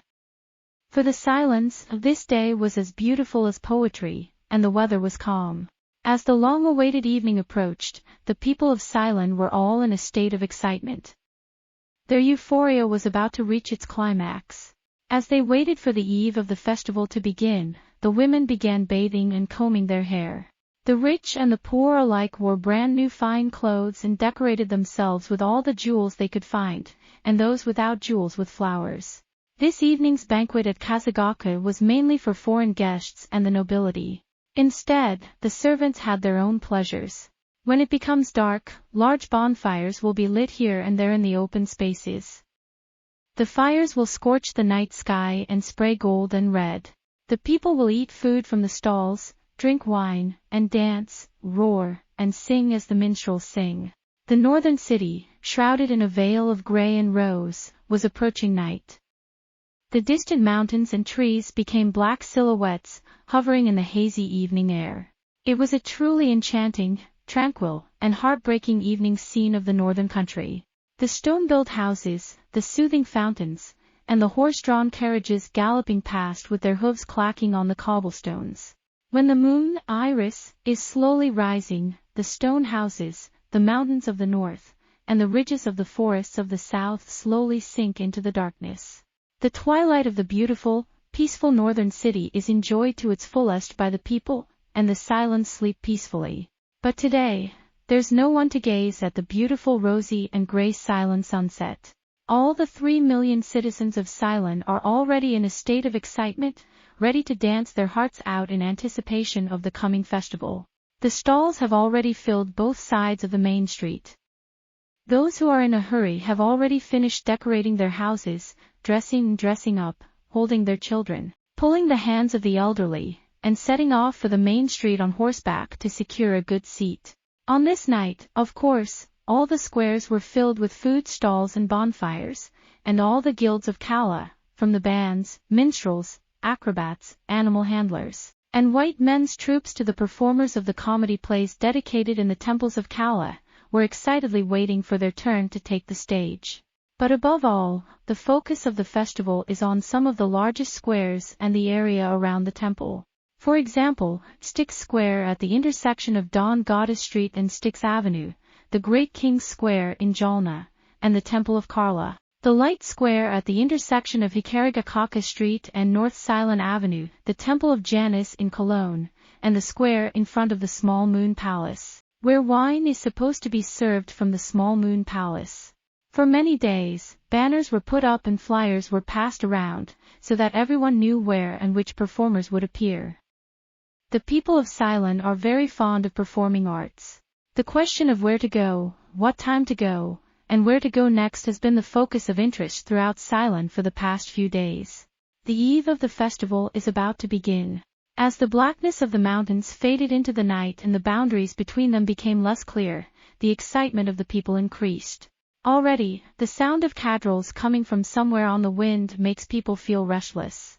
They were so excited that they could no longer stay at home, and they ran out. One after another, people came out of the stone houses and filled the small streets and then the big streets.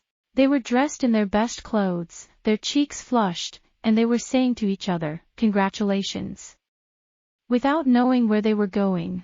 Immediately, the main streets of the Ceylons were filled with people from all over the world. Traffic was already at a standstill. The carriages rushed to avoid the main street and entered the back streets. Horsemen of the militia, dressed in their second formal dress of white and red, which on this day was very conspicuous, came out from their posts here and there and hurried to organize the people. They talked loudly, laughed, and shouted mock to each other. The people were dressed in their best clothes.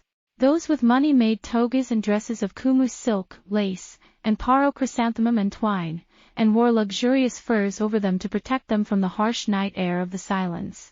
Hair ornaments, bangles, and ear ornaments clinked everywhere. Ceylon was a melting pot of cultures in a different sense from the capital of Paro, Crystal, and was the center of trade in this period. And unlike Paro, which was inland, Ceylon had active trade with Kitay, Teruel, and even the south through N10. In addition, trade with Kumu, Ulania, and Paro is very active. As a symbol of the openness of the city of Ceylon, the women walking along the main street wore slender dresses with full throats and jeweled collars in the style of Kumu, long Eastern-style robes and skirts made of fine fabrics in the style of Kitay, and a combination of pantaloons and body clothes in the style of the palace of Kumu. In the Kumu, they wore a combination of a pantalette and a bodyguard, an ostentatious dress with puffy sleeves in the style of Ulania, and the elegant, elaborate, and windy fashionable dresses that Paro, the capital of culture, has always presented to the world, as well as the ancient and graceful draped dresses of Paro's national costume, with large ornaments on both shoulders and a sash around the waist. They wore old-fashioned and elegant draped dresses. There are, of course, many people who wear the purely national costume of Cheironia.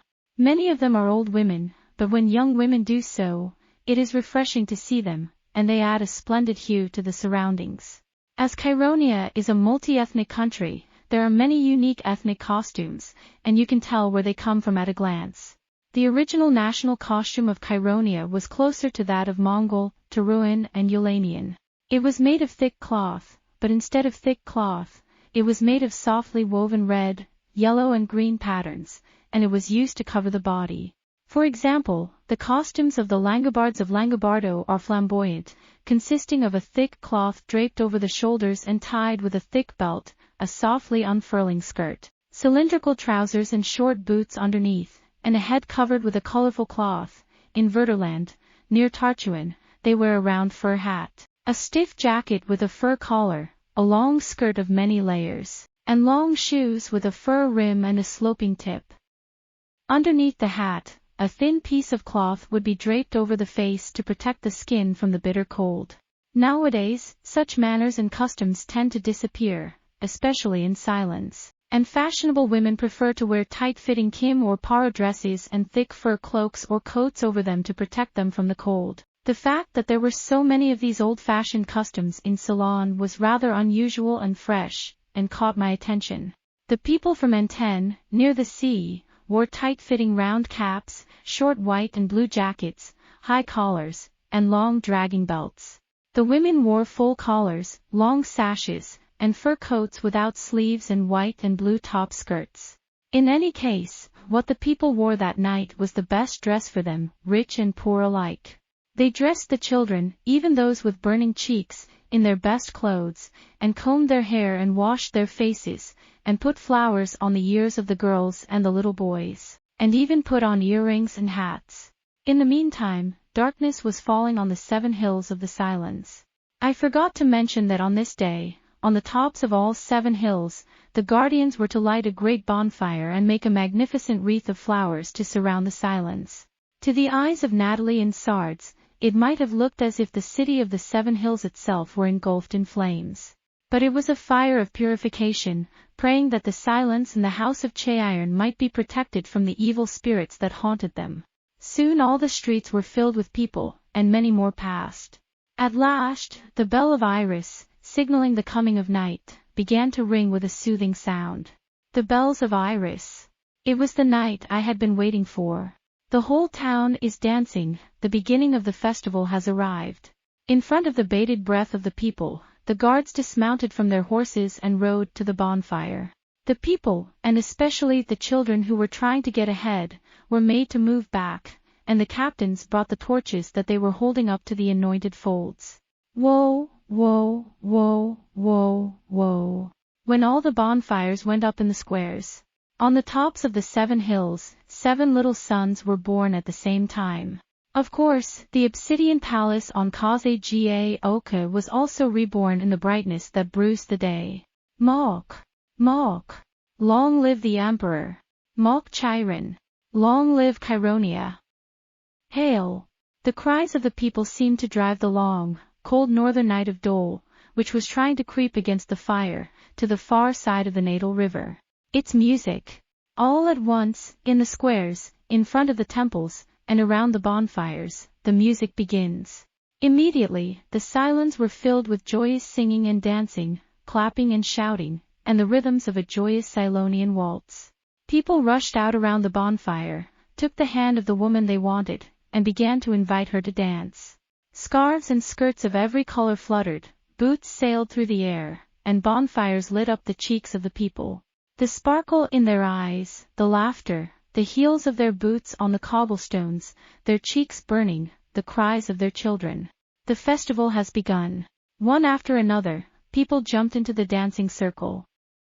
The Wind Hill was now a wisp of light, lit by innumerable torches, and towering over the Silence. The people laughed loudly and toasted the glory of Chironia and its benevolent rulers. At the same time, a festive banquet should have been held at Kazagaka on this night, welcoming the guests of foreign nations. The Silence, however, were looking forward to the servants. The people danced and sang and talked loudly. Barrels of sake were brought out one after another and sold out in a flash. People lined up in front of stalls selling skewers of barbecued kababa, stalls selling vinegar-soaked fish served on gatas with herbs, stalls selling barley candy, stalls selling fluffy golden cakes, and stalls selling hot kolam water. There were also stalls selling the Langobard speciality, which is made by kneading and spreading flour, cutting it into thin slices, boiling it and sprinkling it with grated walnuts, the Anten speciality, baked scallops, which is made by spreading gourd with meat, vegetables and sweet cream, all kinds of fried and baked goods, as well as pies and many kinds of wine. There were also stalls of. As well as this, there were guessing games, shooting games, candy dolls, fortune-telling, and so on, so that there was really nothing that was not here. It seemed to be the first time since the accession to the throne of the Emperor Achilles that the Silence were in such a state of excitement. The festival had already reached its climax not long after it began.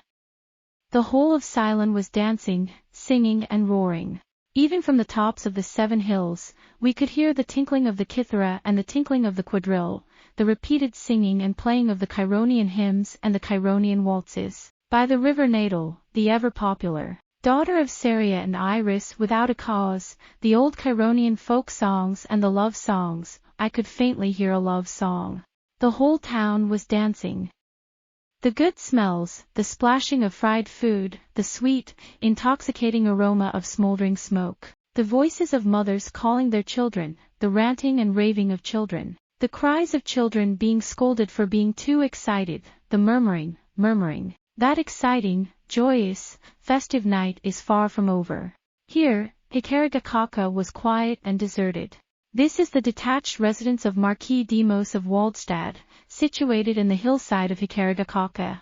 At this banquet, even the servants were dressed up from early evening and left Hikaragakaka in the evening. Of course, the Marquis of Waldstad and his ladies and gentlemen were all out.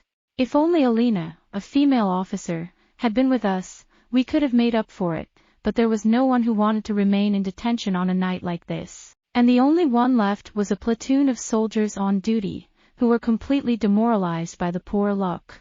However, if it were not for that, Marius would not have been able to escape and go out to enjoy the noise and excitement of the town, and he would have been a festival man.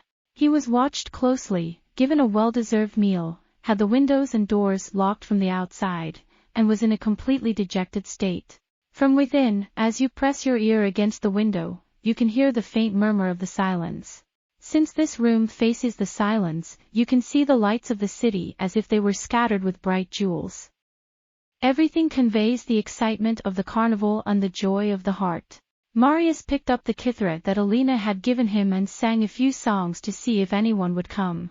The soldiers on duty, however, seemed to be drinking on the other side, and did not show any sign of coming. Che, it's boring. Disappointed, Marius put down his kithra and sat down on his bed, not even bothering to eat the food that had been brought to him, which was cooling on a tray. Thus, as I sat alone and helpless in the silent outskirts of the Marquis de Waldstad's house, I felt more and more that I was alone, an outcast from the joyous festivities. It was not that Marius had a plan to get out of this place. It was just that it was in his nature to be sad and unhappy to be sitting alone while the whole town was dancing so happily. He would like to wander through the crowds, to whistle to pretty girls, to eat hot kebab, to drink honey wine without limit, and to sing songs. How they would love to hear him sing, and how they would cheer and dance. Love is kind, the violet-flowered hills of northern spring. Or Chet. I try to sing the Chironian waltz and throw myself on the bed again, disappointed. The roar of the kithara, the rhythm of the talukah on his knees, the flute, the clapping of people's hands, the clapping of feet.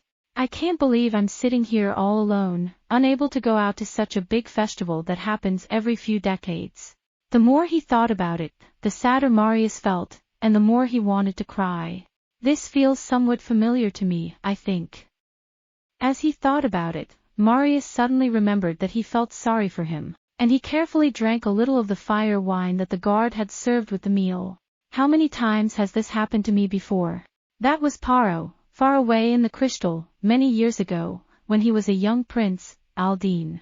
He was always uninvited to formal banquets because of his mother's disgraceful status, and was left alone in the royal womb to watch his brother Neris, beautifully dressed, and his younger sibling Lygia, accompanied by Lygia's father, the Marquis of Lunnon, leave in a 4-horse chariot. My brother and Lygia were even more beautiful than usual, dazzling and glittering, and the jet-black velvet, pure white silk, gold and silver, and sparkling jewels they wore must have made my heart flutter, and I must have gently touched their hands. It was not until much later that he learned that his brother's mother, Princess Rana, had given strict orders that Aldine, the girl who had stolen her husband's love, should never be brought into her presence, and that he had to remain a shady prince who was not even formally presented. It was not until much later that he learned that he had to remain a shady prince who could not even be formally presented. He had grown accustomed to being ostracized without knowing why, and when it came to feasts, festivals, and splendid entertainments, he was always alone in this way, and after he had even gone to see those who took care of him, he listened to the faint, lively murmurings in the empty room, and imagined many things. She imagined many things, and believed that she would be lonely and go to bed first. Blithe Iris, queen of the pale night. As if to shake off such memories, Marius took the kithara, arranged the strings, and began to sing. But he did not have time to finish the verse. There was a faint sound and the window was open from outside. A golden waterfall fluttered softly. Chapter 4. The Masked Love. It was like he was trying to jump me. Marius ran to the window. Iris. His voice was so loud that if it had not been for Iris, he would have felt sorry for her. You're here. I'm so glad. Come on in, come on in. What's the matter? You wanted to see me. Come on, give me your hand. It's okay. When he unlocked the window from the outside, Iris brushed off Marius's hand and fluttered into the room.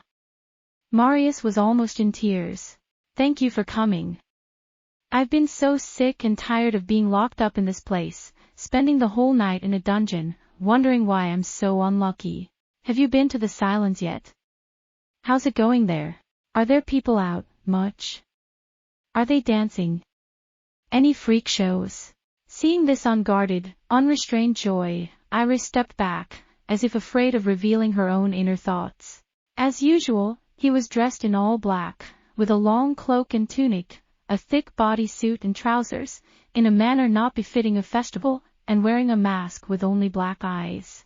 Of course, such a small mask could not hide the light hair on her back and her smelling beauty, but it only made her look even more mysterious and romantic. What? What's going on? Iris said, startled. You're in a good mood, aren't you? Are you so happy that I'm here? I might have been sent by my uncle to take your life. That's not possible, and I wouldn't mind being killed by you. I've almost died a few times because of you. At the same time, Iris must have thought of the scene that had ended with the unexpected embrace and kiss. Suddenly, the color of fresh blood appeared on her white cheeks. They fidgeted in a very uncomfortable manner. As they looked at each other cross-eyed in silence, the sound of a lively waltz could be heard clearly through the open window, carried by the night wind. At least, thanks to the mask, Iris had the upper hand this time. Iris cleared her throat and broke the sickening silence. Is that body a long time coming? Huh? Yeah, it's pretty good. I can play the guitar, I can sing, I don't cough so much anymore. I thought it would be boring to be alone in a place like this, on a night like this, no matter how otherworldly you are. Iris took a package from under her cloak and spread it out on the bed. Marius was delighted to find inside a jar of honey wine, several skewers of hippopotamus, sweet pastries wrapped in gaudy, meat buns, and fried fish. Did you bring this all the way out here? I've been riding my horse before it wakes up. Iris sneered. Servants, cheap food, in fact, I think the silent delicacy lies in such things. Why don't you try the kababoo? It goes very well with honey wine. Here's the sauce if you want it spicy. Thank you. I've got my eye on this guy. It's a good thing you haven't finished your dinner yet, Iris said, looking at the cold, untouched food on the tray. This manju with boiled egg is a specialty of Ceylon. It's filled with meat and very tasty. Why don't you eat it before it gets cold? Thank you. To be honest, I was pretty depressed about it. I like festivals very, very much, and they're a good time to make money. And yet, thanks to Guin's misery, I'm stuck here in a dungeon, not seeing anything interesting, being left out. But now I'm all better. To hell with Guin. I think he was trying to keep you from being killed. No one would want to kill a bard like him, Marius said stubbornly. And then he opened his big mouth and took a bite of the fried manju. Hey! This is so good. The jam is coming out from inside and it's so irresistible. Yeah. This meat's good too. Good for you, Iris said somewhat coolly, and looked at Marius, who was wiping the jam from his chin with his finger and licking it. At last, his earlier bad mood was disappearing, but at the same time, he seemed to think that he had to get back his usual thorny style. I guess you're more comfortable with that kind of thing, vile eater. Oh, yeah. You don't eat it, Marius said without anger, and took a large drink of honey wine. I'm a lot. Well, you are, after all, the crown prince of Chironia, a man of noble birth.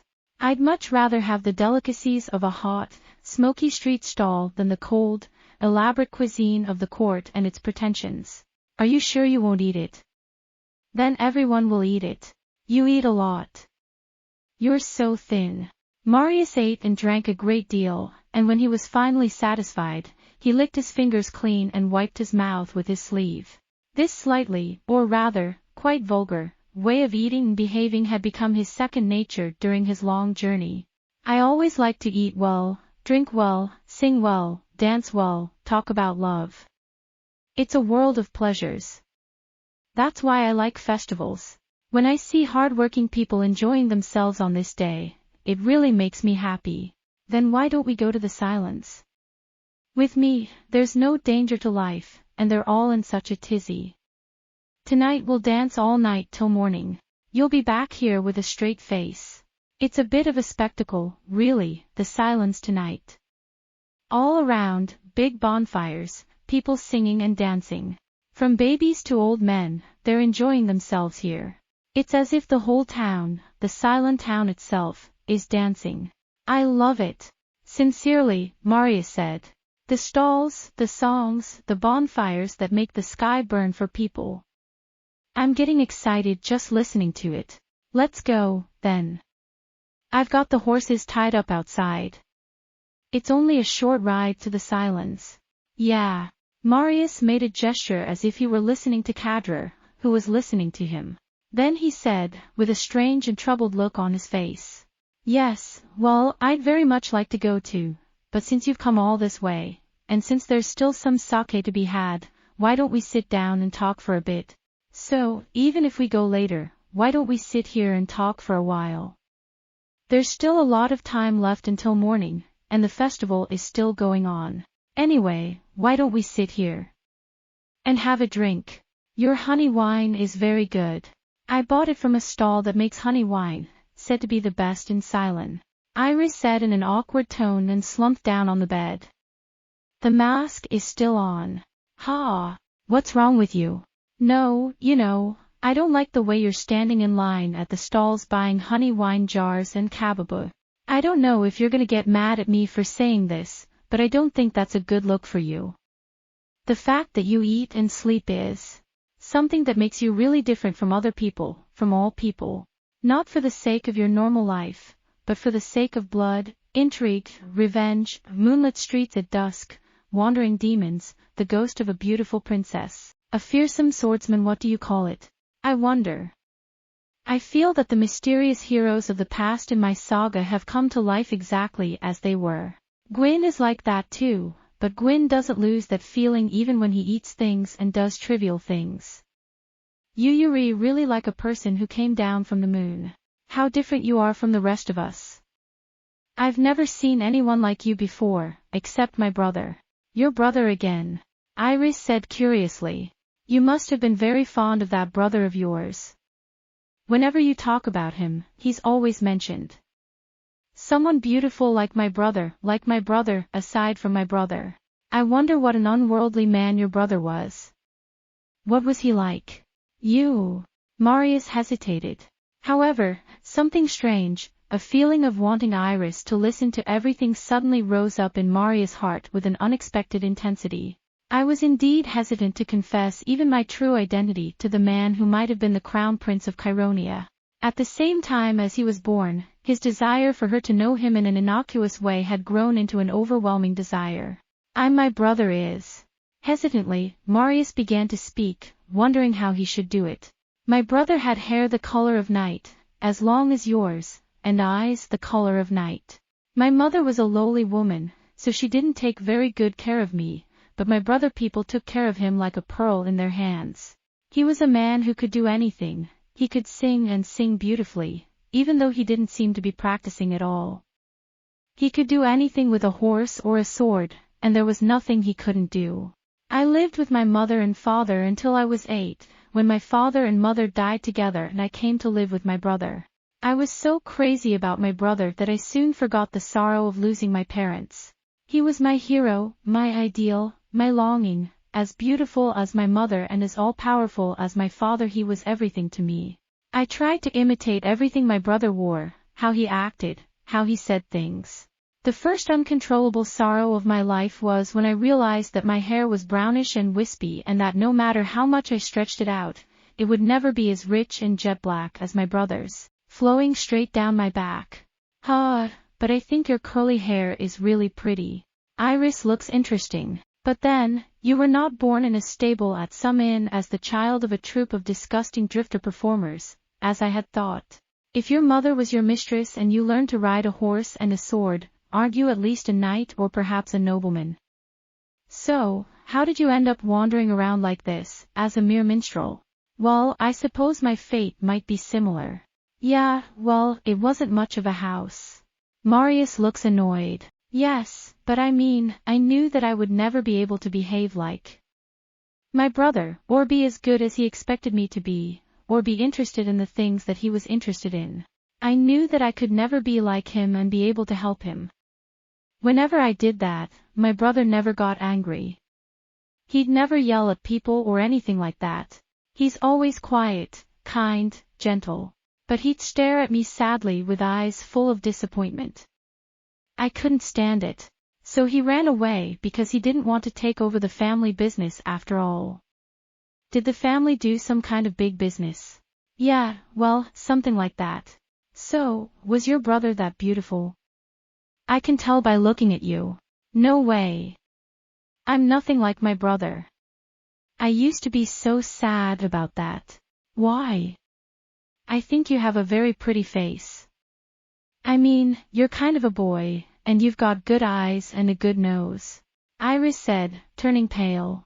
Oh, come on. When you say things like that, I feel like you're mocking me.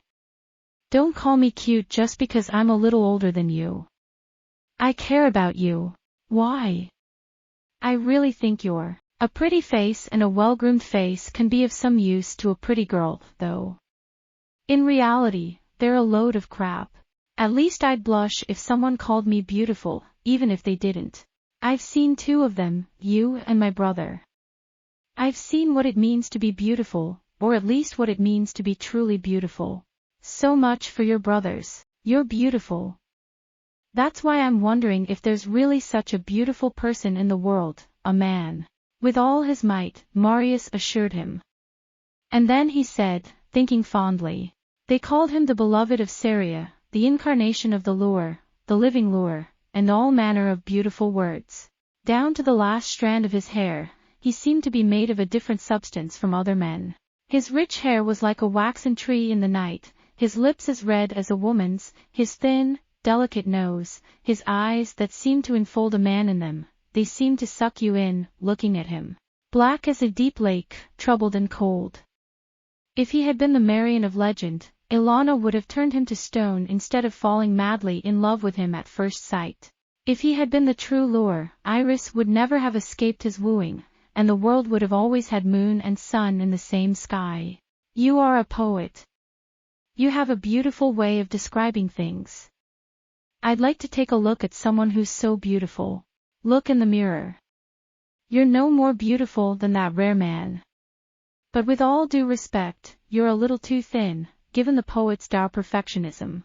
My brother has shoulders a little broader than yours and a waist slimmer than Apparo's beauty. No. When Marius realized that he had slipped up, he panicked. However, the Paro woman was also synonymous with beauty, so Iris did not think it strange. I'm thin-boned, Iris said, trying to make sense of it. That's why you look so much taller than you really are. But I'm very strong. Even my brother was incredibly slender and lithe, Marius said in a competitive spirit.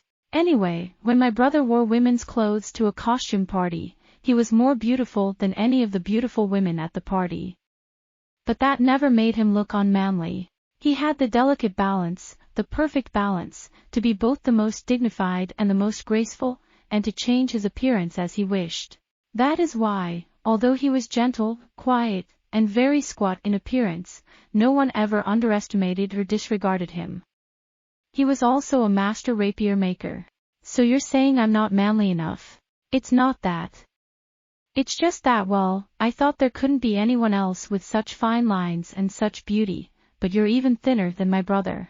When we used to sneak out to town, my brother and I would dress up as women and my sibling's daughter would dress up as a man. It suited my brother very well.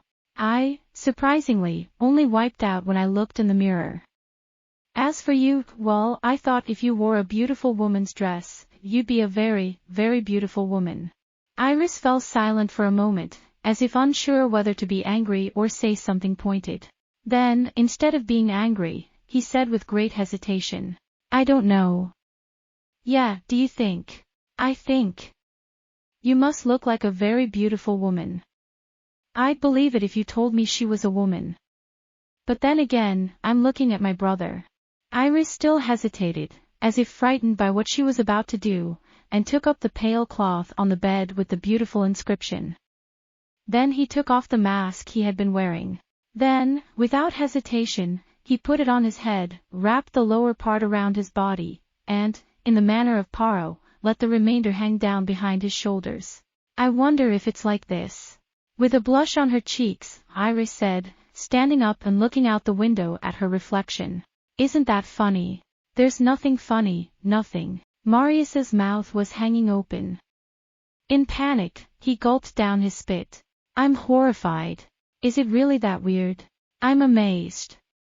She's the most beautiful woman I've ever seen in my life, and I've never seen her with a cloth wrapped around her. Iris looked at Marius in some dismay, and then at her own figure, and took away the cloth in a panic. Oh. I wish you'd left it like that more. I shouldn't have done this. Iris's voice had suddenly become hushed. I don't like it. This is bullshit. It's not trivial. You're very, very pretty. If you put on the right makeup, comb your hair, put on a dress. I'm a man. Iris said as she slammed him. I'm a man. I'm the only male of the Cilician Emperor, the Prince of Achilles, who should be the crown prince. I know. There's nothing to be upset about. No one thinks you're not manly just because you sometimes dress up as a woman for fun. Even my brother. Your brother may like to dress up as a woman, but I don't have such a strange taste. Iris said angrily. Don't encourage him to do anything crazy. You probably like that stuff because of your brother. I'm normal. No, I'm not crazy. Neither is my brother. Don't make some crazy accusation about me that you don't know anything about. Who's the one making accusations? Well, brother, that's already weird. Your relationship with your brother is not normal anymore. It's not a normal brotherly relationship. Secondly, he's your brother.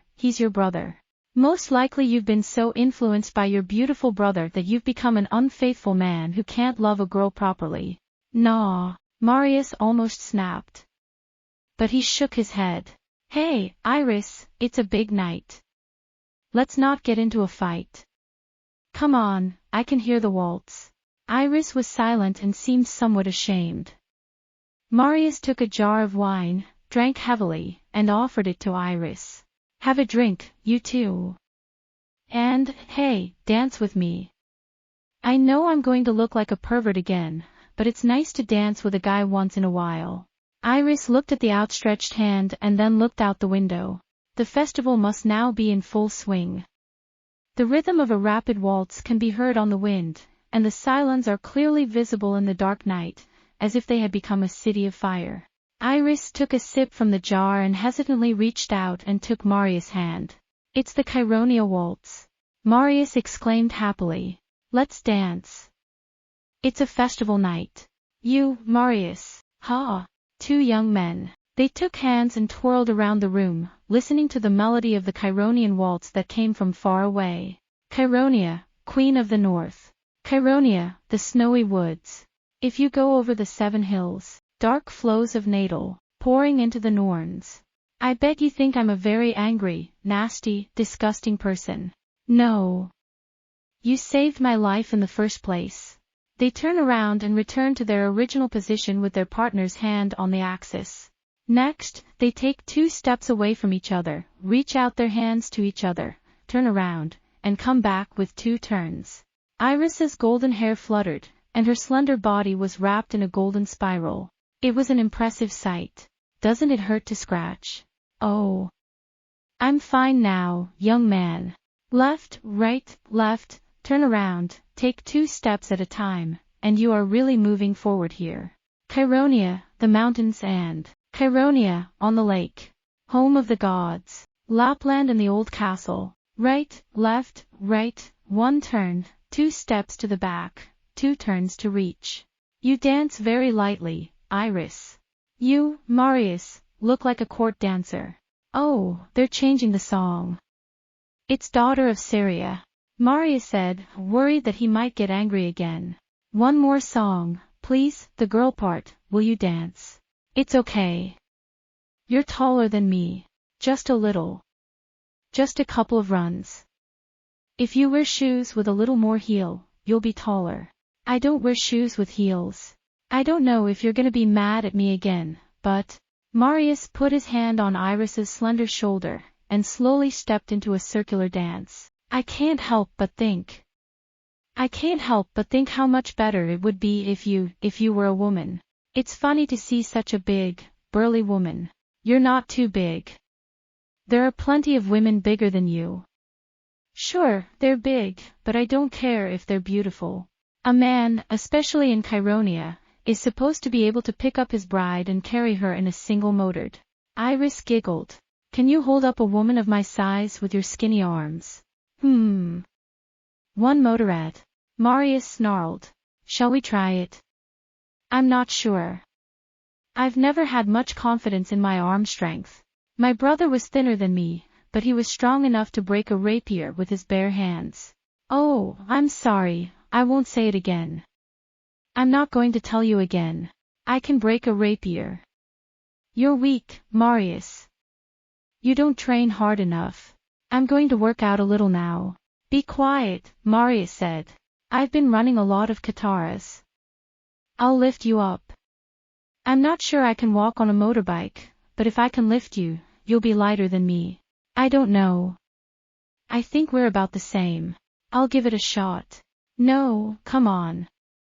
No, stop it. Don't touch me. What the fuck? Okay, I won't do it if you don't want me to. I don't like to be touched by people. Ha. I don't know why. I love it. To touch and to be touched. Tort's poster child. It's more fun to get close to each other and get to know each other. Well, that's fine, but it's a matter of personal preference. How was your brother? Marius thought about it for a moment and then said in surprise. Speaking of which, my brother was very reluctant to be touched and would casually step aside. It was like there was always a cold air around him. I guess that's normal. No, you don't. You mean to tell me that all those girls you touched didn't mind? Come to think of it, you used to sing Daughter of Syria to all the girls here. Do you like her? No, it's not like that. It's just, isn't she a lovely girl? I'm not half as beautiful as you are. I'll pray to Syria that she'll be okay. Don't say that. I'll sing to anyone, it's my business. But I haven't sung to you properly yet. I'd like you to listen next time. I don't want to be Syria's daughter. I'll make you a hymn to Iris. I'll make you a song that's even more beautiful than Iris without bending.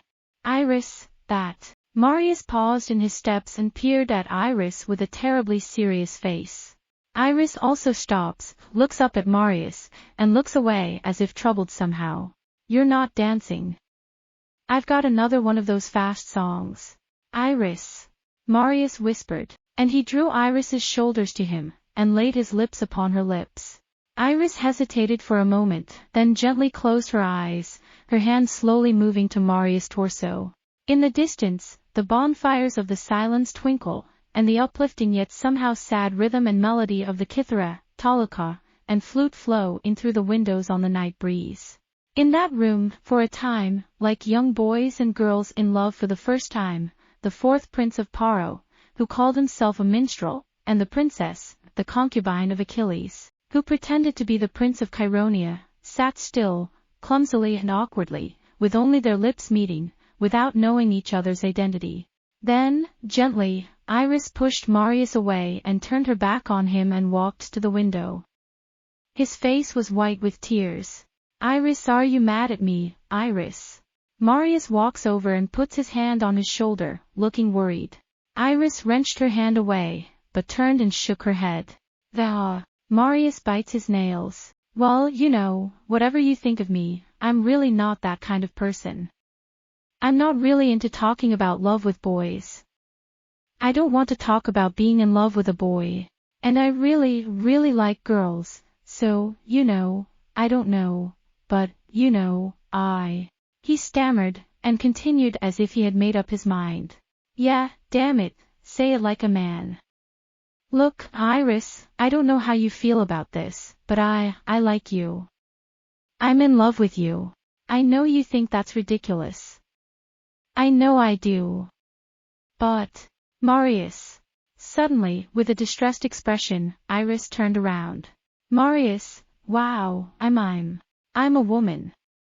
My name is Octavia, and I am the daughter of Achilles and Julia Euphemia.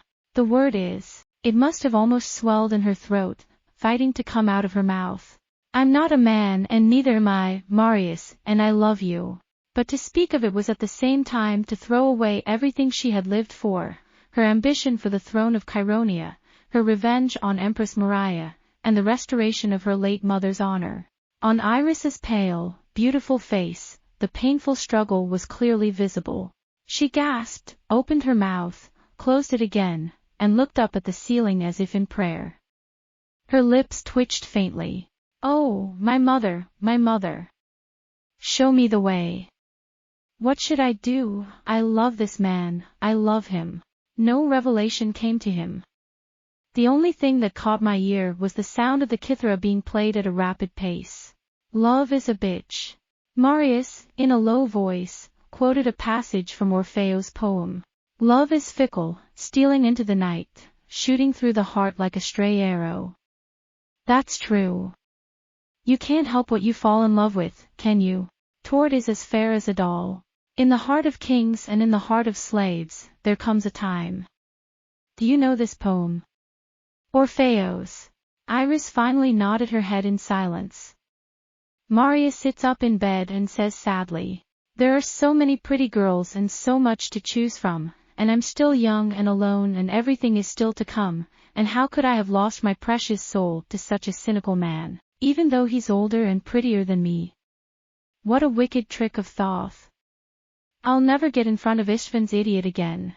I'll never be able to get in front of that idiot again, and he'll be so happy. He'll say I was right. I'm afraid I've been hit by Toto's mischievous arrow. Iris stared at such Marius, painfully and silently. Even in his eyes, it was clear that Marius was beginning to look distinctly different from the clownish buffoon, cowardly, soft, and helpless womanizer he had been. I have to go, Iris said in a faltering voice and stood up. Marius, completely devastated, did not dare to stop him. Iris, on the other hand, stopped as she was leaving and said in a low voice, I'm sorry, but I don't know what to do. Will you promise me one thing, Marius? What? I don't want you to ask me anything, or look into my affairs, or suspect me of anything.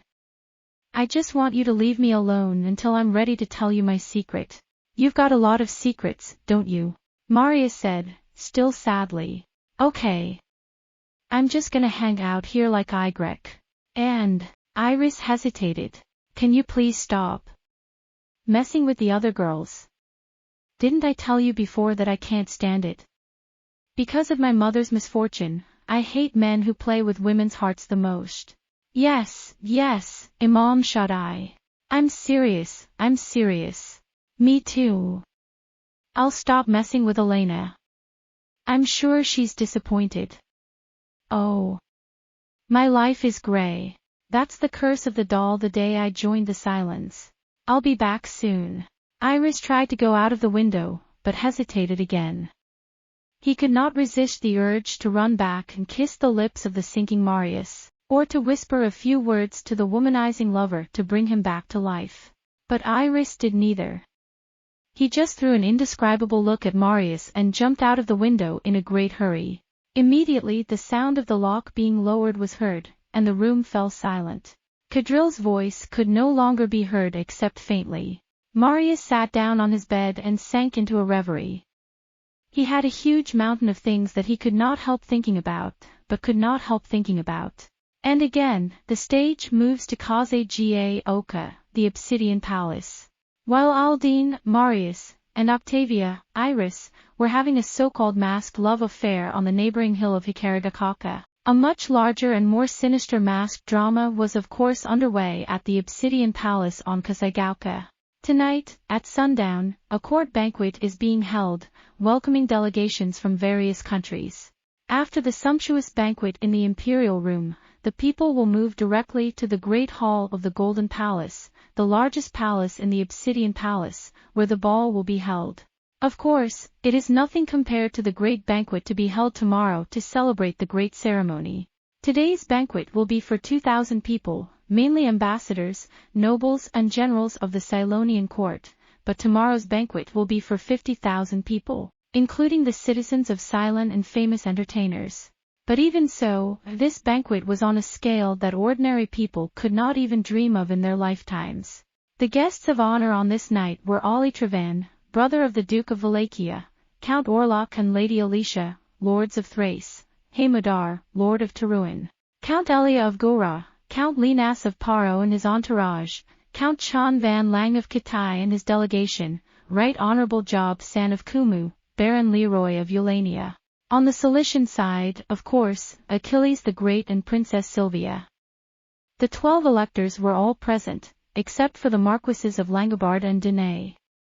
8 of the 12 divine generals, as well as the great nobles and warlords who form the core of Chironia's proud culture and military prowess. They do not yet dress in their first attire for tomorrow. Rather, they are dressed somewhat more modestly tonight, and therefore more extravagantly and tastefully clothed. Among the people who had gathered like stars in the bright golden hall, the most conspicuous were the delegation of Chan Fong Lan, all of whom were dressed in the same crimson costume with slits down to their thighs, and their jet-black hair bobbing in the same shape, looking like a group of crimson lunarians. The delegation of Chang Fong Lan and, above all, the great man with the leopard's head, who stood silently in the distance. From the very beginning, when they entered, the ambassadors, of course, looked at it and, although they had become quite familiar with it, it was nothing less than the mythical presence of the people of the court of Chironia, which, no matter how many times they saw it, gave them a fresh shock. In one corner of the hall, a group of court musicians stood still, playing a variety of music incessantly. The Emperor Achilles showed his health for the first time in a long time at the banquet, which relieved his subjects. However, he left the banquet before long, and the Princess Sylvia followed his example, so that the banquet gave a somewhat dull impression. However, the food served was sumptuous and elaborate, and the people enjoyed it. So when they came to this mirror room in the Golden Palace, where mirrors were placed on wall after wall and pillar after pillar, they were rather annoyed at the absence of the emperor, and the people were enjoying themselves with joy and excitement. The images produced by the mirrors were also produced by other mirrors, and they reflected each other, so that even though this hall actually held a large number of people, it seemed to hold an even larger number of people.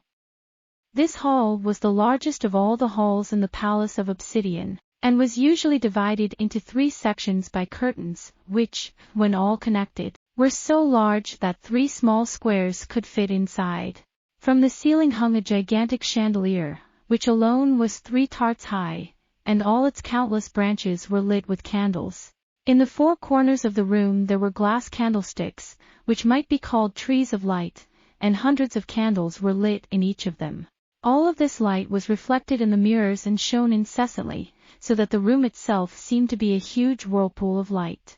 A large number of waiters and maids were constantly passing around drinks and food, and the clinking of glasses, the chattering of voices, music, and all sorts of sounds came together to create what sounded like tens of thousands of bees buzzing about.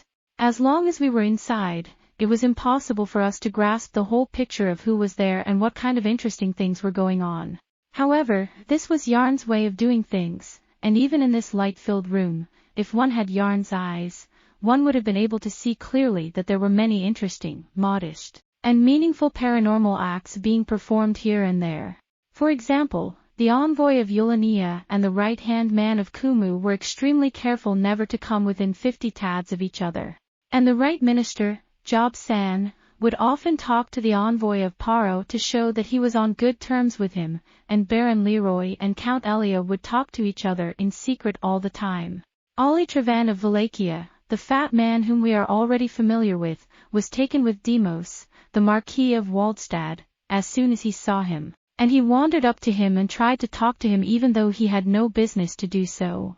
The Marquis of Waldstad, on the other hand, did not understand the meaning of his brother's interest in him at all, and so the two were engaged in a series of absurd and curious questions and answers that would have offended anyone who knew the situation. As the Marquis of Waldstad was a nobleman whose territory was in the mountains and had nothing to do with trade by ship, he tried his best to show polite interest in the Duke of Wallachia, but he could not understand what the other party was saying, and he was at a loss inside and kept smiling. On the other hand, the Count and Countess of Orlok and the Lords of Teruel were sitting in a chair in a corner with the Marquis of Anten, and they were having a long talk about the coming year's trade. People wanted to be introduced to Guin the 100-Dragon Chief and General Xenon, and they came to them one after another. And they were annoyed by them when they tried to see who was stronger. The beautiful envoys of Katai wanted to touch the muscles of the two men, and one after another they stretched out their ciliated hands and pinched their strong arms and shouted in delight. In the middle of the room, young noblemen were dancing with noble ladies. Boys and young noblemen such as Malone, Bolan, Olasalan, and the princesses of the noble families were the most popular. As in the case of the servants, the music was the same. Chironian waltzes, daughter of Saria, quadrilles, and waltzes, but the court musicians also played the national anthem of Kumu and the songs of the coastal provinces for the envoys of each country.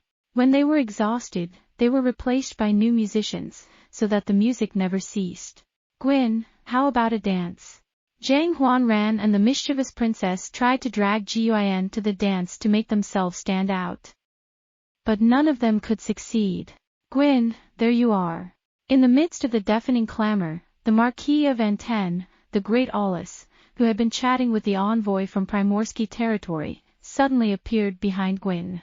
It's noisy in here. Let's go cool off on the balcony. We need to talk. Well, Marquis de Elantane, you've taken our hero. You almost dragged Baeknyang to the dance. Guin will not dance, ladies. Instead, find yourselves a suitable young nobleman. When he went out on the balcony, Aulus took a drink from the maid and offered it to Guin. Well, Guin, you're very popular. The city of Ceylon spreads out below their eyes, and they are enjoying the light and dancing, just as we saw from Hikarigakaka earlier, though from a different angle. Oh, the night breeze is soothing. There's too much noise, too many people, too much heat for an old man like me. It chokes me and blinds me.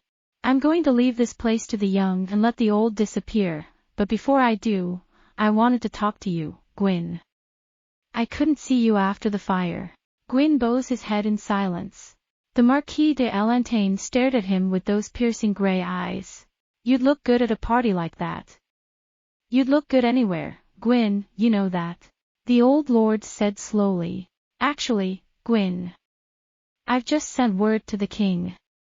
You're to be imprisoned and executed in secret. Guin didn't show any particular sign of surprise. Why, again, Marquis de Elantane? There it is. Aulus stroked his chin. I am second only to Achilles in responsibility for Chironia. I'm always looking out for the best interests of Chironia and Antonu. As far as I'm concerned, you're not good for Chironia. I wonder why. A nation is not a thing that can be changed in a year or so. A country is made up of various balances that have been created over a long, long period of time. The climate, the number of people, the abundance of the land, the geographical features, and the people, little by little, people are constantly changed, but they are always balanced and changed. And that is what a well-run country is. Whenever someone upsets the balance or the expectation of who will be next and who will be next, the country will be shaken. I'm an old man and I don't like to see my country shake. They say it's not good for Chironia for me, a newcomer, to look so big, don't they? Oh, it's not. Don't get me wrong, Guin. Whether you're new or not is of little consequence. What matters is that you're fit to be king of a land if you choose to be. You think you can buy me? I'm nothing but a mercenary. They haven't called me the Marquis de Elantane for 60 years. Aulus chuckled. I'll know it when I see it. Guin, you're the first person I've seen in decades, well, aside from my own and other royalty, of course, who hasn't been king yet, who isn't royalty, who used to be king but is now at least a mercenary. You are the first person I've seen who has been given the right by Janus to command a large army and run a country. This is not a question of talent or anything like that. Jesus is a man of great talent, but he will never be king. Not even for me. For me the lords of Anten are a small price to pay. That's why I've never had any ambition to supplant you. It's a funny thing, Guin Janus makes men into sizes suited to their destiny. Only a select few are born with an invisible crown on their foreheads. If it's a member of the royal family, there's no problem, but if it's a mercenary who's been deprived of his throne or whatever, that's a problem. It's a problem. If you're left in charge, Calonia will fall apart. You'll rise to greatness, Guin. You have something that comforts people just by standing there without saying a word. People will fall for you like they would a baka pawn. And they will fight and die for you. It will be pleasant to them to be good to you without being told. They'll look at you with admiration and want to offer you their swords. Of course, Achilles, too, is a born emperor, so chosen that he would offer you his sword. That's why there was peace in Cheironia. No matter your loyalty to Cheironia and to you, there should never be two emperors in one land. No more two suns in the sky. You're disrupting the land. Do you understand? I understand what you're saying. So I ask you, Guin. If you are His Majesty, what will you do when one like you appears like a comet? If it were me, I'd kill it or take it as my crown prince. If it's what the Lord says it is. I'm not like that. Kill or be king. Well, that's the only way. And you cannot be king. You've been in Cheironia too short a time. Even if you were king, they'd be confused. They wouldn't follow you. And even if you kill him now, it won't be until Jesus and Zenon and Dulcius are angry with you and rise up in rebellion. There will be a deep rift. That's all. What if I told you to die in your name, Guin? I gave my sword to the Emperor Achilles. When you press the hilt, it will pierce my heart. I will not resist. What if I told you to leave this Cheironia and never come back? I will obey that order. Now Aulus is silent. He squinted and stared at Guin. I know that you have no ambition for Cheironia. Slowly. I've seen a lot of ambition and I know it. You don't want to be famous. You don't want power. What on earth do you want? I want to find my lost memories and who I am, Marquis. That's all. Can you find it in Ceylonia? Or? I was ordained by Yarn to go to Cheironia. Of Yarn. Aulus thought again. Then he said low. Speak, Guin. You are the Emperor of Cheironia, and one day, with no successor in sight, you suddenly burst upon the scene like a comet. A man of valor, wisdom and manners, fit to be king and general. And yet so young in the court, that you cannot be trusted. If I let him go, he will be useful to other nations and may even destroy Cheironia.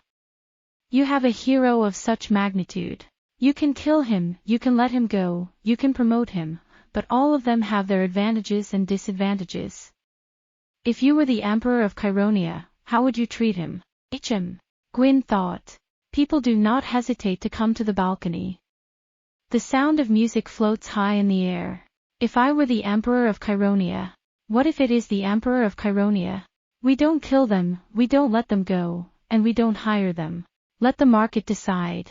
No. So, what do we do? I should mention that I'm doing this in light of the rather unique situation we find ourselves in right now. Guin turned his head back and saw that there were no other ears. I think it's a bad idea to kill him or let him go. If it were up to me, I'd attach an army to that man and send him to the border where the war is now raging. If the man is capable, he will lead the war to victory. Whether he dies, is captured or surrenders, it will not be your fault and there will be no disturbance in the country. And if he returns, there will be no dissatisfaction in the country even if you appoint him because of his merits. If it were up to me, I would make the old general an honorary general, attach a man to him, give him an army, and see to it that he does not return to the silence for several years. The Marquis de L'Antaine was once again staring at Guin with the same strange look he had given him at noon. After a moment, the Marquis d'Antaine chuckled. I told you, Your Majesty. Ho said slowly. Immediately imprison and execute that leopard, or else give him 10,000 men and send him to the west, where war is near." He laughed and said that if I executed him, Hazos and Zeno would execute me. "Go to Darcius, Guin." "As you command, sir." "As Vice-Admiral of Dulcius, I will raise 10,000 men and take the Silons immediately after the great council. This is an order of the Emperor Achilles. Guin has taken up a steadfast stance.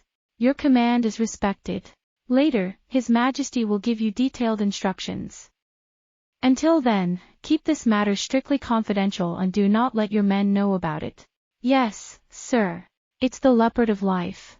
Aulus had already begun to laugh loudly. "Depending on your answer, I would have assassinated you on my own responsibility, no matter what your Majesty said." "I'm afraid so." "You're not afraid of me at all. Maybe that's what's good about you." "I like you, Guin. I like people. But I don't want you for my daughter's son-in-law. You're not built for the easy road. Yarn will have many interesting things to see with you. My daughter's son-in-law must be an honest, sober, uninteresting man like Demos. For the sake of her happiness, I'd better be off for the night." "But, Guin, you may assume that you now have the backing of Aulus Pharon, Marquis of Antenne. You seem to fit the Chironian temperament to a T. Resolute, silent, brave, loyal, that's the good of the Chironians. Especially the Chironians. The bad part is that they are short-tempered, single-minded and inflexible." "I like Chironia," Guin said, grasping Aulus' hand as he held it out. "Only Chironia has welcomed and embraced this strange, unknown monster with such warmth. I will never forget this debt. I will lay down my life for Chironia, the Emperor of Chironia and his subjects. It is a blessing for Chironia that you have had the courage to accept me. Come and visit us in Antenne, Guin. The frozen sea of the Norns and the coniferous forests, the long hard winters and the decisive people, it's a good place. In winter, people go ice skating on Lake Gila. I'd love to meet you, Marquis. See you tomorrow for the big day, my friend," Aulus said and smiled. The smile made the stern-faced old man seem unexpectedly cheerful and friendly. Perhaps it was another face of the great Aulus, known only to his young grandson and longtime friend. Guin watched Aulus go into the hall and wondered what to do. But before he could return to the hall, the door between him and the balcony opened, and a man walked towards him. Guin had never seen him before. He was small, almost as small as Guin's chest. His thin, small frame did not suit his velvet toga. His strange eyes, gray and bluish, shone brightly, but his thin face was almost gloomy.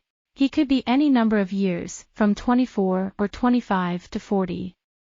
He was a strangely striking figure. "Pardon me, sir, while I make myself at home, Lord Guin." He looked up at Guin with amusement and greeted her in a low but clear voice. "My name is Valerius and I have come to this feast in the service of the Paro legate, Count Linus the Holy Knight. My Lord Linus is waiting for me to say a few words to the 100-dragon chief, so if you could spare a few moments of your time." "Paros." Guin nodded and straightened himself up. Valerius went to the door and called out, and the young, vivacious-looking, stout Paros envoy rushed in and made a knightly bow. "I've seen you from afar before, but there were so many people that it was hard to talk to you," Count Linus said, looking at Guin as if he too was being devoured. "I am Paro, the eldest son of the Marquis of Aurra, who was killed in battle during the Black Dragon War, and I am Count Linus, the Holy Knight. His Majesty King Remus I, the new king, has entrusted me with the role of Paro's envoy on this occasion, and I have left Crystal not long after His Majesty's coronation to enter Ceylon. Thank you for your service. No, I have also been informed by you both that the 100-dragon chief Guin has always been of great assistance to His Majesty the King and my sister Linda. It is with Janus' guidance that I have the honor of meeting Guin here, and on behalf of all the people of Paro, as well as His Majesty the King and His Royal Highness the King's sister, I presume to thank you, Linus, for all your generosity. All the people of Paro will remember that His Majesty the King is here today by the help of Guin, and will wish to repay any part of his unending gratitude by doing whatever it takes to accommodate him. Thank you for your concern. But I didn't do anything wrong. Guin said. How are your Majesty the King and your Royal Highness? Well. With His Majesty's newfound kingliness and the assistance of Lord Regent Crystal, Paro is finally recovering from the Black Dragon War. Count Linus looked at Guin with a glare. It's a strange coincidence, then. For some time now, we have heard of the strange adventures of your Highnesses, or rather of your Majesty and your sister, and as we heard of the leopard-headed super-warrior who appeared in those stories, we had half believed that such a person could not possibly exist in reality, and that this was probably some kind of exaggeration. However, when I arrived in Ceylon this time and entered the Obsidian Palace, the whole court was abuzz with rumors about you. When I saw you for the first time, I was truly astonished, but I can't imagine how Princess Linda must be pleased. She was particularly concerned about your whereabouts, and as soon as the country was settled she sent word to look for you. It seems that he wanted to welcome you to the Paro court and treat you appropriately. Courageous, noble-hearted, they were indeed children who reminded me of the blood of the Holy King. Guin turned her shimmering, topaz eyes to Count Linus and Valerius and said, Look away. He never cried, no matter what the predicament, and until recently he would have been cherished in the depths of the court as a butterfly and a flower, but even in the desert of Nosferus and on the Sea of Lent, he always endured difficulties, shared the food of Shem and the water of the pirates, and at all times he never lost his dignity, It was my heartfelt joy that I could protect those children and send them back to Argos. It's been more than a year since I've seen him, Linus said with emotion. Now that we, the people of Paro, have regained our country and are able to congratulate other nations on their celebrations as ambassadors of the King of Paro, we have not forgotten the despair of those days of occupation, when it seemed as if we were wandering in a terrible dark night. Indeed, what stormy days they were, and the joy of our revival when we were told that the twins were safely protected by the hands of the mysterious super-warrior and had arrived in Argos. For Paro, the twins were his only hope in those dark days, and his last lifeline. You protected and saved those twins. And for the both of you, Valerius whispered in a low, singing voice. For both of you, too, those days must remain forever as a strange and long dream, an ineffable daydream of the king and his sister, the blue-blooded one. They may dream one day of the desert of Nosferus, and the Sea of Lent, in the midst of the beautiful spires and marble of Paro, and the flowers of Lenoria and Rosalia. He may almost wonder when and where it was, whether it really was, or whether he only thought it was, and in the midst of it all he may long remember the days of that boy. Valerius, you're still as funny as ever, Linus said admiringly. Guin narrowed his eyes at the little man. Excuse me, but did they tell you that you can be the Count's man? Oh, this is my father's protégé, Valerius. He's a mage who studied under Otang Fei, also known as Paro. Master Linus. Valerius interrupted him. Guin was staring at Valerius. You're a mage. So I see. No, I have only learned how to read the runes. Guin did not say anything to Valerius' challenge or check. For a brief moment, Guin's topaz eyes and Valerius's unidentifiable eyes met, but they quickly looked away from each other. It is unfortunate, then, that you have become a 100-dragon chief in Chironia. It seems that Princess Linda was thinking of welcoming Lord Guin to my Paro, and having him become the new hero of the Knights of Paro, and the key to our military. Well, my Lord Achilles, I have just offered you my sword without two. Guin laughed. Moreover, it is precisely because the people of Chironia are armed that they have welcomed a man like me with open arms, but this will not be the case at the stately and elegant court of Paro. I'm sure the beast's head will be an annoyance. In the beginning, I'm sure he'd be grateful for your hospitality. I seem to be suited to the rugged north. That's what the people of Chironia think of you, my lord. From what I've seen of you in the past, you're a very popular man. And Valerius? No, but I'm sorry. But at any rate, I'm sure their majesties, not your majesties and your highnesses, will be very pleased to know where you are. As soon as you return, I'm sure they'll send a letter or an envoy, Linus said. But Guin shook his head. I'd appreciate it if you didn't do me any favors, Count Linus. I've only been at the court of Chironia a short time.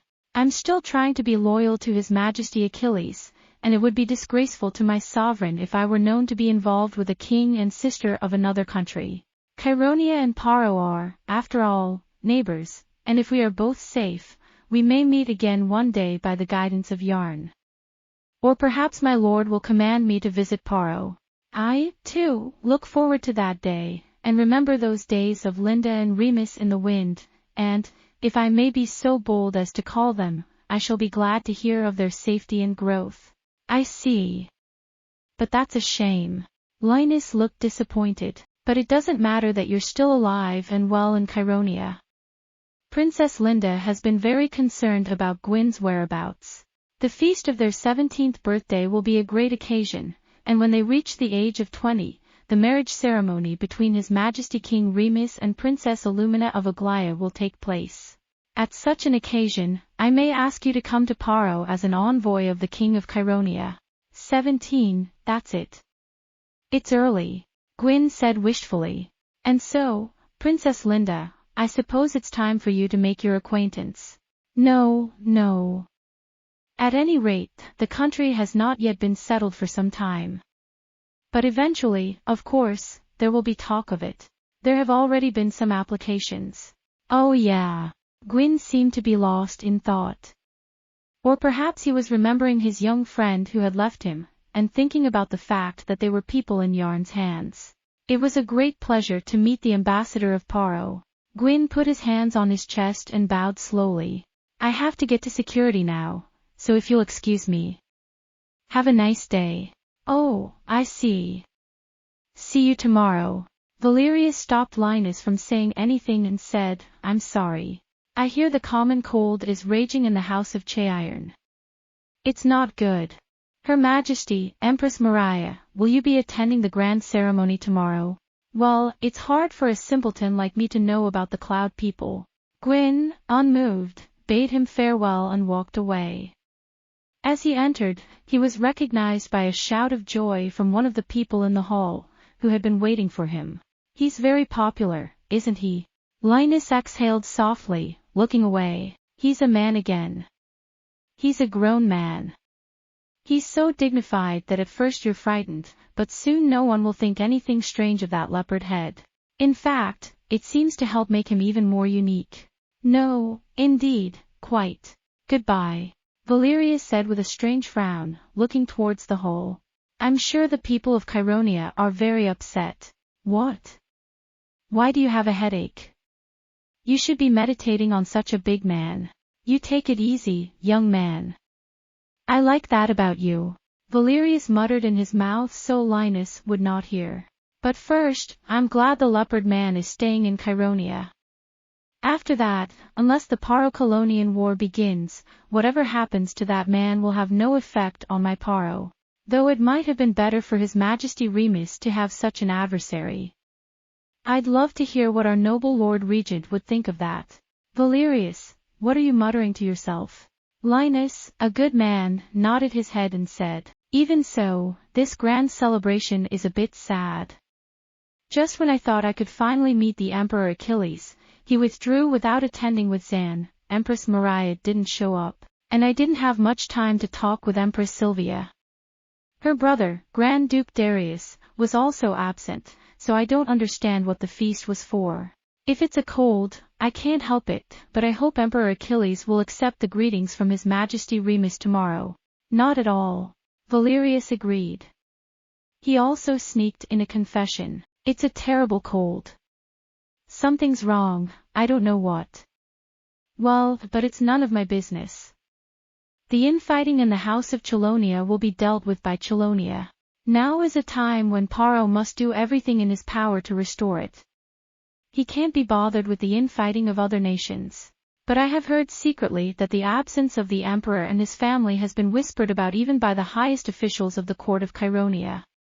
Apparently, no one knows the truth. But that's all right. There's nothing we can do to find out.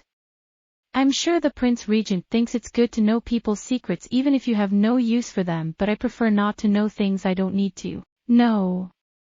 And yet, compared to my royal family, the Chironians are certainly not as pleasant to look at. What? What? Shoo, I don't mean to say this out loud, Linus. I'm just saying that the Chironians aren't exactly the most beautiful family compared to the Paro royals. No, not at all. That's what I thought, too. There's a certain jealousy about the lack of beautiful women at the Ionian court. I'm afraid I can't say it out loud. Among them, the Marquis of Worstadt and his sister, the princess, were the best. However, Worstadt is on the Paro border, and his family has Paro blood. I can't say that out loud. So, Ollie Trevan has been flirting with the Marquis of Worstadt for some time now. That fat bastard is completely unbecoming. He's stalking Lord Naris in the crystal and he's a disgrace to Primorai. All right. I'll go see how the Marquis of Worstadt's sister is doing. She's a beauty. Well, not as good as Princess Minor, huh? Yes, let's go. It's getting late, so it's a good time to dance. Night was falling. The people were absorbed in dancing and music and did not leave the hall at all. However, the elders of the 12 electors, including the Marquis de Ln10, and the older men, withdrew at an appropriate time, making the remaining young people feel more comfortable and rude. Princess Sylvia, who had once withdrawn with her father, changed her costume and appeared when the dance of the young men began.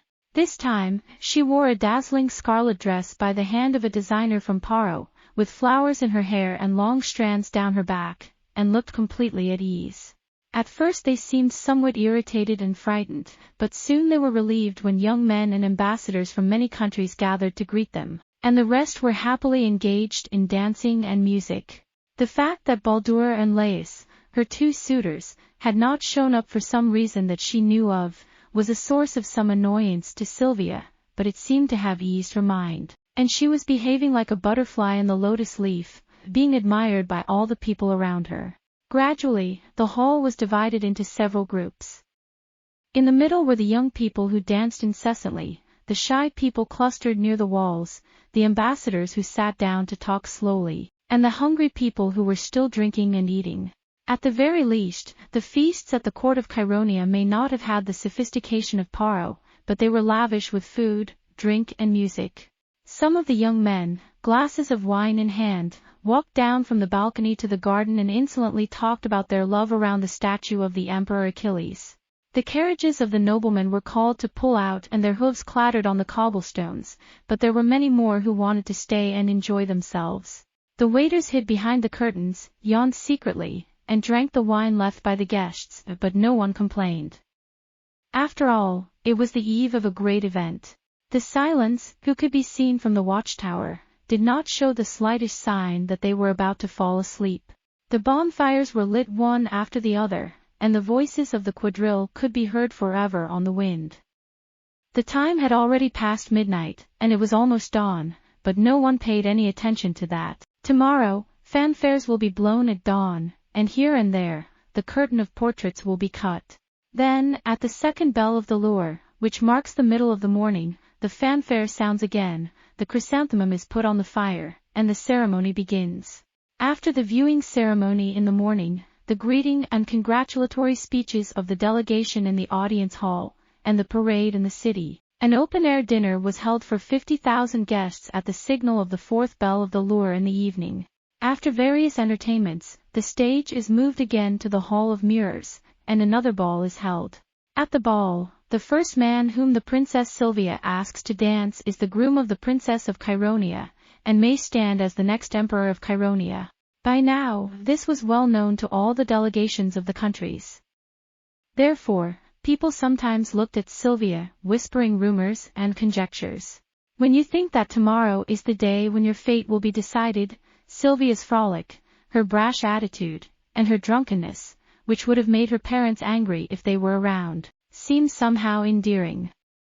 For the young princesses, Sylvia is the blessed daughter who can choose her beloved from all the young bachelors in Chironia, and for the young bachelors who are chosen, Sylvia is the living manifestation of the wealth, glory, and power of Chironia itself. And power itself. The Marquis of Waldstadt, Demos, after being troubled by Ollie Trevan for a long time, crawled out of there and went to the princesses. But when he saw Sylvia appear, he slipped away and went back to the safety of Hikarigakaka.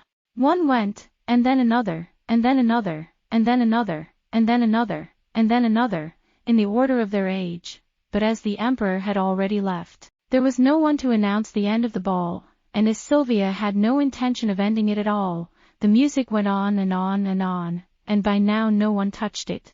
The music went on and on and on, and the bonbons, fruits, and buns, which no one touched anymore, were replenished one after the other. Where was Guin at that mad banquet?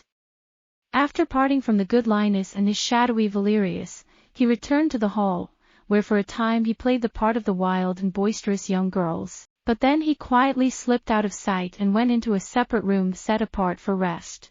He went into a separate room set aside for rest and quietly exchanged words with the remaining men, including General Adon, Brigadier General Curlin, and Captain Viles. At least that seemed to be more comfortable for Guin.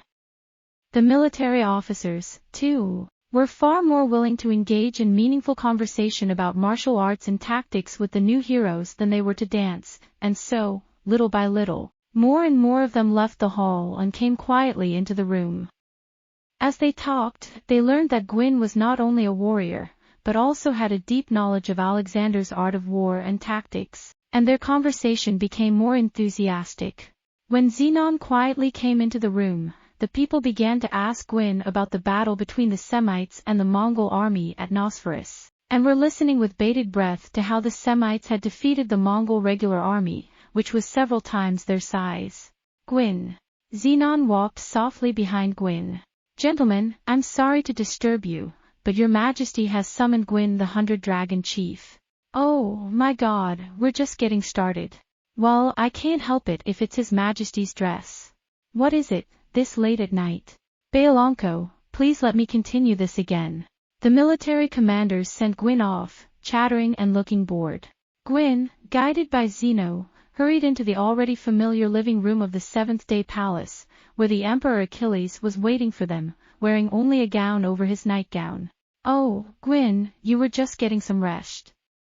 I'm sorry to call you here. Actually, I've got a few pressing matters to attend to." "As you wish." "First of all, I have just received word from the Tower of Truth that the man known as Judæus has confessed to everything." "As I thought, his name is Judæus, Count Judith of Judither, a Eulanian military strategist and spies, who dared to infiltrate as a mercenary in his nobleman's body in order to talk to the high-ranking envoys gathered in Ceylon at his own discretion. It's true that Emir spies would have to go to the head of state every time to ask for their intentions, which is not worth the time. But that's a bit of a problem. When you're a Count of Eulania, you're just a nobody, and you can't be executed at will. If it comes to it, we'll just have to pretend that we got rid of a mercenary named Daniel, who we don't know is Count Judither, a military commander, and who is acting suspiciously. Well, that's the only way, but when it comes to diplomatic issues, you know, it's usually the other side that's at fault, but even so, that's a story for another time, Guin." The Emperor Achilles took up the secret book on his desk. "Something has happened that I can't explain. A courier from Sardes has just arrived on a fast horse." "What a surprise," he said. "The masked troops from the Sardes border have seized the small town of Aelia, near the border, with the Kumu flag flying." "Comes." Zenon let out a yelp. "That's ridiculous."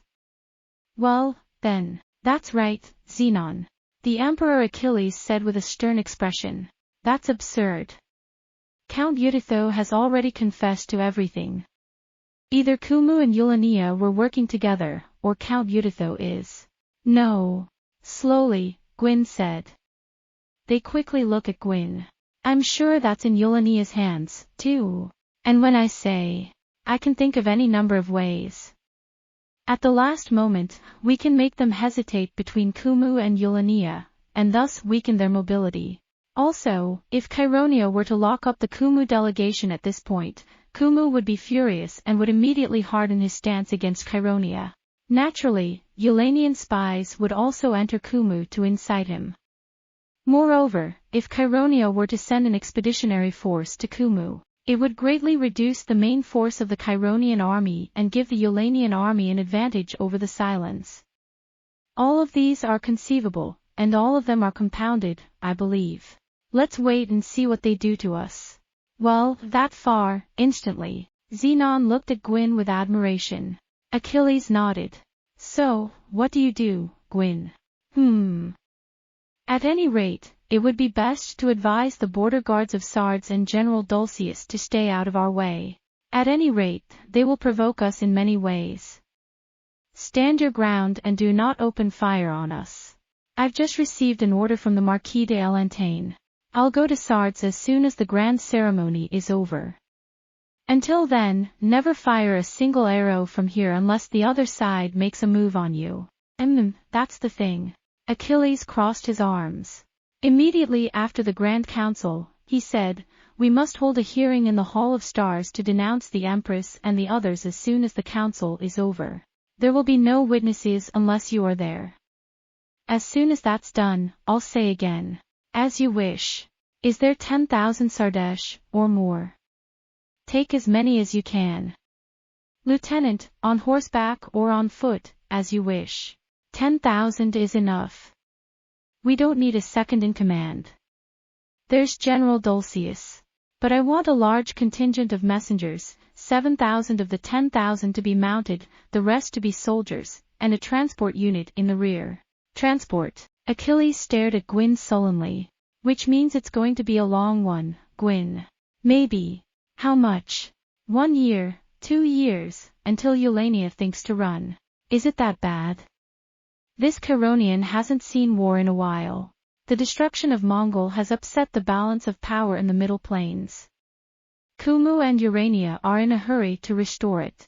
If Kumu sides with Chironia, it will be short-lived, but as Kumu, Mongol is already gone, and if Eulania comes under the occupation of Chironia, there will be no more of the 3 Gorian kingdoms, and only the Grand Duchy of Kumu will remain. Then Kumu alone would be left to wait for the crushing of Chironia. If Kumu were to join forces with Eulania against Chironia, the 3 kingdoms would be outnumbered almost 2 to 1, and if they failed, all 3 would be crushed beyond recovery. Therefore, Kumu will not enter the war. And Eulania will not wage an all-out war if it knows Emperor Achilles is alive and well. Therefore, my role is to reduce the number of battles as much as possible, settle the matter with a small quarrel on the border, and let Eulania know that the conspiracy has been foiled, while at the same time saving Eulania's face. Very well.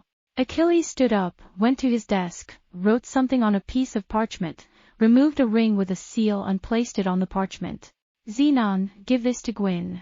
Thank you for your time. Ah. Is this an imperial message that delegates all authority over the Battle of Sardes to the 1,000 Dragon Chief Guin? Zenon shouted in surprise. Yes.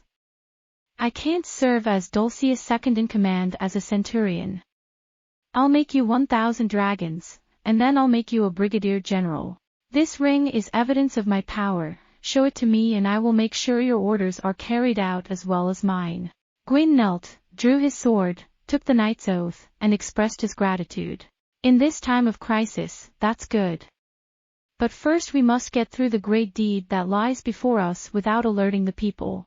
Besides, I hope Guin is right and Eulania is behind this, but if it's Kumu's and Count Euthyther is actually Kumu's handiwork and this is all a part of Kumu's plot to bring Eulania down, you're in big trouble. Chironia will be condemned by all nations for unilaterally invading innocent Eulania. Pray, and have faith in my judgment. Guin said emphatically. I believe it is Eulania who is behind all this. However, this is not a time of true war, and Chironia cannot destroy Eulania. At any rate, we must talk with Eulania on the one hand, continue diplomatic negotiations, engage in petty squabbles on the border, and if necessary, launch an expeditionary force into Eulania. At any rate, we must keep the stage as far away from the center of Chironia as possible. Will it be an evil day? It's going to be a long winter soon. The Eurasian border, though still better than the Talian side, is bitterly cold in winter. The great forests of Nadal also spread out. I'm sorry for you and especially for old Darcius. No. I am dedicated to the Emperor. And yet, walking towards the window, with his hands clasped behind his back, Achilles muttered. And yet, I cannot understand. Ulaninia, though ambitious by nature, is the oldest of the 3 Gorian provinces and encompasses the Gorian Empire, and has never been on good terms with my Cheironia.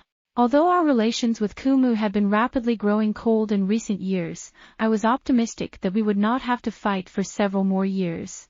It was more sudden than the Paro-Mongol War and, as you say, we are not in a turbulent age. How could it have come about that there was suddenly a flurry of intrigue and a cloud of war was suddenly looming over Cheironia? And what has happened to Urania is truly insidious. I had thought that the Eurasians were more simple-minded than Paro. Guin thought for a moment. Then he said slowly, there are those who love strife, who take their pleasure, their advantage, their energy in every war between man and man, between country and country.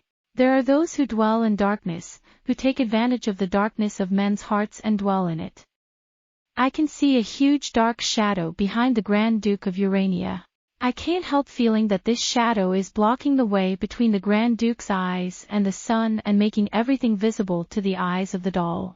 And maybe Chatsu's real target is me. I heard it from his mouth. I don't know if it's true or not. I know that capturing me is the first step in Chatsu's ambition to bring about the dreaded world of the doll. True or not, I will fight. For Cheironia, for the sovereign to whom I gave my sword, for Janus who rules the middle field, and for my soul. I will not play into the hands of those who wander from darkness to darkness, who creep secretly into the darkest corners of men's hearts, who, without country or army, seek to manipulate men's minds with the hand of dole and to disturb the world. I will not let them succeed. I swear it by my fate, by this leopard head. Guin raised the sword he had presented to the Emperor Achilles earlier, struck him with a powerful blow, and swore an oath. Zenon looked up, his brow furrowed in disgust. What's up, Zenon? Well. There was a strange breeze in the distance, and I thought I heard something that sounded like laughter. Tonight we celebrate. I guess the young ones haven't had enough fun yet. The Emperor did not care, said Achilles. He did not understand the meaning of Guin's words, but Achilles, as the Emperor of Cheironia, knew the time when he should not be made to explain everything. Anyway, that's the way it is. Achilles turned slowly and looked equally at the 2 heroes and said, whether it comes to war or we are fortunate enough to be able to stop it before it happens, we must try to do what is best for Cheironia. For the time being, even at home, we will be busy cleaning up after Eulania's mess. Guin, I hope you can make it back to the Silence before winter sets in. I'm sorry to hear that. Very well. All that matters first is tomorrow. Go. Ha! The sun's almost up. You should get some rest, both of you.